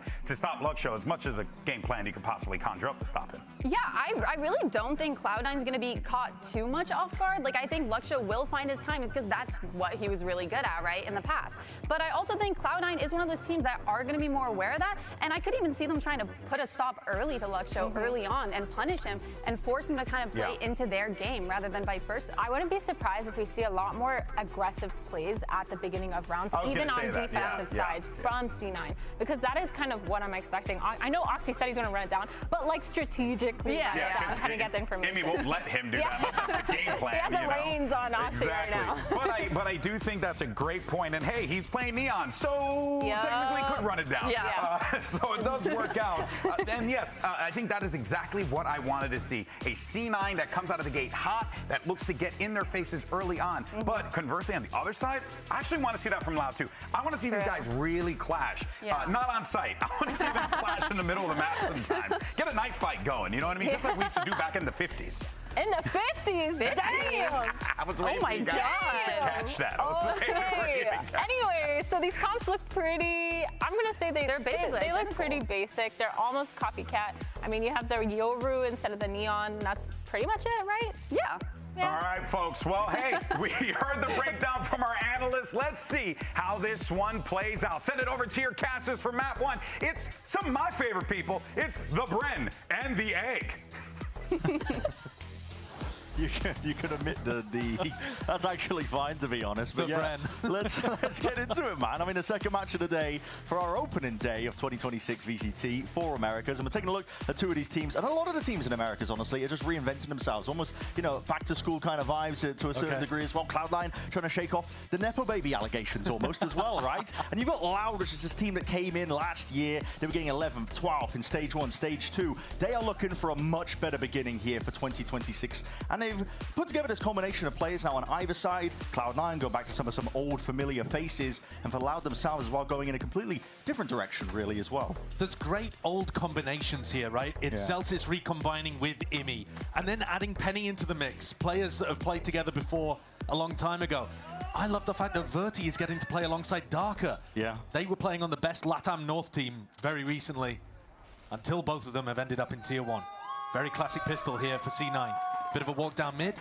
Killjoy set up on A, and that's where the whole of Loud are going. It's silent across the board, no noise cues. Oxy and Luxio both going for the new weapon, the Bandit. Yeah, putting that one into work nice and early. Lambot's going to be catching the contact here of Verti. Wants to make sure that, gets rid of the supplementary util. That's a snake bite at your feet. Cloud9 looking like they are eager to get involved into the mix. It's a dart that's going to be pulled out of them nice and early. So Loud can be happy with this, honestly, in terms of the equation, the way the utilities worked out. Oxy, though, deep forward, posted, looking for that first fight and engagement, but the shot's just going wide. Wants to back out. Worried about the backstab. Bandit v Bandit there. Luxio, good awareness to check that. It's a tapping gun. You gotta be accurate with it. Oh my God! Yeah, that's accurate. Okay. Through 3 different walls. Yep. Straight to the dome. Was that a pixel angle? It must have been, but from Luxio's POV, it looked like he was just had no hope.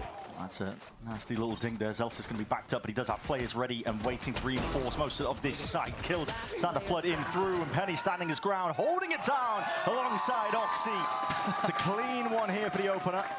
Look at the value from the Neon. He was able to get the kill on the flank and run his little legs all the way back to A. Yep. And plays to support Penny.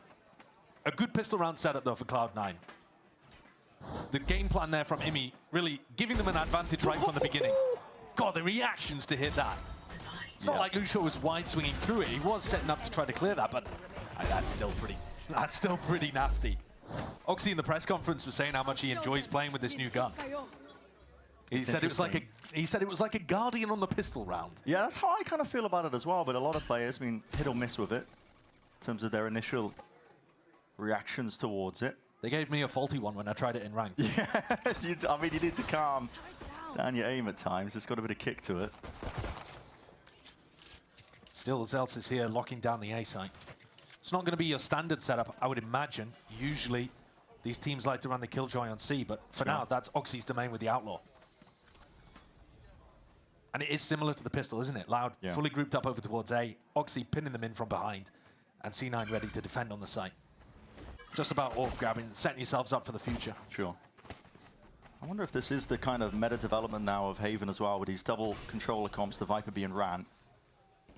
In the past, you could just run a Sova, dart into lobby, you could jiggle the angle maybe, but that Viper wall that cuts all the way across, you see it on the attack side, that does cause issues.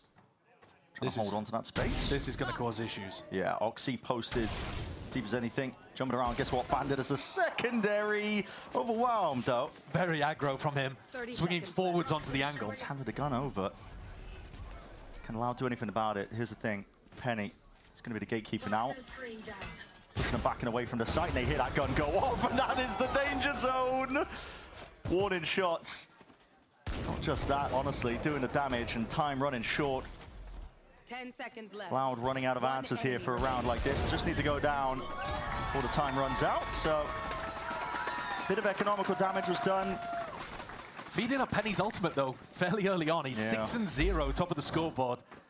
Penny's a great addition to this team. He's proven his flexibility and ability to fill in as that glue guy for squad after squad after squad, and kind of started his journey alongside Zelsis and Imi way back in the dawn of time. Oh, yeah. All right, so now the pressure's back onto Loud. And this is a newer version of the team that's hoping to get rid of that curse that was following them last year. Yeah, right the wrongs of the past, because it's an org that's used to success. It's been a long time, though, since there's been fear when that Loud walkout music comes on. They used to be the final bosses. Not so much these days, but always potential to turn the ship around here. Pancada's just holding on to that A short control, making sure that it's a potential pivot option in case Loud want to go that way, but okay. Straight into the sideline of Vic. A lot of damage done. That's Verdi dropped down to 10 HP and a kill claimed, collected. Zelsis picked off. Completely caught out by that insert Pancada. Because Loud did the 5-man plays on round 1 and 2, he wasn't thinking about it at all. And this is still a bonus, but it looks like a very clean one here for Loud. Yeah, Cloud9 just taking more and more risks as they lose those players. You can see them now getting picked off across the board. Oxy still going to be lying in wait. He'd have to have an outrageous clip here. I never want to doubt him. Guardian in hand now. Smokes popped. Dart's going to be avoided. Oh my, good movement from Kawazine. Just making it nice and ajar there with the movement. Darker cleans it up towards the end, so Loud on the board with the 1.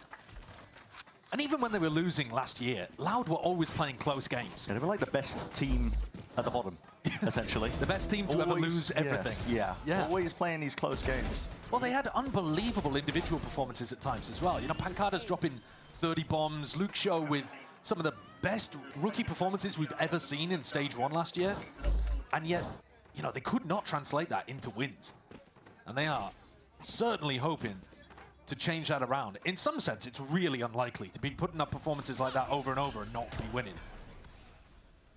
Smoke in the face of Oxy. Not to be dismayed. Wants to take that fight. Beautiful trade from Darker. He's instant on the line. Quick with it, removing the star player, Cloud9. Luke Show's looking for a walk down mid. That's the kind of thing that Oxy would be going for, though. I'm not sure there's too many other players on C9 that would like to go for a risk like that. Once you've picked off Oxy, I think a lot of that threat has disappeared. And Loud call for the group up into a B pop, waiting on that Viper fuel over towards the A connector. Be able to go into the hit momentarily.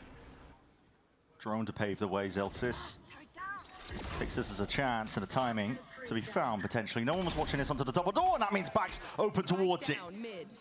Bullet straight there. Back of the dome of Kawazine, he's dropped in a spike with it. They have the B side, Loud, but at what cost? They have to make a play forwards to claim a little bit more space. Luke Show, sharp. Penny going down. It's up to Zelsis now to see if he can do it once more, but he just can't compete. Well, against talent like that, Luke Show picking up where he left off the start of 2025. His mechanics are absurd. You put him in those spots where he just gets to take 1v1s and it feels like he's favored almost every time. He's bailed his team out of a bad position here. Bit of spam to the back, Verti. His bullets raining down onto him. No kill though for Zephyr here. Takes it forwards, Luke Show. It's not getting past him. Hold on, Vic. Might be able to do it. Quick as anything on those first two, but just could not convert it towards the end. Yeah, Darker picking up where Luke Shaw left off. It's 2-2 right now. Vic nearly being a hero. But these two kills from Luke Shaw just changed the round so much. Yeah. And Vic, when he went for that jump spot, was not expecting Darker to be playing exactly on top of the spike. It's a really odd off angle. Thinking about him playing more towards logs. And there goes the C9 economy. Now, is anyone going to go for the bandit here? Yeah, Penny goes for it. He picks it up. While Vic goes for the Sheriff. Yeah, I do think this is the best place for it. Yeah, these super light buy rounds where you don't want to invest strong. too much. Yeah, light armor and a bandit. I mean, definitely chances if they go towards Penny. Can't go wrong. But if they go towards Penny, it is into the entire stack as well. Right. Cloud9 have gambled over towards A. That's where most of the starting default has been from Loud, so it's a fair gamble. And guess from them, they're going to be moving up, claiming a lot of space, looking to see if they can step themselves into lobby, but Loud are going to steadily realize that most of this area is free territory. Is Luke Shaw going to be pressured on the flank? Yep, finds the one. Backs himself out. That's an all popped off immediately. Oxy raring to go. Not content with that. That's a spike drop down in their laps. That's been left. A massive mistake from Darker. Birdie is going to be able to get this one back immediately. Dimensional drift straight back to the rest of his team now. Reclaiming that space. Stabilizing. I know perhaps that he didn't really want to use in that scenario, but it does settle the situation for now. Oxy's got a rifle in his hand, though. Yeah, two of these guns, that's what I mean. Oxy's ult may have run out, but he's still a danger player. Waiting for his team to make a lot of noise now so he can just activate towards the flank. So darting towards the back to Paranoia. Perfect, still cutting it close towards the back of the side. That is a hail of lead, and Oxy's time to strike. Still there, brings it into the 1v1 and a chance for an ace. Got to find out where the last player is. Twisting, turning, tapping, see if he can pull him out wide into the open. But it's Pancado would have put a stop to it. Very close there, though, on a complete thrifty. Loud nearly making the mistakes necessary for C9 to mop that one up. You can understand why Darker would go for that, right? Like, he's swinging to try to help his teammate. In his head, he's like, I gotta help Luke Show here. But he's got the spike. And it's a good job that Loud got all three of those kills on the players coming back into spawn. Because Oxy, if he'd had an idea of where Pancada was, may have been on for the ace there. And C9 are gonna look to try to take a tag timeout. They're in a spot now where they can start to get the operator online. Their economy's in an all right position after 3 losses in a row. But something worth mentioning, on the attack side of Haven, I think of this map as being where attack side RGLs are the most tested. Sure. Or at least it's like these 3-side maps, they really test the fundamentals of how you push and pull, put inserts into places, pick the right side to finish. And we were talking to the team earlier on, and Pancada's IGLing. So that's, you know, it's a player who has done that a little bit, but is mostly known not really for that role. No. And this is going to be a real test for him this year. You know, it was Robbie BK last year, right? Loud went in a completely different direction, tried to open the team up massively. English-speaking roster, bring in an IGL from EMEA. And, you know, they were close to getting some wins, but you don't want to be close to getting a couple of wins. No, you want to be Like sure at least secure them. Yeah, converting them, right? It's kind of mirrored on both sides as well, because Zelsis is being asked to pick up those IGLing duties, which he's got a lot of experience. He's played on a lot of teams at this point. Same for both players, isn't it? Yeah, but the IGLing is something that you're going to be seeing tested for the first time. So, wonderful opener in the form of Haven. See where they stand. Zelsis set up here to try to protect Oxy a little bit against a C-split, and that's exactly what Loud have gone into. Noxie's waiting on top plat there with the operator, but he misses that first shot. But this is going to play in Zelsis. Reposition. It's a lockdown, though. We'll be forced to respect that one. There is a gap towards the back of the site, but you got to imagine. Loud are going to have some util to clear that one just in case, so evacuation has got to be fast Where here. are they going? You got to get the hell out all the way. That's going to be entertainment, surely. Yeah, on at least the one. Still a little bit surprised that they didn't try to get into that back plat area, but respecting Loud, figuring that there was going to be a follow-up maybe with Kawanzin's ult. Right. But they've just given them the whole of the C site here. Cloud9 forced to play retake with an op. Not how they'd want it this round to go. No, it's never ideal. They would want to pick at least to be in this spot and position. Gearing up, though. Swap the weapons around, get that rifle into the hands of the young gunner. Here he goes. Moving forwards is a big reveal. Straight through the box as a player eliminated. Pancada's down and out for the count. Making a move on now as well, but these smokes still blooming in their faces. Darker's left to try and hold this one back. And hold it back he will. That is elite stuff. It's a three-piece, maybe enough damage done. Zeppa, last one left here for Cloud9. See if he can pick up these pieces, but too much to really overcome. Time's ticking. And with it, the chance is gone like that. This is Loud leading now by 2 rounds. And they've destroyed the Cloud9 economy again. I mean, despite the fact that they've got max loss bonus, there goes the operator, and suddenly you're working with a scrappy buy if you decide to invest. Where's this Darker 3K come from? Just holding them back. Yeah, just holding the back and not getting traded out effectively by the C9 players on the retake. And look at this, the buy looking pretty horrid here for Cloud9. This is now 4 in a row, and Loud are running away with things. That's ult's committed here from Cloud9 despite the weaker weapons. Vic had his chance, even damage done. That's no kill though. Unlucky stuff. Verdi dropped down to 5.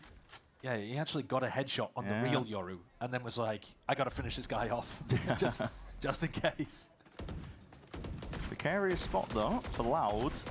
Tapping away. Ulting from Penny over towards A is a really heavy investment. They've overloaded it with Killjoy util on the other side, so both avenues making sure that it's locked down. You don't want to be wading into that. Vic hitting the shot early on onto Verti might have actually stopped the C side from being overrun early on, and that was where the weakness lay for Cloud9. And the drone is going to see that this is not a stacked site. But they're worried about people flooding back in. I think they saw the dart and they were worried about it. Bit of a weird spot to be in, to be honest, if you aren't Loud, but they are sniffing out at least the weaknesses in terms of where the defense is. Wall in your face, though, makes it again even more difficult. Deep down into the back, both flash is going to be used now. Tap. Look for the next signs of life. Any bits and pieces of util that could be pulled out, but now going for the full committal. Let's start with an ult of his own online. It's that's going to give a lot of space, though, for Zelsis and Zeppa to get in with the stingers. It's pushed Darker completely out of the pit. They can really flood in and get a move on here. Tap forwards as well. It's going to be forcing Darker back into the action, into the mix as well. A lot of damage done from these guns, and the rifle differential might be enough, really, to save the day. Comes down a bit of that random RNG. Ult even expended towards the end just to secure it up. It's an expensive round, but it's another on the board for Loud. 5 in a row. I think it's a good job, at least, that they didn't all try to play inside the Viper's pit there, because that could have got extremely chaotic and bad for Loud. But they threw it down, and it ended up just acting as, like, chip damage for the retakers as they were coming through. And Darker was playing outside of the pit more than he was playing inside of it by the end. His weapons back on board, though, for C9. And Oxy not going for the operator. Deciding he's had enough of that gun. Get a Phantom into the hand. But they need a better read on where Loud are headed. Cover going out. Looks very much all in. Posturing like it, at least. The spike is not in their hands, so... Poking and prodding. Verti's one away from his ultimate with the orb. That's big. That now gives them the opportunity to get in onto sites easier, to assess whether or not there's a stack going on. And Cloud9 do have a stack on the A site, but they can also drop off A in the mid round and play for the retake with Zelsis ult. Just depends how they feel the round's going. It's fake pressure. They're trying to fake it like they're taking over towards the A side. Just a drone. And look at the teleport. The dimensional drift. Yeah, back over towards C so they can clear. They can fake A, clear C, and go for the hit. Spot where Vic is as well. The pings are coming out, so they know he's sitting down towards the back of the site. Nothing to really push him back. Spraying it down. Well, now it comes down to bullets. Now it comes up to the counter plan. How do you deal with Zelsis' ultimate? And we nearly got picked off before he could even use it. You're potentially finding it here. This is fast and loose. Verti there, instantly there with a trade. Lockdown, drop down through the window. We'll have to respect it now, giving them a lot of space. Cloud9 going to be eager to take this one here. Wall and a smoke propped up, a lot of spam. Nice and early here. It's damage done. Oxy is feeling weak as anything, but listen, Cloud9 are backing it up with really stronger than words. It's the guns in their hands that are doing the work here. Coverage on every single angle. Clean stuff from Cloud9. Very good positioning from Vic there up top. I love that spot. He likes to play on defense quite a bit, especially against teams that default with that C smoke. But here in the retake, it's just perfect for covering the diffuser. But this round mainly just comes down to the ults, right? Cloud9 know that they can play one of the sites, in this situation C, soft, play for the retake with the Killjoy ult. And Loud didn't come up with a fast or effective enough plan to deal with that. But now you can't go back to that. It's a one-time deal for Cloud9. That's 4 players gearing up for a bit of a scrap over towards A lobby with potential for an opt-in. Loud have got players here. TP into the corner. That's going to be her, but that's a reveal into it. Okay, flashes matter not. Yeah, the rest of the team happy to supplement it with that extra firepower. Oxy getting detected. Dominating it. Oxy getting detected almost acted as bait there. It lured in some of the rest of the Loud players. Luke shot, hoping for a half clearance, but not quite the case. Hold on, players and bodies collateraled up. Dropped at a moment notice, but still, Penny's there. Saved the day, ensured that it doesn't get out of hand. Did Cowan see? Yeah, he knows he's here now. That is so much damage. Penny dropped to 2 HP. Regen shield going to be kicking in. Kawazine, he's been handed a couple of chances. Yeah, these are slim options, but they are options being given to him. He's got a great idea of where at least 2 players on the map are right now. 40 seconds roughly to play with. House money. Turret. Going to be catching him here, so that's going to be alerting most of Cloud9 here. Celsius' job really just holding it back. They want to play this one retake with the player advantage that they've got. Celsius' setup just gave them so much information in this round, right? Turret contact. They know he's not hopping up garage window. Penny forwards, he's the first one. No way! There was a chance and there was a world. Celsius there, though. Safe pair of hands from him. That is a crucial trade out for C9. Yes, it is. Celsius, new addition, new IGL, team captain, team leader, steps up when asked. And draws it to an only 1 round gap. This decision to fight over A lobby in this round could not have worked better for Cloud9. It's a really good adjustment, I think, as well. Knowing how Loud have been starting at the beginning of the buy rounds. Defaulting towards A. They default A unless they need an on-tour. How we do it, it's that we did it, baby. I've heard him say that before. A few years away from being a rookie in VCT Americas. You'll see him on the stage in a couple of years. Yeah. And now it's actually economically Loud are in a little bit of a pinch here. They can force up, but it's not looking like the prettiest buy in the world. And as you head really late in this first half, there are chances for Cloud9 to catch up. Oxy looking to reinvest back into that operator. And so probably Cloud9 not going for the same level of A lobby crunch. And no ult super close for Loud, so you wouldn't expect them to go for that C default. I think the read so far has been if they're 1 away, they do tend to C default, otherwise they're trying to go towards A, push back the A player. Yeah, keeping it simple with the calling. My question is, where does Oxy go? Because the normal setup that we've seen with Oxy's op is that he was going over towards C with the Outlaw, and then leaving Celsius to pick up A. I was just thinking that. I mean, this modern era, the way that Haven's been played, you got double smokes in your face. The common lines that you used to be able to take as an operator player, you're kind of just pushed into a C-shaped box, really, aren't you? Down this long angle. New start, though, here for round 10. Drone will be broken. Feels like quite a bit of C pressure, and instead, Pancada's got the troops slow walking down short.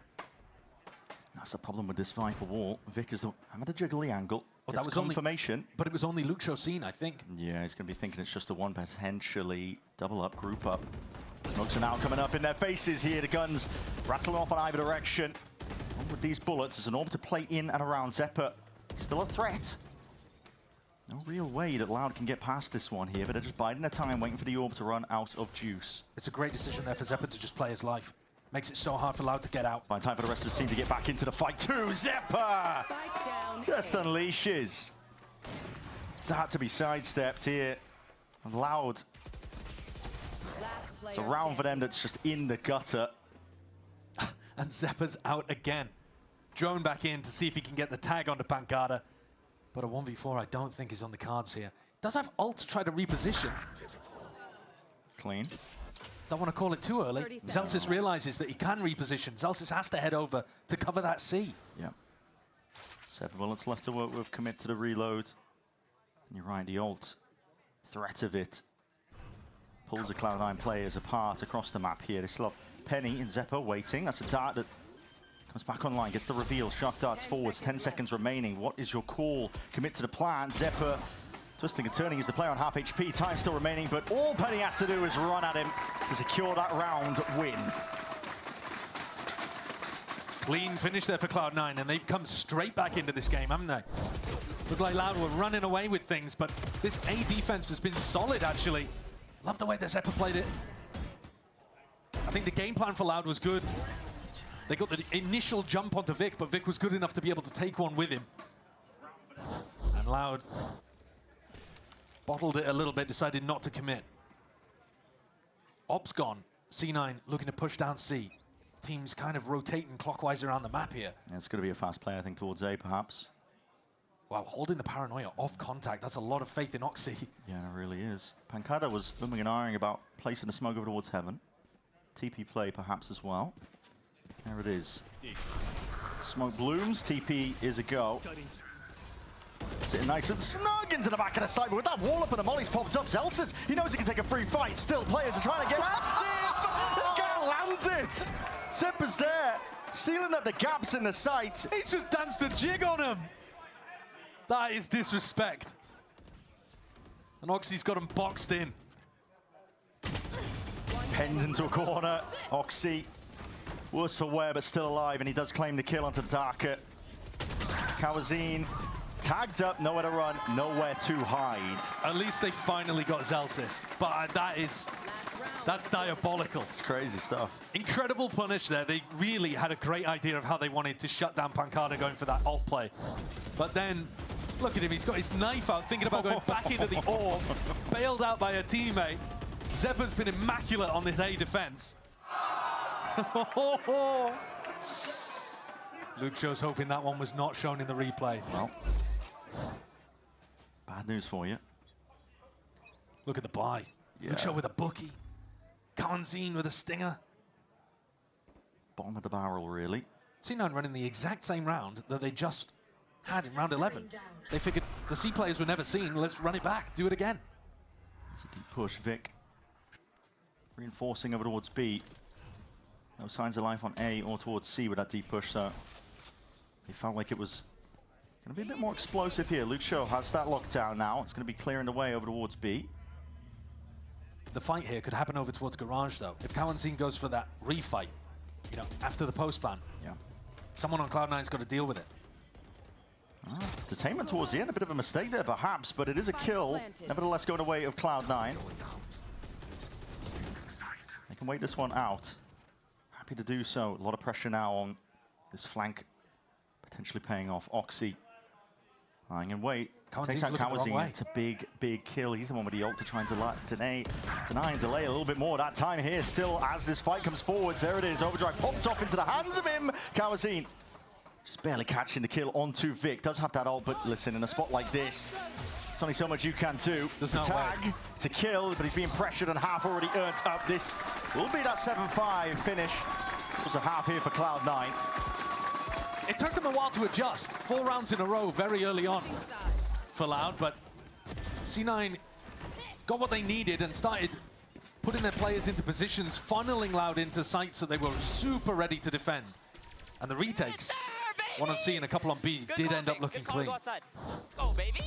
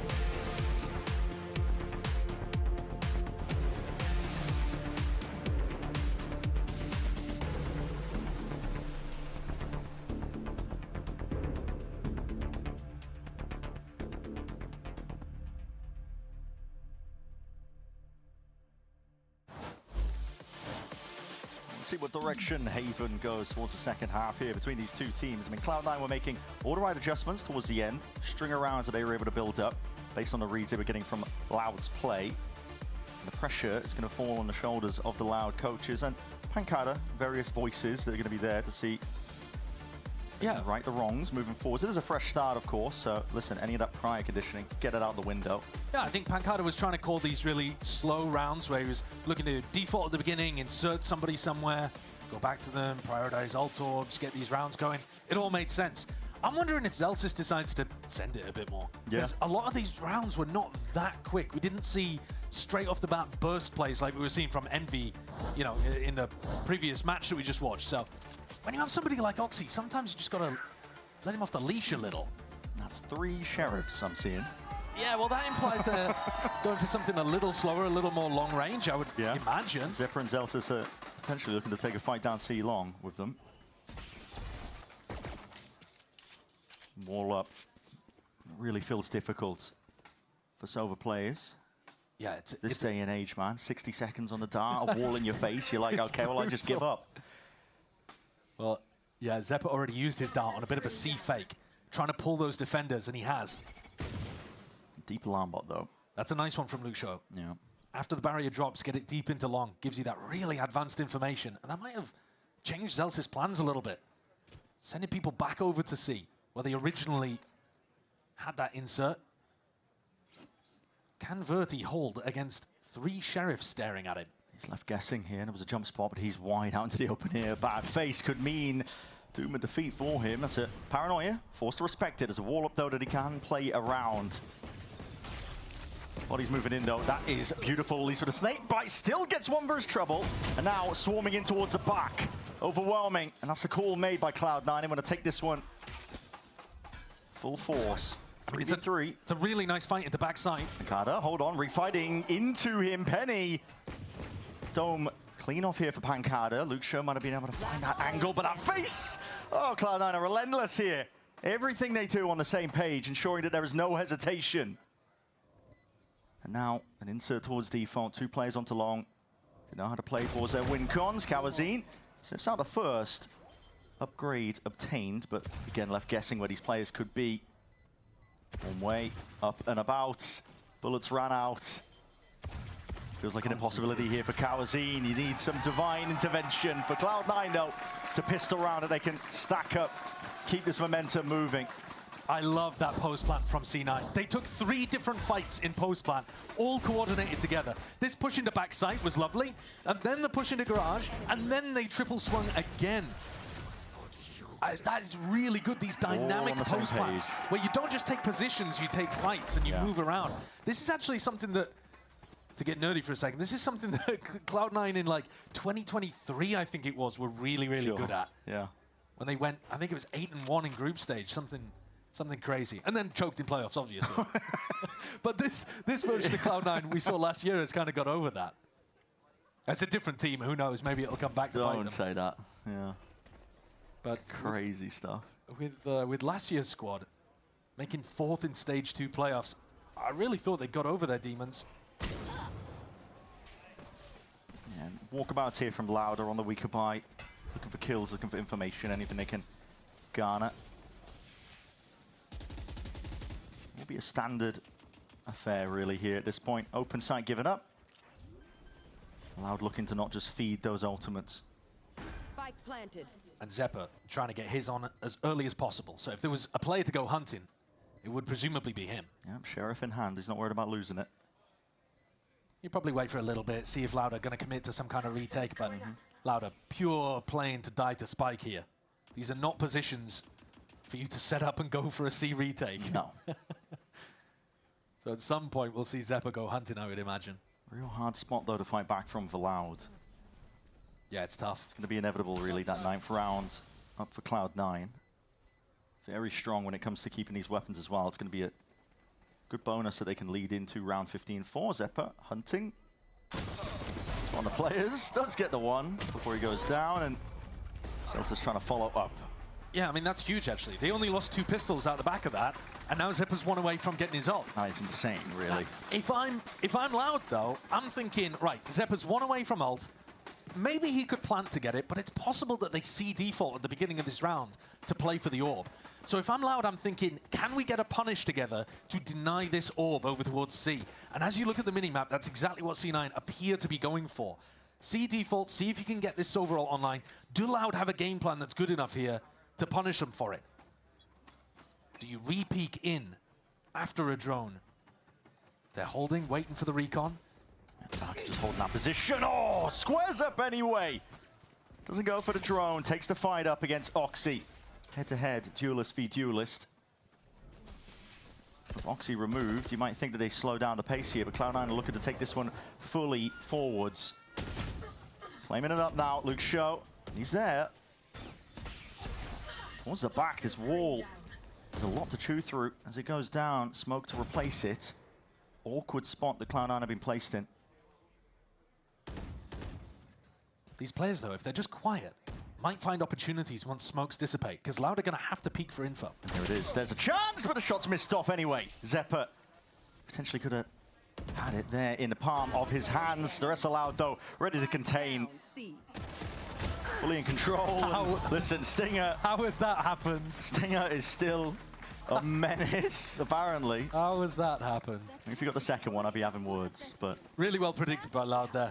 Knew exactly what was going to happen, but now, you know, it's a rifle v rifle round and Zephyr's got that ult online, so C9 can go for something. A little bit too ABC calling there in that round from Zelsis, I think. A bit too predictable, and Pancada was all over it. But now that you have the ult, okay, he's just going to go straight back into something similar.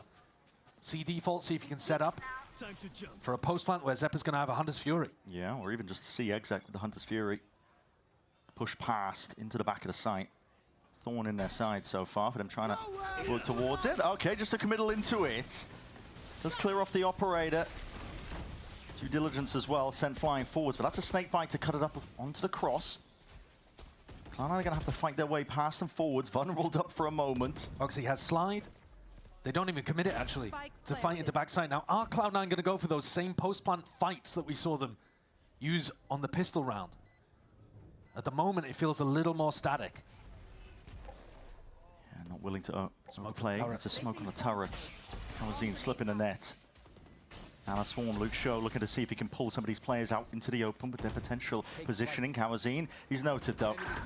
Spotted out in the end here. Penny! He's dominating so far into the side here, but it could go either way. Flip of a coin, really. Kawazine playing that pressure. Moving forward steadily, seeing if he can chip this one up. Celtics just trying to stay alive, play his life into this one because time is ticking. It was an early plan from Cloud9. He knows the win cons well at the back of his head, and he knows that Loud have no chances in it. I mean, Zelsis plays that situation as well as you could ask him to. He just ties Kawazine up in knots on the flank. Nothing that Kawazine could do to accelerate the fight and force it to happen earlier. And in the end, that's technically a Red Bull clutch. Penny with huge impact there, getting 2 towards Garage. The rest of Cloud9 holding it down as Zelsis covers the flank. That retake was shit. Let's go. Yeah, I mean, it was Zelsis, man. He's holding back. Yeah, I think we didn't really get to see the fight on site happen too much, though. They threw out Paranoia and didn't really get in there off the back of it. Verti's got his op again. Smoke in your face, denying that op line. And at this point, it's Loud that are starting to become predictable. Verti's been neutralized here, forced to go on a different angle. Yeah, it's like I was saying earlier, Operators 2026 on Haven with these double smokes. Yeah. You're really just forced into a few predictable positions. Verti, he's not being able to get anything done. He's going to hear these footsteps, moving forwards, taking, again, front section, trying to divide, and Conga the dart doesn't connect, doesn't really hit at all. Darker's just holding it down almost by himself at Cloud9. Plenty more action where that came from. The trades look so rough onto Darker. I thought he might have been able to win the round just by getting those kills and escaping.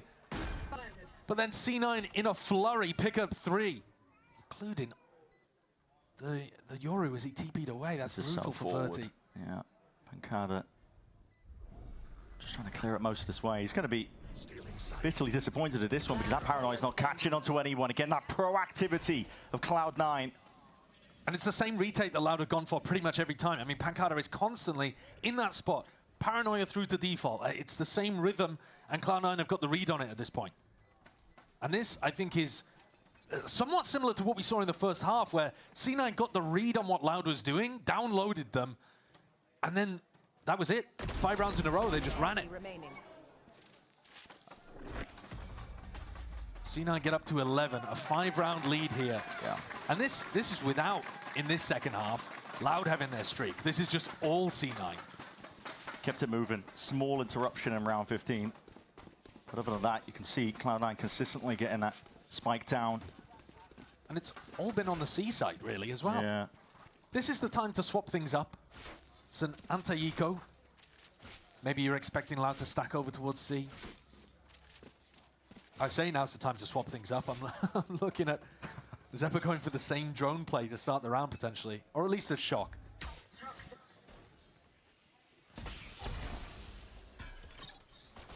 Dart. Dealt with. Snakebite. Ricocheting into the back behind Platt. But the spike is in mid-window right now with Oxy. Yeah. And 3 players on Loud starting to push out A lobby, at least getting into deep positions. Zeppa does not have his drone to re-clear that. So going back into A right now is super dangerous for Cloud9. Could be deadly. I mean, Celsius has gone down just for the Marshall. Darker locking down that avenue. And danger lurks around every single corner. As you mentioned, this is a nasty position to try and play around with no drone in sight. Yeah, this is kind of horrible.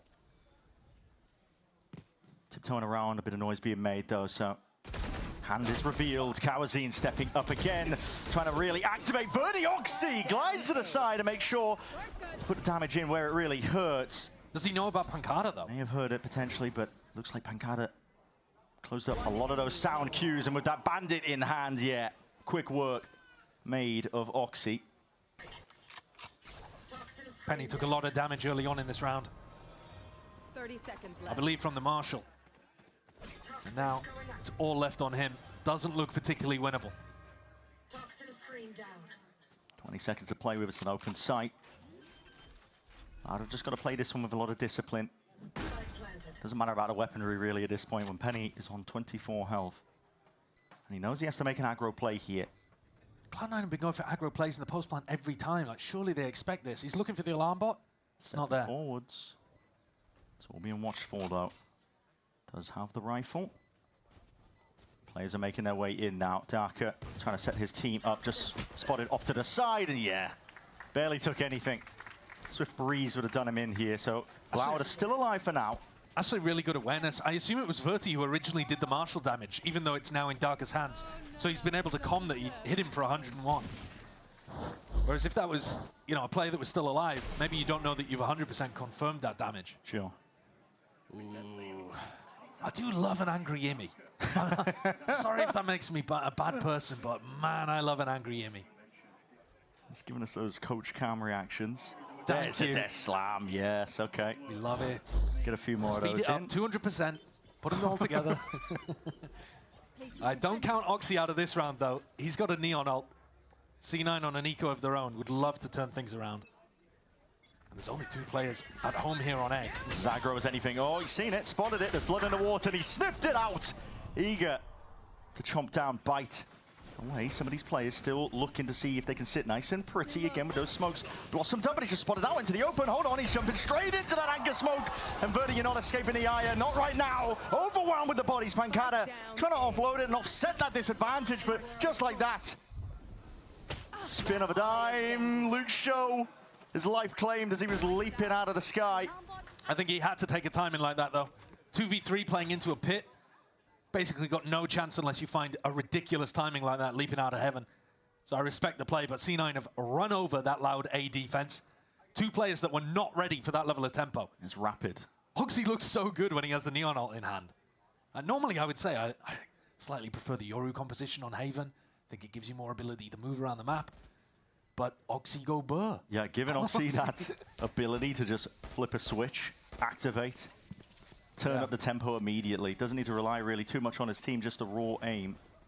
He did it on defense as well, didn't he? Yeah, it's real dangerous stuff in the hands of a player like him. And just like that, weaker by matter not, up to 12. And it's not even the most expensive it could have been. C9 get themselves up to map point with Zelsis still having an ult sat pretty in the bank. They could play around that if they wanted to. Verti getting overwhelmed inside of that anchor smoke. really sealed the deal for Loud. I just run it down, bro. These guys are too scared.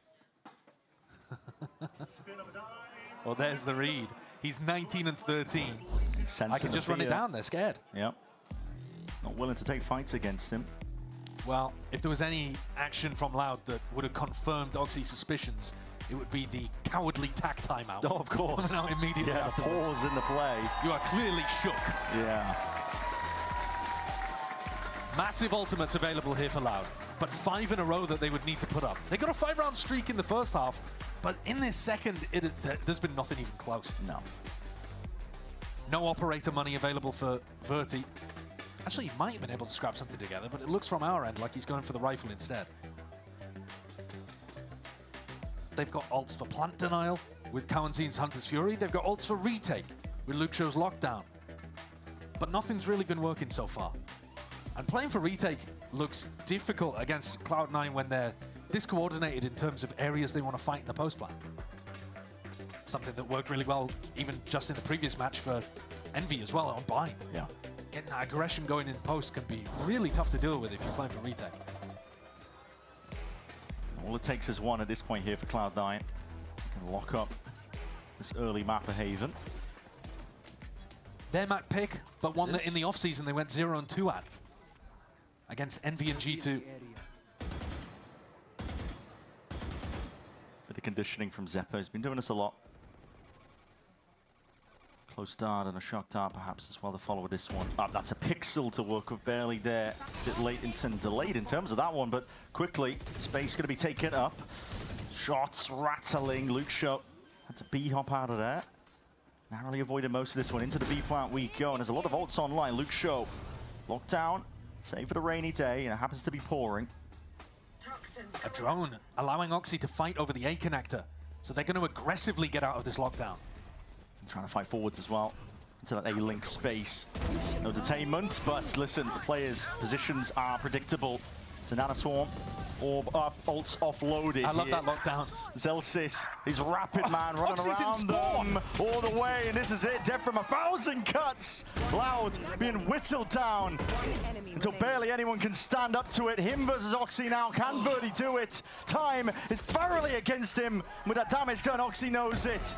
That's it. It's a done deal here for map 1. Haven is Cloud9's. A really strong opener there for C9. Oxy, I think, realized by the end of it he could do anything he wanted. He was running into their spawn, he was running them down with the ult. They couldn't stop him. Pretty close fought first half, but that second half was pure C9 dominance.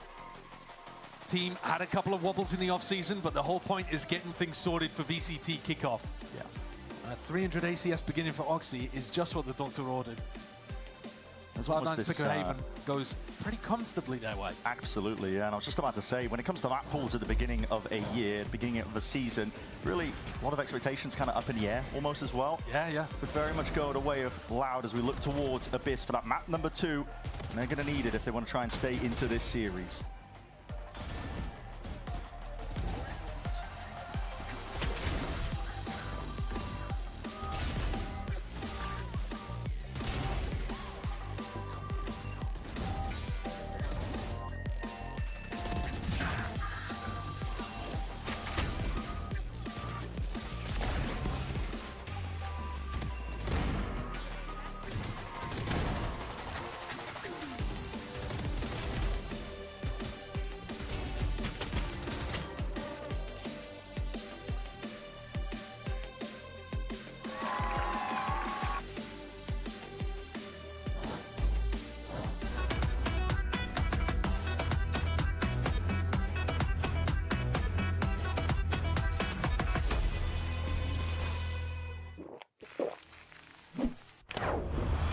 Red Bull gives you wings.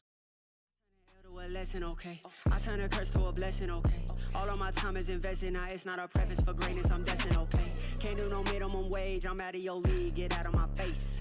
I ain't out burning no sage, I listen to God, he tell me to wait, okay. okay. Slide through, making moves, tell them fact check, go and get the truth. Who you know like us, go and get it jumping, gotta be the shoes. I was down bad, tripping, still kept the vision, had to see it through. Got them all tuned in like we in the hills, whole lot of views. Know they watching, what they saying, what they saying, what they saying, what they saying, what they saying, what they saying, what they saying. Know they watching, what they saying, what they saying, what they saying, what they saying, what they saying, what they saying, what they saying. Know they watching, what they saying. Yeah. Know they watching.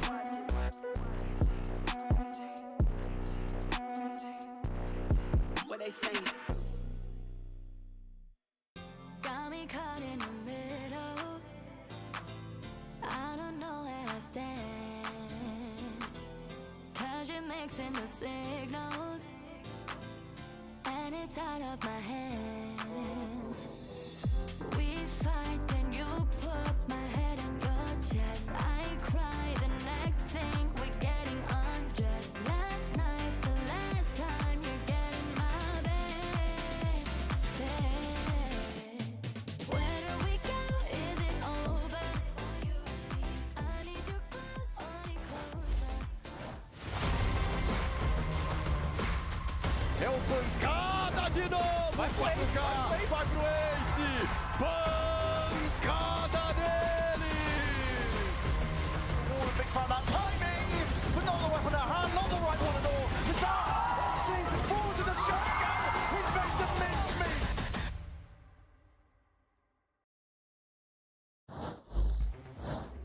Here, the coach of Cloud9, Imi. Now, that was a very different C9 from the first half to the second half. Talk to me, what was the adjustment at the half, or was it just you guys switching sides? I think we lost a couple of rounds where just bad micros, and then when I paused, we just spoke a little bit about our protocols, and we just said to stay positive. And I even said to Johnny, my manager, I was like, I'm not concerned at all when we lost 5 rounds, which is a lot different from other teams that I've been in. We just played the same, we sounded the same, we kept communicating, like nothing seemed to dip. Best luck on map 2. Cool to hear insight there from Coach Imi on the C9 comms. Welcome back, everyone. GB here alongside Athena and Emily. We're going to break it all down for you. And I think part of that, what you can kind of deduce from what Coach Imi was saying, I kind of got to give a little bit of credit to Zelsis in that one, right? Because he is that guy who knows how to just keep the spirits high in any squad that he's in. It seems like he's bringing that same energy here. Yeah, it felt like he kept it stable. He kept it hype, but also he kept everyone kind of cool, calm, and collected. They kept up those same comms, and that's what a good IGL does. And speaking of IGLs, we did gaslight you a little bit, talking about how Darker was IGLing for Loud. That is not the case. It is, in fact, Pankala. You can blame that one on me. Her. Yeah, that's me. Yeah. Y'all can blame it all on me. No, I messed up. I don't know how to read on Twitter. Let's talk about some of these plays that we were seeing, though, because honestly, we were getting some great moments there from C9, really starting to see this team begin to get back into the game, even though they were down a substantial amount at the beginning. No, they really were, and I like that the coach said that they kind of were sticking to their game plan, but you can see clearly in round 8 and 9, that's where they had a big turnaround. They started taking the game into their own hands, starting with that retake, and then going into round 9, having that early aggression, rather than just playing reactive to whatever Loud had planned for them or what threw at them, started playing more reactive and taking initiative, which is what we like to see, and that's what brought them back into that first half. Yeah, it felt like within the first 5 rounds, they were kind of aggressive, and you mentioned actually in the green room that you were expecting them to do that because they were on their pistols, they were on their anti-ecos and stuff like that. But then when they started doing it on their gun rounds, that's when we saw a lot of success and a lot of first kills as well. 12 first kills for C9. It actually was really the time that it changed. If you look at the timeline at the bottom, it is right there. That round 8 and that round 9, both those rounds, momentum turners for the game, it felt like, for C9. Able to pick up 7 off the bat there, and then really just did not stop. There were a couple of hitches along the way, but for the most part, this C9 team looking pretty damn good. And then on the other side of that one, though, you had individuals that were popping off, and you know we got to talk about them. It's Oxy, because listen, this guy was breathing life into this team, continuously giving them round after round after round, and that's what we expect. Par for the course, Rox. I mean, part of the reason why their aggression was so good was because of Oxy being this kind of aggressive Neon, using his ult, using his guns, kind of getting, even on those anti-ecos on their thrifty rounds when they were pushing up, it was just so good. A lot of this aiming control taking that long from C9 was really the game changer. And even just walking down mid the first couple of rounds, it was what kind of happened in Oxy. His stats were insane. He looked confident. He kept up the confidence like Coach Imi said. Yeah, and also like he said, like he's like, I'm just going to go run it down. And that's exactly what he did.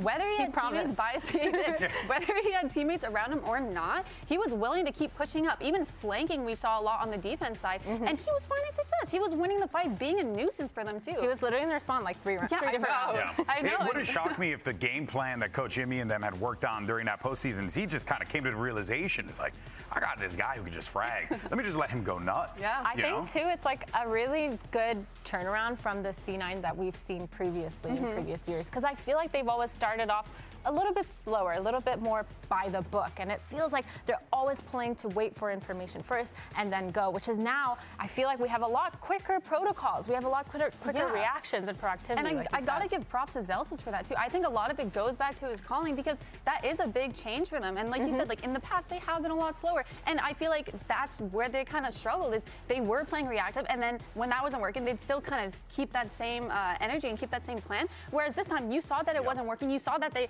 realized that they found success in their eco rounds. Like, oh, aggression's actually working out. Like we're almost winning these rounds that we shouldn't be. So let's try it in our gun rounds. And that's what worked. And that's what they stuck with. Like they were good at adapting there. Yeah, great point brought up there. Now, of course, for Loud, they put themselves in a bit of a pickle, given that they're down 1-0 in this series. Let's see what's going on with Romanilli, the coach for Loud, and see what they have to say going into Abyss.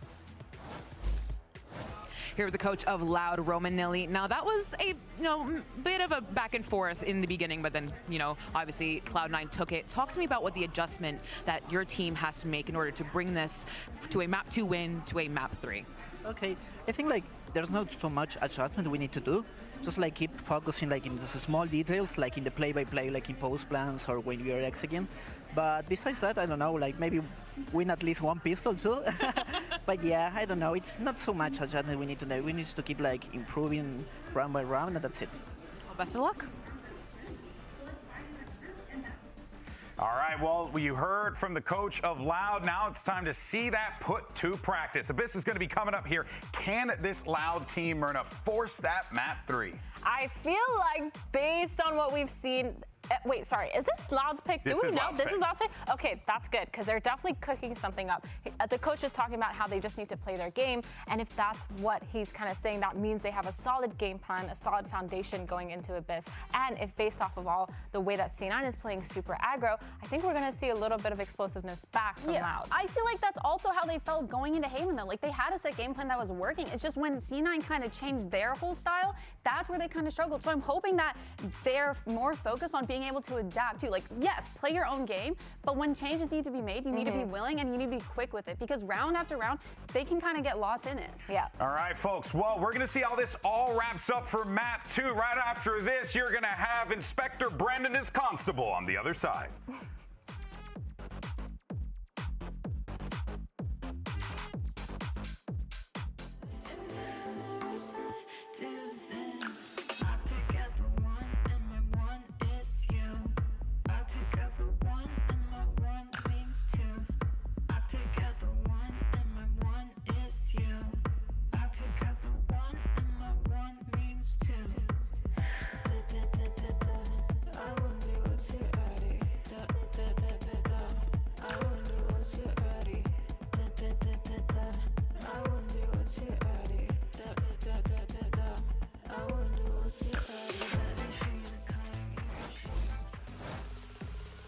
Well, welcome back here. Looking to see if Loud can bounce back here for their opening game of 2026. And of course, plenty more opportunities even if they do end up going out here. We've got this new and interesting format. I love it personally.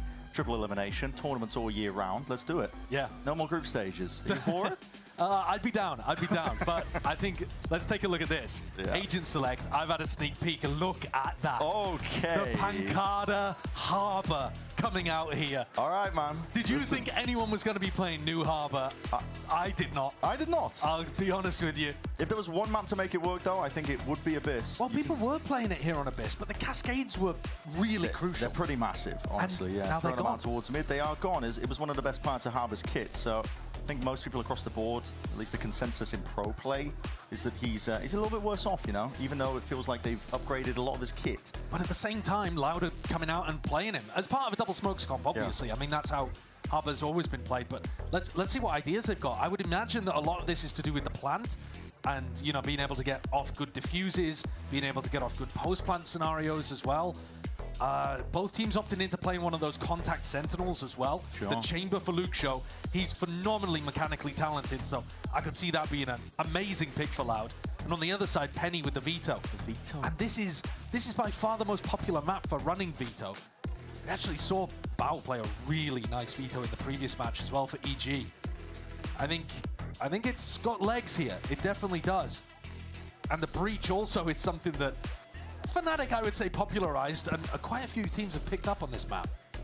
That also gives you some nasty B execs. Had some buffs heading into this patch here. Run him down, Oxy. It's what he was doing towards the tail end of Haven, but let's see as we are gearing up to get into Abyss. Map number 2 between these two teams. Loud not looking to go out that upper bracket nice and early here. They want to put up a fight. They want to take us to map 3. I'm enthralled with this Pancada pick.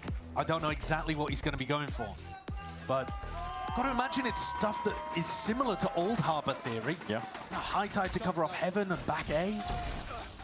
Early shot dart, nice bit of chip damage. Slow going though. Triple push down mid for C9. Clearing this out on a timing sets them up really nicely for an A retake here. Pretty perfect with the wall. Zeppelin did I plan for a long time by throwing out, you know, a shock and a recon and a drone. They've smoked off this trip, and I don't think anyone from Loud can hear that. No one can at all. And this could be deadly. Backstab laying in wait. Kawazine looking to see if he can reinforce it, but overwhelmed. That is way too many players to contest with. Instant with the call out though, and it's just flipped him on its head. Loud have no chances. No time to react here, but still Darker will do his best and more. Oh, that's an astonishing 3K. He got a 3K like that on Haven in the post plan on C as well. But this one even nicer. Everything was working there for C9. Overwhelmed Cowanzi. Credit to Pancada though as well, getting 2 with the ghost from this spot. Does end up dying to the aftershock, but he set up Darker.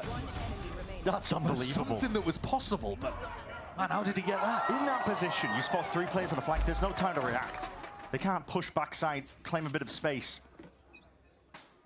In a moment's notice, the Loud players that were asked to step up. Darker delivers alongside Pancada. There's a trap here, fault line, and Oxy zipping over the top. Oh, they decided not to go for that light speed. Hold on, Hinder into the corner. That's the spike drop down. Hold on. You're going to try and push these players back now. Weaponry advantage is there, but this is messy stuff still. The bodies line up, and they all come toppling down. It's a lot of damage done, and it did look very scary, but Loud mop it up. It's going to hurt their economy a little. I think C9 could be fairly happy about that one, because it also conditions Loud to just be afraid of A main. Yeah. Because you could run into that kind of trap play again. I think both teams will be fairly content with how that one went. Relief, though, on the side of Loud that they got away with that.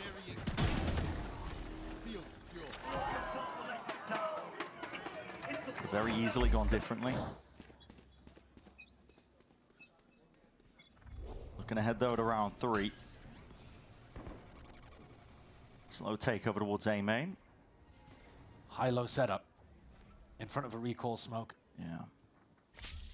Really common that attack recall smoke in order to threaten like you've got somebody on the other angle. You see now, it's a stun, a good fall line. Connects onto it, there's that defense though. Instant swing, Darker. I mean, Darker was a ghost. Yeah, Darker was playing anti-stun, but he had a weird weapon to be going for that. Thankfully hit the headshot though and scared Oxy off. He can shoot, this new guy. Yeah, dissuading that push. And now mid's a little bit of a gap because C9 have committed 3 players over towards A early. And the trip from Penny on B. Luke Show's been given an avenue. Double smoke up through here. Headhunter bullets in the back pocket in case he needs it. This is being watched for. Zelsis, though, his attention is turned, directed over towards the side. That's where the brunt of the aggression is coming through now. TP forwards again. But this is fixed. Looking to see if he can really just shut this one down. I mean, he dominates the smoke, returns the fire straight back around, hearing that one, but Luke Show, potential to get activated, shut down anyway. Oxy was quick on it. He's there with a trade off angle of Vic, still. Spike down A. Worse for the wear, but alive nevertheless. And his team rapidly reinforcing over towards A when they hear that spike drop down. Pancada knows he has no chances here, just needs to keep the gun. 10 seconds left. What a round from Vic.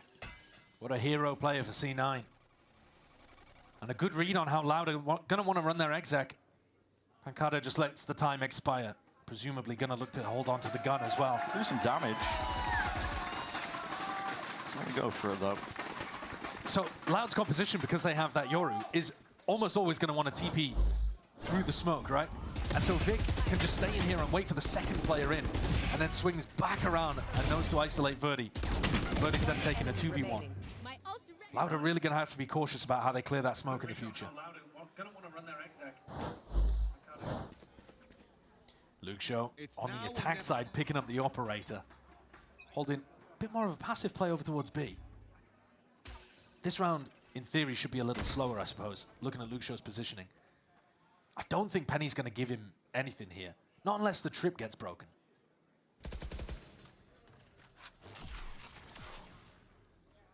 Mid is a bit of a weakness for the way that C9 are playing things. There's a lot of responsibility on Zeppa, but Loud haven't really figured that out yet. Verdi getting ready to pounce. There's nothing really being pulled out of Cloud9 at this moment. The mid-round drone going to be used to see if he can scout out. Zeppa's just looking to see if he can paint a clearer picture for his team. They're still holding their ground on either side. Yeah, I mean, C9 are waiting for the exec, and Loud are waiting for that fault line repush into A main. Oh, see, there it is. Hold on, fight. It's explosive. Before you barely know what's going on. Walking into a high-low there is always going to favor C9 to get one. And Luke Show has just not been offered anything over towards B. No. He needs a teammate to break this trip so that he can hold the angle. This is really difficult to do on your own. As soon as he gets activated, there's going to be the swing from Penny. I might even see 30 seconds left. Potential's there. Oh, he's just landed it still. What a read. Trip. It's going to be going off here. There's a chance to really enter your way back in. Up through mid. There's also lurks occurring. There's a chance here for Loud. Plant down. Cosmic Divide. Gives it that peace of mind. Pancada as well. He's holding back the Horde. He's looking to see if he can do it all himself. But that blind, that flash in his face. Zelsis chomping at the bit to get a hold of that kill. Pancada cleared up. No more question marks. It's a 2v3. Cloud9 surely favored. Loud are the ones that need to step up in a spot like this, and a Cosmic Divide of their own. Another blind, perfect as it is. Blind as anything. Kawazine cleaned up and traded. And towards the back of the site, Darker's got to do it all, but there's nowhere to run from that ultimate. Not whatsoever. The Rolling Thunder will catch and claim him. The breach util has been lovely so far from Zelsis. Put him in more of these supportive positions and the impact that he has is wonderful. Luke Shaw there getting picked off right before the Cosmic Divide came through those. A bit brutal for Loud. I mean, every flash has been perfect as well from Zelsis. The flashes, the stuns, the ult towards the end there was a great investment too. And Oxy gets an op online, so now the defensive positions can shift pretty radically. And this is one of those options where Penny's probably going to set up for Oxy. So now that Oxy holds the B line, Penny gets to throw an interceptor for him and then basically just play the other side of the map. Yeah. And he's got those rotates set up so he can play in mid and get out very easily. So now mid, which was a weakness for C9, has been pretty heavily reinforced because they can just leave B to Oxy. And what a time to reinforce mid, because on the eco, Loud are headed in that direction. Just trying to default into taking a bit of map control when they've got these weaker guns. That's very early to escape. Yeah, just crossed it up here. Perhaps the smoke's in his face. I would have expected Penny to stick around and try to get one and then get out. Still looking. Penny off angle. Looking to just hold this one back. Verdi's making a whole lot of noise and ruckus for Penny. He knows that mid is compromised. It's going to be communicated, at least from him. Pancada is trying to bait Luke Show, and Penny is so aware. He's locked on that angle. Not letting anything get past him here. You do not want to be stepping into this one. Vic is trying to create a gulag of his own there, straight into that smoke, but dropped off anyway. Quick sheriff shot to the head. The judge is no more, but Zephyr forwards, revealed! Spray control is connecting the dots! God, that's a bold play for Zephyr on an anti-eco to step forwards. There is time for that reveal to travel towards you, but he was in there, caught out in the open. Could have very easily been punished, needed a friend. But clean things up. And now Penny gets the operator. So previously, it was Oxy opping. Now Penny's picked it up and headed over towards A, which implies to me like Oxy wants to push, right? Yeah, looks like a very aggro play. You're expecting it potentially to be full pushing out through B here, and just going for the info. Supported by both initiators while he's at it. Phone line double dash, but no one is home. And no one heard it. You know, Loud doesn't know that Cloud9 have full pushed out B here because they weren't running a default at the start of the round. Might have seen the deep dart to give it away, but that's going to be Dimensional Drift anyway. Verdi trying to gain some of that ground. Luke Show locked onto one of the angles here. Vic is just trying to lie in wait, but spotted out. Pinged. Just trying to hold on towards the back of that side. It's pretty essential here for the Cloud9 game plan. Spam goes both ways though. Makes it hurt here for Verdi. Stars drop down. It's going to be tough in the retake, especially when Kamazine is working with that ultimate. Oxy threatening. He could be onto the flank there, making a lot of noise in the process. I think Packard has heard that he's gone back to the rest of the team. And now that's that Hunter's Theory as well. See when that hit is just attempting to come through. Vic had nowhere to really run from that spot. It's a good proactive ult. Dark is still holding it all down towards the back of the site. Celsius and Oxy now left in a 2v3, but already the positioning's the rolling retreat. Loud back, safely entrenched. Hold on, that stun could have been everything. Luke Show just covers them all. Headhunter in his hands. It's a three-piece in a round for him. A nice showcase of the mechanics there towards the end from Loud. And it was the op-v-op battle that he won early on. Look at that with the recall smoke too. Great little setup from the team.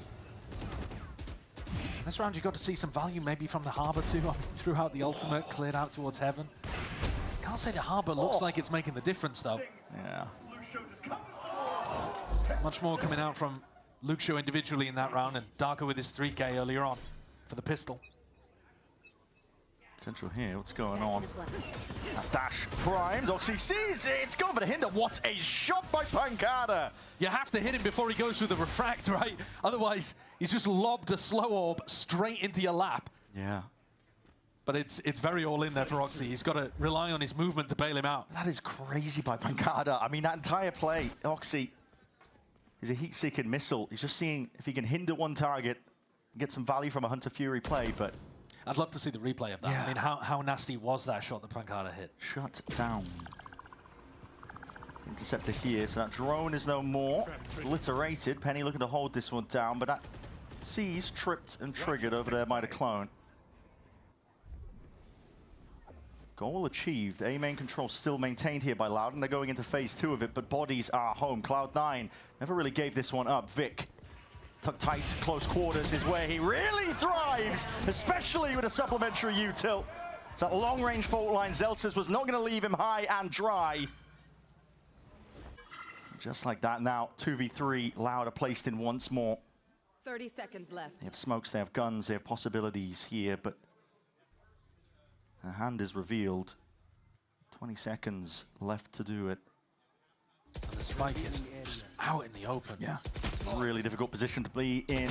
Celsius contact court. There's a swing. Penny and Zephyr combine their might and get that one round lead so far. This tightly contested so far on Abyss between these two teams. Well, this is how it went on Haven, wasn't it? A little more streaky, but when C9 were on the defense side, it was close. It was back and forth. Oh, here it is from Pancada's POV. Yeah. Yeah, I mean, he doesn't hit the crazy shot in midair, but he's got a really nice prediction of where Roxy's going to land on the floor. The real thing that destroys this round, though, from Loud, is that they didn't sell the fake properly on the B side. No. I mean, Penny just realized instantly that it was not real pressure whatsoever. The drone gets broken, and then he sees a Yoru clone come in, and he's like, all right, guys, this is not real. Yeah. This is very clearly a fake. You can keep 3 stacked on A. And that information is all that C9 needed to be able to win the round. Yeah, and I'll have to correct myself as well. I mean, I said it was tightly contested. It is in terms of the score, right? Just one round is all that Loud are trailing by. But really, if you look at the timeline, it's been Cloud9 in control. I also this think round 2 for Loud. I think Cloud9 played the macro of the pistol actually better than Loud did as well, but Darker's 3K was fabulous to be able to deliver it for them. So I think Loud are struggling a little bit, in terms of finding that, finding the weaker site, navigating all of the traps that are around the map for C9. Because C9 are doing some interesting stuff, mixing the operator up. Sometimes Oxy has it, sometimes Penny has it. You don't necessarily know, is it with the aggression? Is Oxy going to be pushing out and you're running into the op on the other side of the map? Are you going to be running into a fault line? Like, I think this is a really well-constructed defense side for C9. Lots of layers. Yeah, clear levels to it. And in theory, this should be the weaker side of the map, the defense side on Abyss. That's how it's historically gone, although, you know, we watched a 10-2 half earlier on in the first game of Kickoff. Oh, yeah. Evolution is pulled out. Yeah, the Evolution as well. Penny looking to just disrespect Util that comes his way. That is a crazy smoke with the angle, but it's almost like Verdi does expect it. Stun popped off. There's a connection. Darker was just left high and dry. Kawazine looking to reclaim some of that space, and he wrangles control, at least with the Stinger in hand, but Penny is still another layer of defense alongside Zephyr. And there it is. Just muscle memory kicking in. Didn't need to dodge the flash there. Swings into them anyway. Funny to see it. That's such a funny clip, because I don't think he full turns the flash either, does he? Like, but the muscle memory kicks in early on, and he has to consciously work against it. Yeah. Yeah, obviously. I mean, if you're unfamiliar with Veto, the ultimate makes you immune to all types of utility. So not hit by a fault line, not hit by a flash. Disrespecting it. Constantly healed back up to 100 HP as well. It is a really good ult. Gives you some phenomenal value. Operator in the hands of Vic. Okay. This is getting passed around like a Secret Santa. Yeah. Family heirloom. Fault line, another play to be made here. Hello. There it is. Diversion pass. Seeing if they can really get a move on. Oh, those players weren't quite caught. Exchange the weaponry. It's a 1-for-1, and I think Cloud9 are going to be happy that they really even just got that. Luxio droned out of mid as well. Luxio can get active on these really aggressive lurk timings, and that was a win condition for Loud all last year. Get this guy, who last year was in his rookie year, into spots where he can take 1v1s. Cloud9 have to be aware of that. It's Zeppa's job to keep him back. And this, Penny can play for one and teleport out, but he loses. That's a bad fight to be taken there. Zeppa though is fast with the trade. Cosmic Divide. He's worried about that mid control. It was compromised to the middle section of this round, so he does have to clear it. Open site though for Loud now, 3v3. Best position they've been placed in a long while. It definitely is, but it's not the world's greatest plant. You know, it's not super open. Luxio forced to play pretty aggro here. Are you fairly happy with that as Chamber? Yeah, very aggro. Just within range of the TP here. Fault line online. No connection though. Hold on, just the threat of these players swinging. That's a respectful TP. Out towards the backpack. Had a spotted. 2 bullets to the dome. Luxio left into the 1v1. It's all on his shoulders. What a delivery. God, he's good. And Loud need him. Picks up the op towards the end as well. That's a pre-fire towards the end onto Oxy. Shutting down the player that was running him over on Haven. Whiffed a little bit on the first one when he was positioned towards Rafters, forced to take the teleport, but wins the 1v3. Spectacular round from Luxio. Vamos, Luca! Well, that stage 1 performance was not a flash in the pan from 2025. This guy is for real. Sharp shooter. Oxy. Go around and bullet to the chest for Verti. He's no more. He will not have been expecting that. No. I mean, the op has not been the one pushing. They've been trading this op around from player to player, but Oxy's been pushing with a rifle, never with the op. Cloud9 has been their entire game plan so far this entire series, is what it feels like. Yeah, just mix it up. The unexpected. Aggro pushes. Luxio did get value in one of these rounds using a recall smoke to set himself up on an angle, win an op fight, and Oxy's coming, rotating over to A. And Luxio might have an opportunity to take a fight like that again. Mid is being held quite passively. And Lucio does fall, loses the up 1v1 this time. It's a big pick-off. That could have been a backup option to drift back into the A hit with Lucio inserted over towards A main. Now your options are running a bit dry. Locked out of B. 40 seconds left roughly to work with here, but this is all thoroughly locked down. Celsius taking contact. Smoke dissipates. Position's noted. It's an awkward place to be taking a fight, but Penny on the off angle. It's a bullet to the chest. Slow down. Kawazine just locks in. Zelsis just has to play to survive here. Try to tie them up for as long as possible. If he even can. His position again noted. Playing around their own wall. There's time running short here. Loud have got to try and get this plan down safely, but Zelsis is like a fox in the pen right now. This guy, he's hounding them still. Shut down. Kawazine, make sure to get a handle onto it. Threaded his flank coming through. Kawazine is doing a ton of damage before eventually taken out. Brings it to the 2v2. Oxy and Vic, another ult online. Orbitus, at least that Cosmic Divide. Enough to split it up. Double-faced. Pancada drifting in and out, dancing around the bullets. That's lights them up. Really good coordination there towards the end from Pancada and Darker. As the ult comes through from Vic, Pancada realizes that he's stuck on the other side of it. They immediately throw a recall smoke and double swing behind it. That is crazy. They're following up off the Astra utility really nicely, and Kawazine has had a hero round as well. Keeping things level at 5-5. You might have called it a bit too early, saying that it was close for over half, but it's definitely played out that way. It's shaken up now, isn't it? How low? Okay, Rolling Thunder is primed. Ready to be let loose off of Vic's contact, it looks like, but no one's really home. Loud aren't poking, prodding over towards that section. Instead, it's mid. What is this setup over towards B? I mean, I'm taking a look at this trap play. Yeah, it's Vic's contact, Rolling Thunder. Yeah. It's bizarre stuff. Yeah, I mean, that is... I've never seen this before. Spike was just dropped down, making all the noise in the world in mid. Zephyr, knowing that mid's compromised, he's missed the window. Luke shows straight past it. He's just seen the leg, though. Dart, it's going to be used here. Looking to claim that fight, but he doesn't know. Not a clue at all. Luke Show is inserted, and look at this guy now. Backstabbing him, rifle in hand, just poking out towards the side. This is chaos and anarchy. It's Cloud9 losing control and sight of where this round was going. But at the same time, they are never going to expect that Zelsis is at cliff. I mean, is this guy going to be able to do anything? Can you even do anything from this spot? I mean, listen, Verdi's low, drop down, it's damage done. He's only got the Bulldog, though, and what do you do from this spot? Fault line, potentially reinserting himself, but it's all cleaned up in the end. Loud, ready for it. Now they're the ones taking control, taking the lead here in this half. I think Pancada's figured out that mid is a big weakness in a lot of the setups that C9 are running.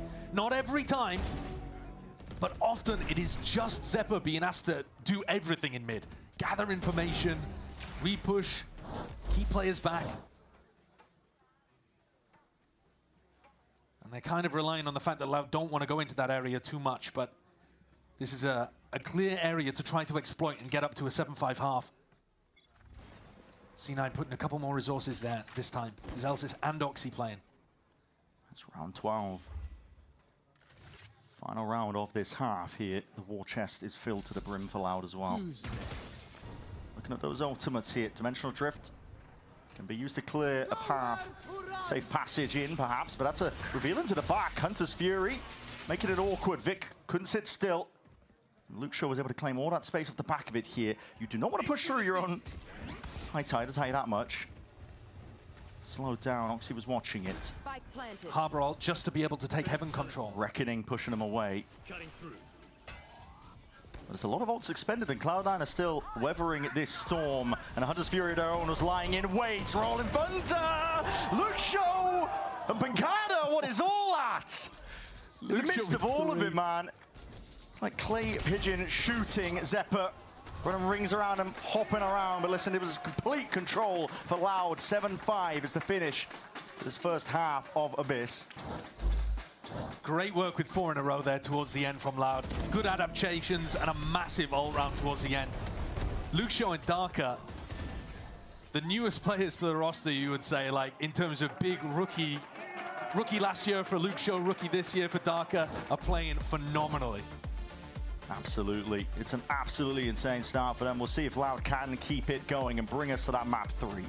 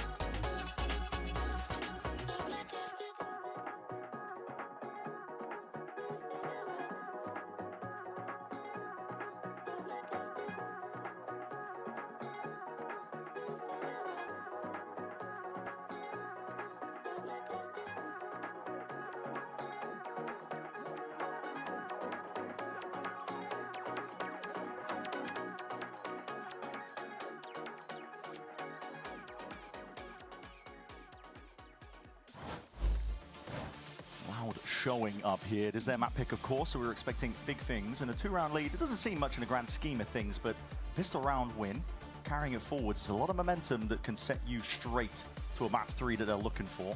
Romanelli, the Loud coach, was saying it would be nice to win, you know, a pistol round after losing both on Haven. Well, they got the pistol, set them off fairly nicely in the first half, and now potential to, as you said, move a little further into the lead if they can grab both of them here on their map pick of Abyss.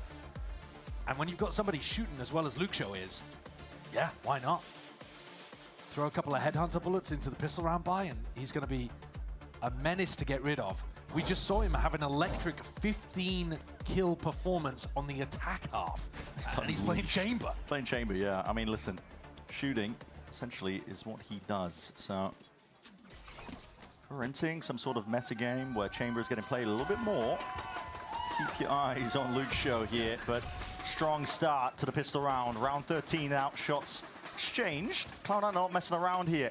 It's a rumble, and now that double dash, there's nowhere to run from. That one still Oxy will respect it.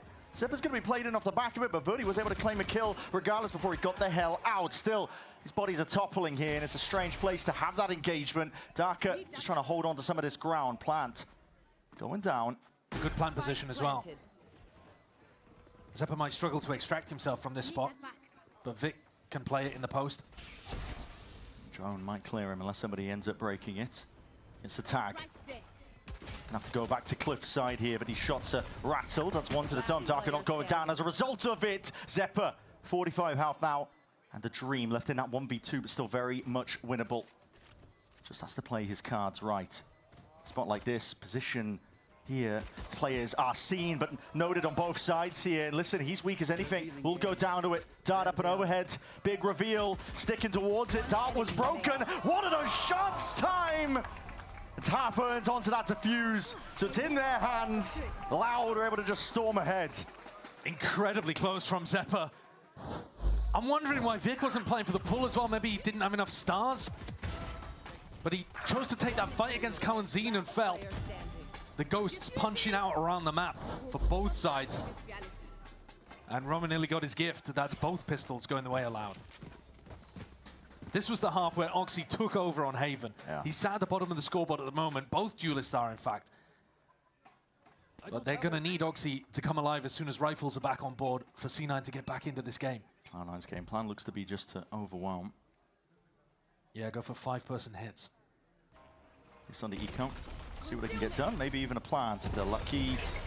Double dash in, fault line forwards. It is anarchy here towards the back, but delivering, and the Storm trying to hold it all the way down. Luxio and Darker, they do their best. Darker might fall because of it, but Luxio surely has bought enough time at this point. Oh my God, ew. Don't worry, that wasn't corn cam. Yeah. Wait a minute. I mean, it feels horrible when you're the final player alive and that kind of thing happens. You know that players all watching you. Oh, oh, I'm choking. I'm planking in clutch. Listen, he wasn't set up. He didn't really have a gun. No.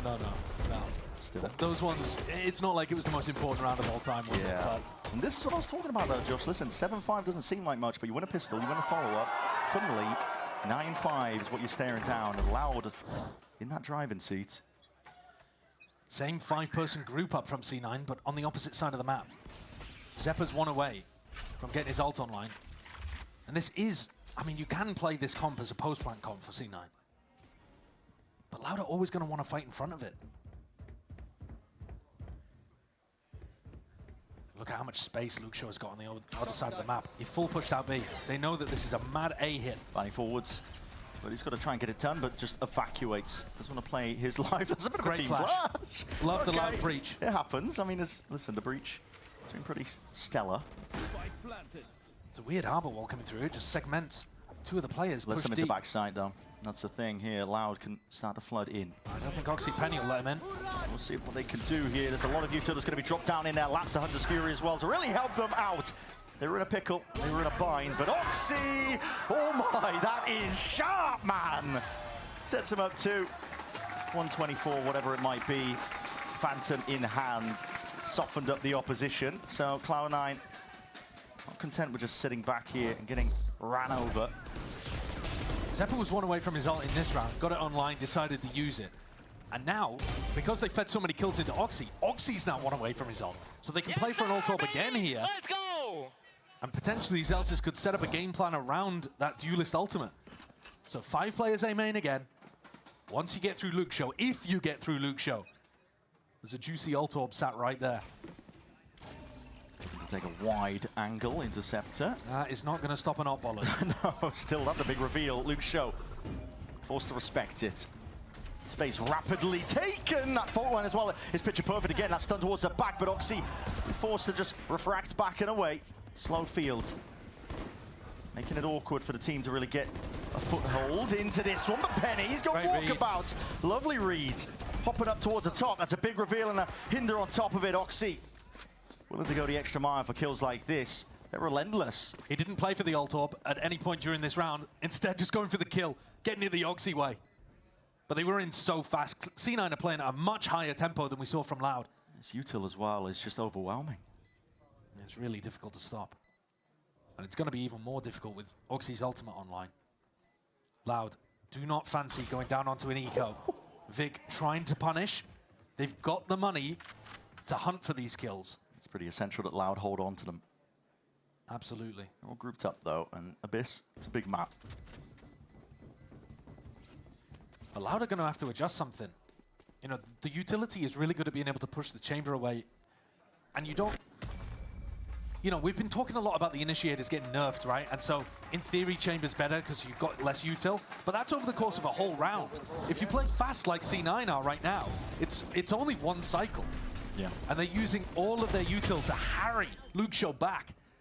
Tried to take kind of 3 different fights there. One close in A main, one on site, and then ran all the way back to spawn. All 3 times pushed out. And then eventually finished off by Penny. And it's the same again. C9, 5 grouped up. Why change a winning formula? If it ain't broke. Break it. Oh, if it ain't broke, don't fix it. Yeah. I need a new co-caster. The drone's going to be clearing. Again, that due diligence just in case Luke Shaw was playing there. Now we see it. Ult popped off, but clearance off onto that one angle. Verti plays around it for a second. Gets his team back in with a pick like that. It could be much better off. Verti's not stopping, not anytime soon. Vic steps up to the challenge anyway. Penny off by his side. Dividing and slicing up most of the site in the process. They have brought it to that 3 versus 3. Kawanzin already used his recon, so this plant's going to go down fairly uncontested here if Vic commits to it. And he might have waited too long. Yeah, he was, I think, trying to pull out some of that util, but trying to hold this one down. What a shot by Luke Shaw. God, he's so good. He's got the headhunter to work with, and the shot's just going wide. Penny matters into his own hands. 4 kills for him on the round here, and Cloud9 are now just trailing by 1. They needed Penny to go wild in this. 14 and 10. Going up towards the top of the scoreboard, because this was a really nice read from Verti. Down A. That Waylay ultimate is almost always going to go towards heaven. Yeah. And so he tucks on the opposite side of it, gets the punish. And it required something magical to come out from Penny. And Cloud9 keep the win streak going. That's 3 in a round, and it's forced out attack timeout from Loud. They need an adjustment. At this point, it's very clear that what they're doing cannot stop these big 5-person hits onto sites. I mean, even when Verdi is getting the best possible opener, taking out Oxy, yeah, just pulling his way back into the site, still not enough. It's understandable to be taking this tack pause. Well, there are a lot of different options here. I mean, Loud could be hard pushing out the other side of the map. Yeah. You know, Verti could be, instead of trying to hold the A site with Luke Show. But I mean, even if you are holding the A site with Luke Show, in theory, you can do a lot of ping-ponging with these two untradeable agents. You know, you set up Luke Show on the first angle, he TPs back, he plays in Verti for a flash peek. But this rolling wave of C9 utility is very difficult to play into. And playing it for retake on Haven simply did not work. Because C9's post plants are really aggro. They're looking to push into heaven. We've seen those additional layers here on A. Once they take the A site, drone goes into heaven, Oxy's pushing. You have to deal with extra layers of breach util. It's tough. Yeah. Scoreline deceptive here as well. Louder feeling that heat. Need to look closer than it is because of the result of the pistol rounds here. Cloud9. Pressure on. First time that we've not seen all 5 from C9 in the same spot. Evolution. Drone. Verdi just disrespecting. Looking to hold it down, but that is a gate crash that's going to be working its way out. What a shot, still overstaying himself. Really feeling like they need to fight over A main control. Yeah, they forced out of that. All of that utility has been forced before Cloud9 get to the A site. But they just walk in. They just walk in, disrespecting it. I don't know that Kawanzin has the read on this either. Maybe they do. Deep wall. The wall from Pancada indicates that they might have some idea. Lucius holding it as well with that tour de force, surely. You've got to think that he's got it, yes. Slowfield makes it even more awkward for Zelsis. No attempt of a follow-up. Any semblance of a trade. And yeah, watch 4 up into heaven. Good time to fight back here. Drone in your face, tagged up, running and gunning. You can do not much from that spot here. So Loud make a good adjustment, in my opinion. I was a bit worried for Verdi. It felt like he was at the beginning of the the rounds really overplaying, overstaying almost, but he did have backup in this spot from Kawanzin as well. And it forces him to use a lot more util. Yeah, and I otherwise would have been. Even if Verti just goes, one-on-one in that spot, all of the utility that would have been used for a big site exec is getting bled out early on, just to get through that smoke. Yeah.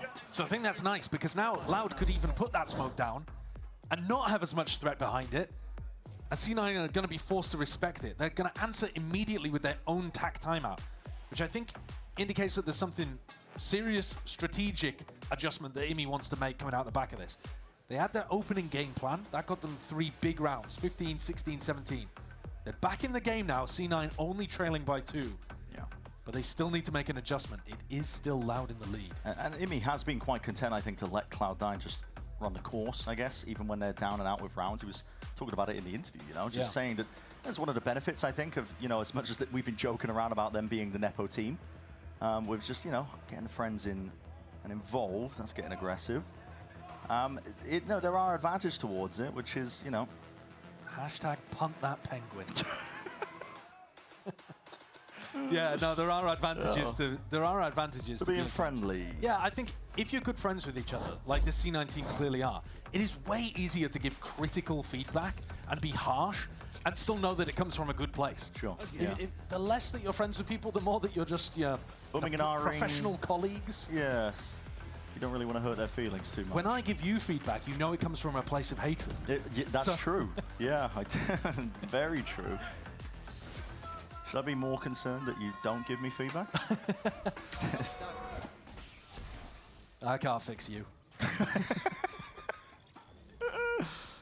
Okay. I mean, safely conditioned, though. You can see it. What you were talking about, Loud can place down a star, not really put too much else behind it, but the threat is there. Yeah, and it actually allows both of these agents to go for the double walk down mid and take pressure in that direction instead.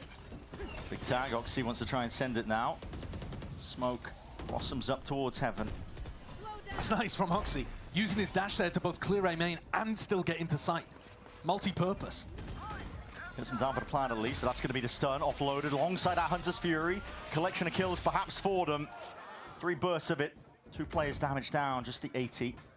Really close, but no plant committed for C9. They couldn't get that down, so This is not a post-plant scenario. Loud continue to apply pressure to deny. The next wave of things here. As ult popped off onto either side. Cosmic Divide, Dimensional Drift looking to clear most of the way. Zelsis knows that there's players perhaps encroaching upon that territory, going for it. That's a crazy swing. Just traded out. They know that there's players onto the flank. It's Cloud9's job now. No hesitation. They push forwards. They realize they've got a late claim to most of this space where the flank is compromised. They do so with glee, but the spike is not planted for them. Job's not finished here, but players are just wading right out into the open. As the smokes fade away, Penny is just dominating, decimating the opposition. Luke Show trying to run rings around them now. It's just one player, one man, what can he do?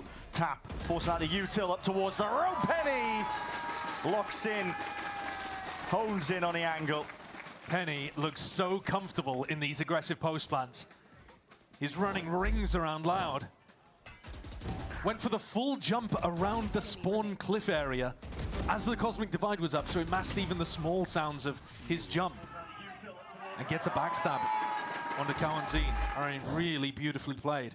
It is still Luxio who's top of the scoreboard. It is still Loud who are in the lead, but this is an eco round for them, and C9 knocking on the door of making this one level, and I think they look like the team that has a better chance of closing it out so far. Trip, and they've got that abundance of util. Carves out a path. It's still a 5-person hit from C9. It's just on the other side of the map, as Loud put all of their resources on the eco to fighting in A main. Great read from Zelsis.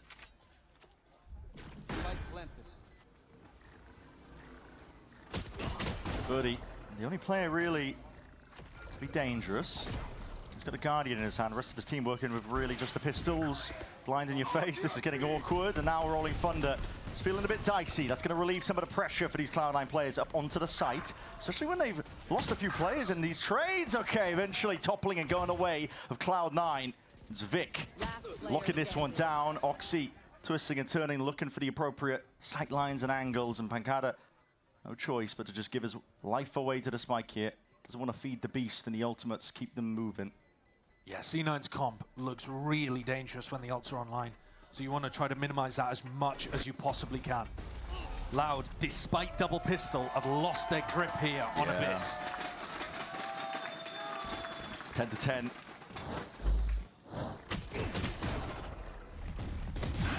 The game plan of going for that smoke and bits of aggression over towards A main is still good. Very precise kill there from Vic too. He's not afraid to take fights, even though he's on Astra in the post plants here. He's really holding his own.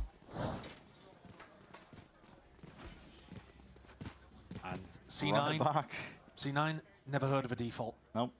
We go into a B exec off barrier drop, just like the previous round. Expectations are heavy now onto Luke's show. Drone, he hears it, double dash forwards onto Oxy. What is that? Up towards the high ground. No one watching for it. Luke's show has got free reign at the site, and with that high tide, ripped his way across. Buying space. Availability for the rest of Loud to get involved into the action. Stalemate. Called for shock darts raining down in through the back, and a fight to be taken off the back of that flash. Vic sidestepping, but from on high, Verti is willing to seal it up. Luxio's setup could not have got them more value there. Finds the opener, TP's back on the high ground, and there's a little snack running around on the floor. Gobbles it up for 26 kills. That's a great opening kill. And yeah, Penny's going to investigate the scene of the crime. Not a clue. Swats him down. Now, if I'm Zelsis, I'm just going back to A because that's what was working. But here we go, spread out a little bit more, making the strategic adjustment. And this is where you might expect Imi to burn his final tack timeout as well. I think if this goes wrong, and Loud are up to 12, that's where Imi will have another word.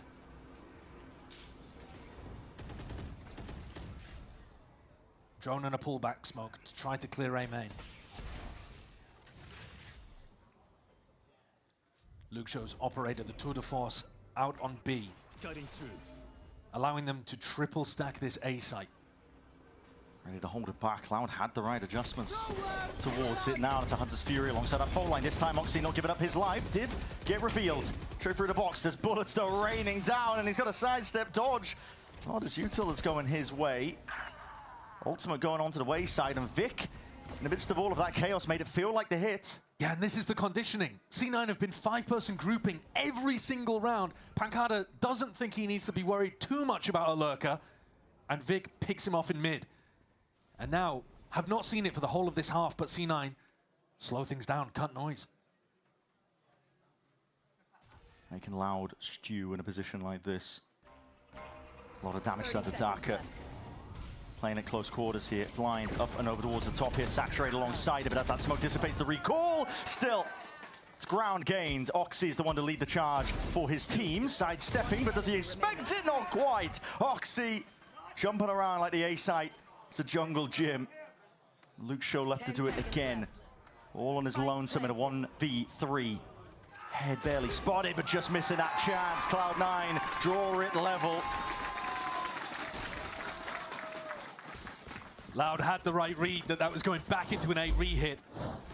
But Oxy was too much for them. On the entry, takes down Darker and Cowanseen. Up and over the top of Verti. And just as he was doing on Haven, starts to activate even more the deeper they get into the attack side. Now he's got his ult online.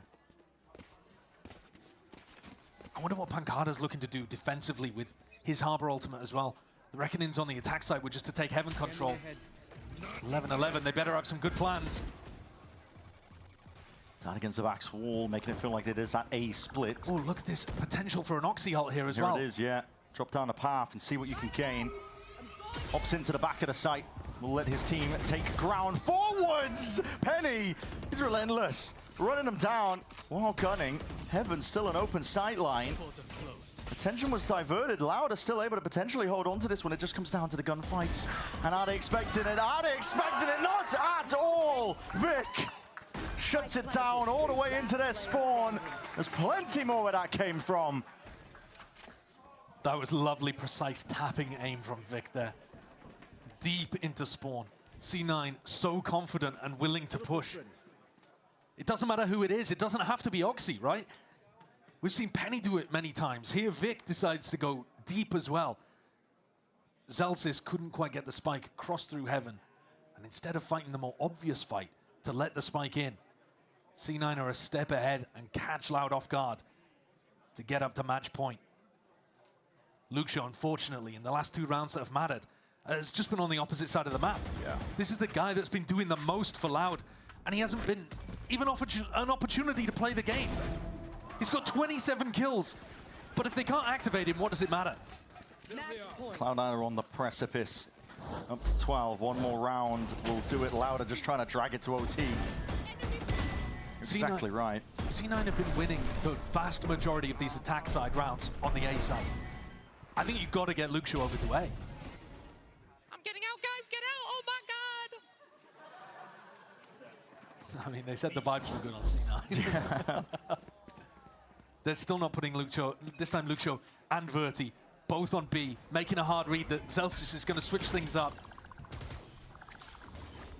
Moving a bit differently here. Yeah, this is super different. Cosmic Divide. A fake into a mid push. Safe plan, but perhaps Oxy commits to it. He didn't have to worry about the sidelines and the bullet traces. He can follow them and lead it all the way home. This was supposed to be the fake. 2 wrapped out. Oxy wasn't supposed to get all this done. Pancada finally shuts him down, but look at the space it's opened up. Zelsis has bent their brains in the final round here. Luke Shaw full pushed out B. Thought for sure they were committing A. Runs straight into Penny, and the spike is planted on the opposite side of the map. Pancada's brain rattling around inside his skull, trying to make sense of what is going on here.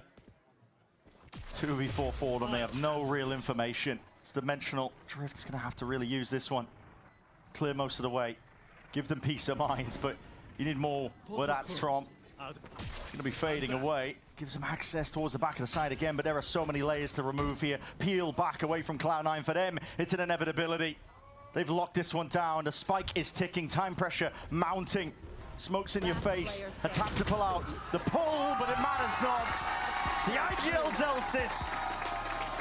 Sealing it up and closing down shop. 13-11 for their opening match of 2026. Not only is that a great 2-0 for Cloud9 to get, avoiding one of those 3 strikes that you can take across kickoff.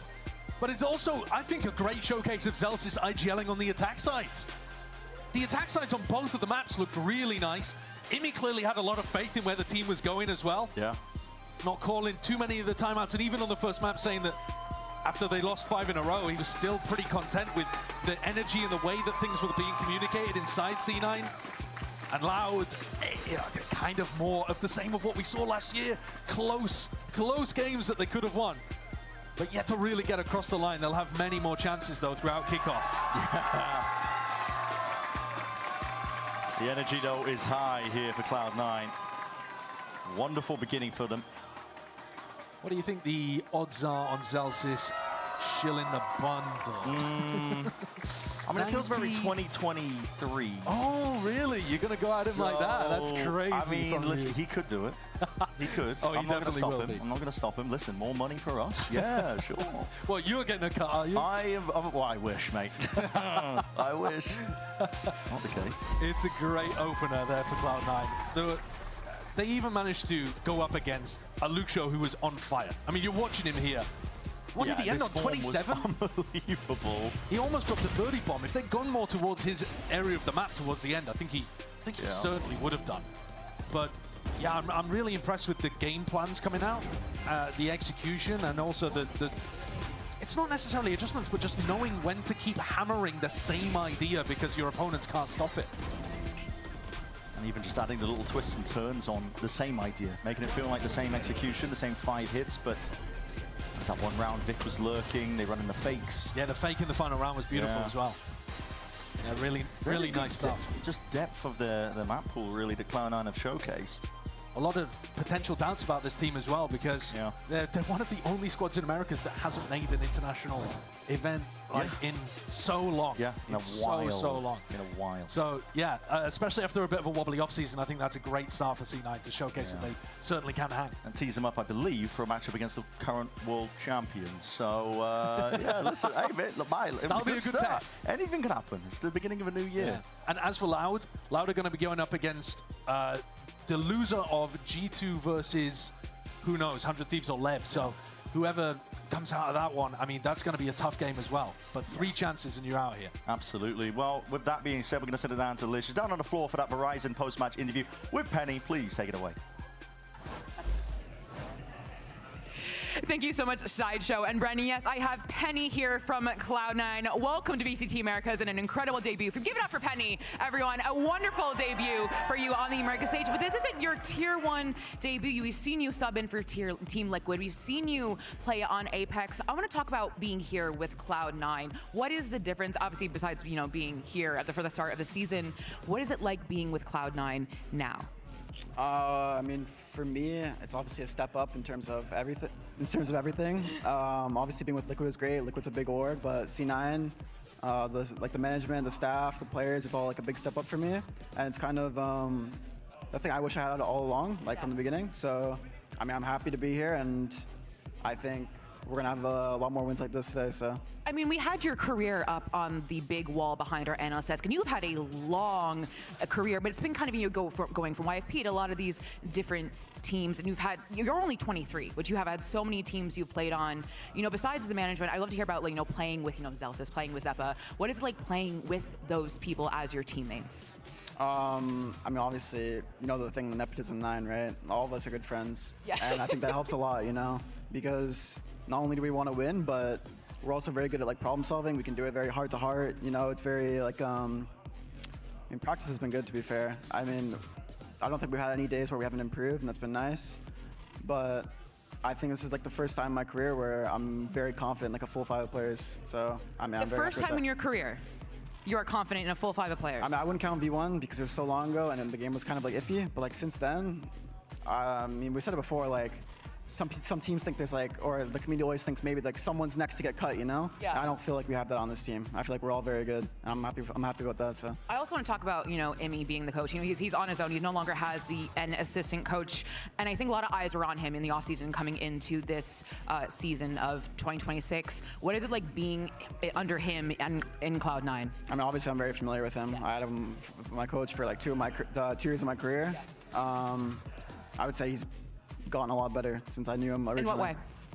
Every aspect, I think. His player management, emotionally, tactically, I mean everything. Like, it's good to see the improvement from all of us, because obviously I've improved since then. Zealous has improved since then. So I mean, we're all kind of like regrouping back now in like a better like form of ourselves, you know, from back then. So it's nice. I mean, one thing I want to ask you as well is kind of the Cloud9 kind of story and narrative is about, like, you know, the Cloud9 curse. You know, you guys have an incredible group stage, an incredible beginning to a stage, and you just can't quite make it to an international event. You seem very confident in this team and seem very confident in your ability to make it to an international event. If I'm picking up what you are putting down, does it come from your vibes? Does it come from your mechanics? What does it come from? I think it's everything now. I think this team has all the experience in the world. We have, I mean, still like the young power. We got Vic and Oxy, you know, just unreal players. And me, I'm still young myself, you know. And you're like very talented. Long career, but I'm only 23, and that's about probably the average age of VCT, you know. Yeah, I think we have it all. Like it's kind of like, I mean, at least how I see it, because I'm here now. But like all parts of the puzzle to like make the internationals, you know. And our goal is to make as many as possible. So. Well, we can hear from Matchpoint with 2 players from Cloud9 there. Thank you so much, Penny, and I'll send it over to Matchpoint. Thank you.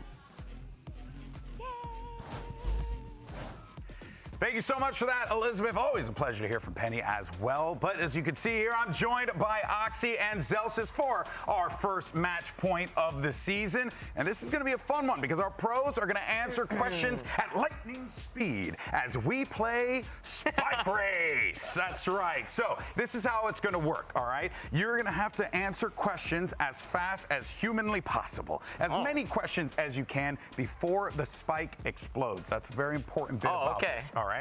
And then the winner at the end is going to get a special prize. And look at that graphic. That right there. Wow. Someone got a degree to do that, okay? Unbelievable. All right, let's go ahead and do this. Zelsis, you're up first, my friend. Wait, we got to get the spike planted first, so I got to hear that. Make sure that we're good to go. And then once we are, there it is. All right. And it's... All right, what team did we just beat? Loud. Who is the newest Val agent? Vito. Name a sniper rifle on Val. Operator. What color is our jersey? Blue and white. Where is our Masters 1 located?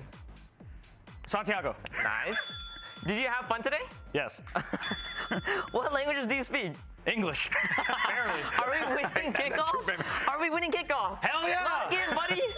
Which agent are you the worst at? Your. What? Are we serious? Have you ever had a dream about playing VALORANT? No. Never? Never. What is my name?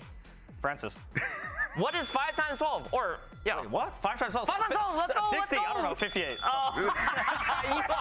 Is it 60? Yo. All right, we got it. We got it. What was that again? Production, give me... All right, 10 right for Zelsis. All right, 10 boys. right? Swap What? sides. You go right there. No, give me those questions. Oh, okay. So I get different questions. A new set of questions. All right, and you stand right there. Okay, so you know the rules of the game. You're good. You know, pace yourself. I'm going to lie to him. Okay, remember, he's got to beat 10. Don't do that, okay? Okay, All right, let's start this up. Let's get that spike going. Once you hear the spike planted, we begin. Spike planted. Name an anime. Bleach.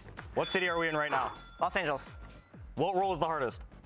What? What role is the hardest? Role? Role. Role. Role in VALORANT. Duelist. No. Is the bandit overpowered? No. What VCT bundle should our viewers buy? C9 bundle. Hey, buy that right now, What guys. year did VALORANT come out? What? What year did VALORANT come out? 2020? Oh my God. You said 2022. Who is the most underrated player on our team? On your team? Penny.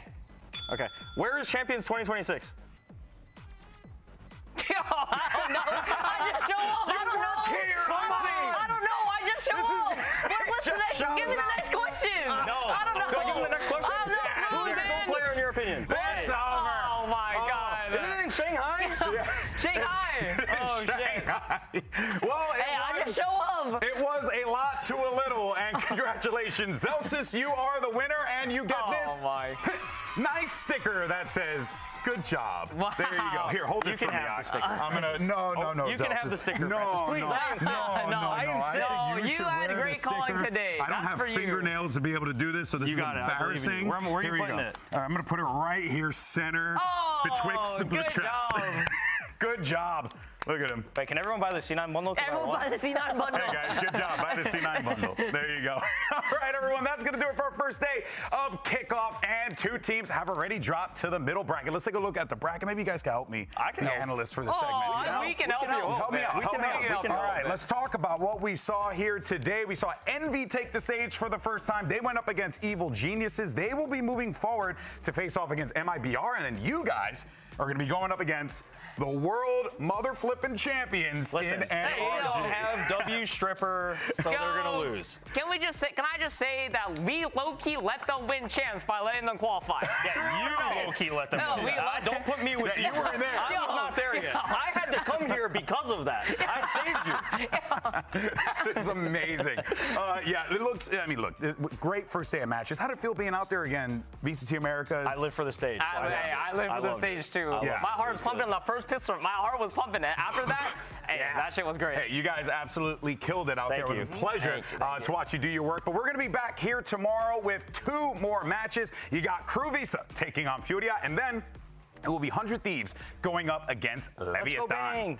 Now, you can see any predictions? Any predictions for tomorrow? I'm going Furia 2-0. 100 Thieves 2-1. Ooh. Yeah, I mean, honestly, I don't even know. Don't ask me. Always ask Joe. Okay. I just like. All right, go everyone. Francis, go kill. Just go kill. All right, everyone. That's going to do it for us today. We thank you so much. Zoe's going to be in the driver's seat tomorrow. I'll see you guys on Saturday. Take it easy. Adios, amigos. Bye. Great job. It's not just the first pistol, it's the first map, it's the first series, and it's the first time Envy are going to be playing up here on the stage. On the other side of things, Evil Geniuses. I think Envy can just get that up, go on for the hit. Val looks for a shot and will secure it. Hold on. Val already primed the evolution. That's a nice shot from him, lining him up. The rest of his teammates start to move on forward. Extra is down, and Val with 4. Gets another for EG. You are him, bro. Operator now peering out of heaven. Inspire above them all, takes his shot, takes his time, and again he falls for 3 for 4! EG want this mid-fight. Have 5 players ready for it. Oh, hold on. Digis in, teleports forward. Kesnet just mowed down. What on earth just happened? EG take the first map of 2026. Kesnet is up on top of site, and Envy continue on in. Nice hold. So it's just Kesnet now in 4 on the round. Keeps Evil Geniuses in it. Supa's on relatively low HP. There is a world here where Envy can get the spike down. Paranoid forward, pushes back in the corner. Rossi for 3, and a 50-map win for Envy. They see it through to Bind. Kesnet taken down. It's not comfortable as Inspire lays on up. Sends him home. 5-0 for Envy. They can't escape the side. They've got to buckle in. And now it's just Rossi. He's knocked down. EG take another back-to-back. 1 by 1, the members of Envy into the site. Now bring it to a 2-on-3. No smokes available. Extra's right in front of it. Extra for 4. Envy, from Challengers to Ascension to Americas, will take their first series under the lights. Their 2026 debut, here is C9 and Loud. Making a move on now as well, but these smokes still blooming in their faces. Darker's left to try and hold this one back, and hold it back he will. That is elite stuff. Nice and early here, it's damage done. Oxy, weak as anything, but listen, Cloud9 are backing it up with really stronger than words. It's the guns in their hands that are doing the work here. Coverage on every single angle. Clean stuff from Cloud9. Oh, he's seen it, spotted it. There's blood in the water, and he sniffed it out. Blossomed up, and he's just spotted out into the open. Hold on, he's jumping straight into that anchor smoke. Spin of a dime. Luke Show, his life claimed as he was leaping out of the sky. Haven is Cloud9's. And pulls a backpack, had a spotted. 2 bullets to the dome. Luke Show left into the 1v1. It's all on his shoulders. What a delivery! So a lot of YouTubers going to be dropped down in their laps. 100 Fury as well to really help them out. They were in a pickle and they were in a bind, but Oxy, oh my, that was sharp. Let's go! Up and over towards the top here, Saturate alongside. As that smoke dissipates the recall, still it's ground gained. Oxy is the one to lead the charge. Sidestepping, but does he expect it? Not quite. Oxy is ticking, time pressure mounting. A tap to pull out the pull, but it matters not. 13-11 for their opening match of 2026.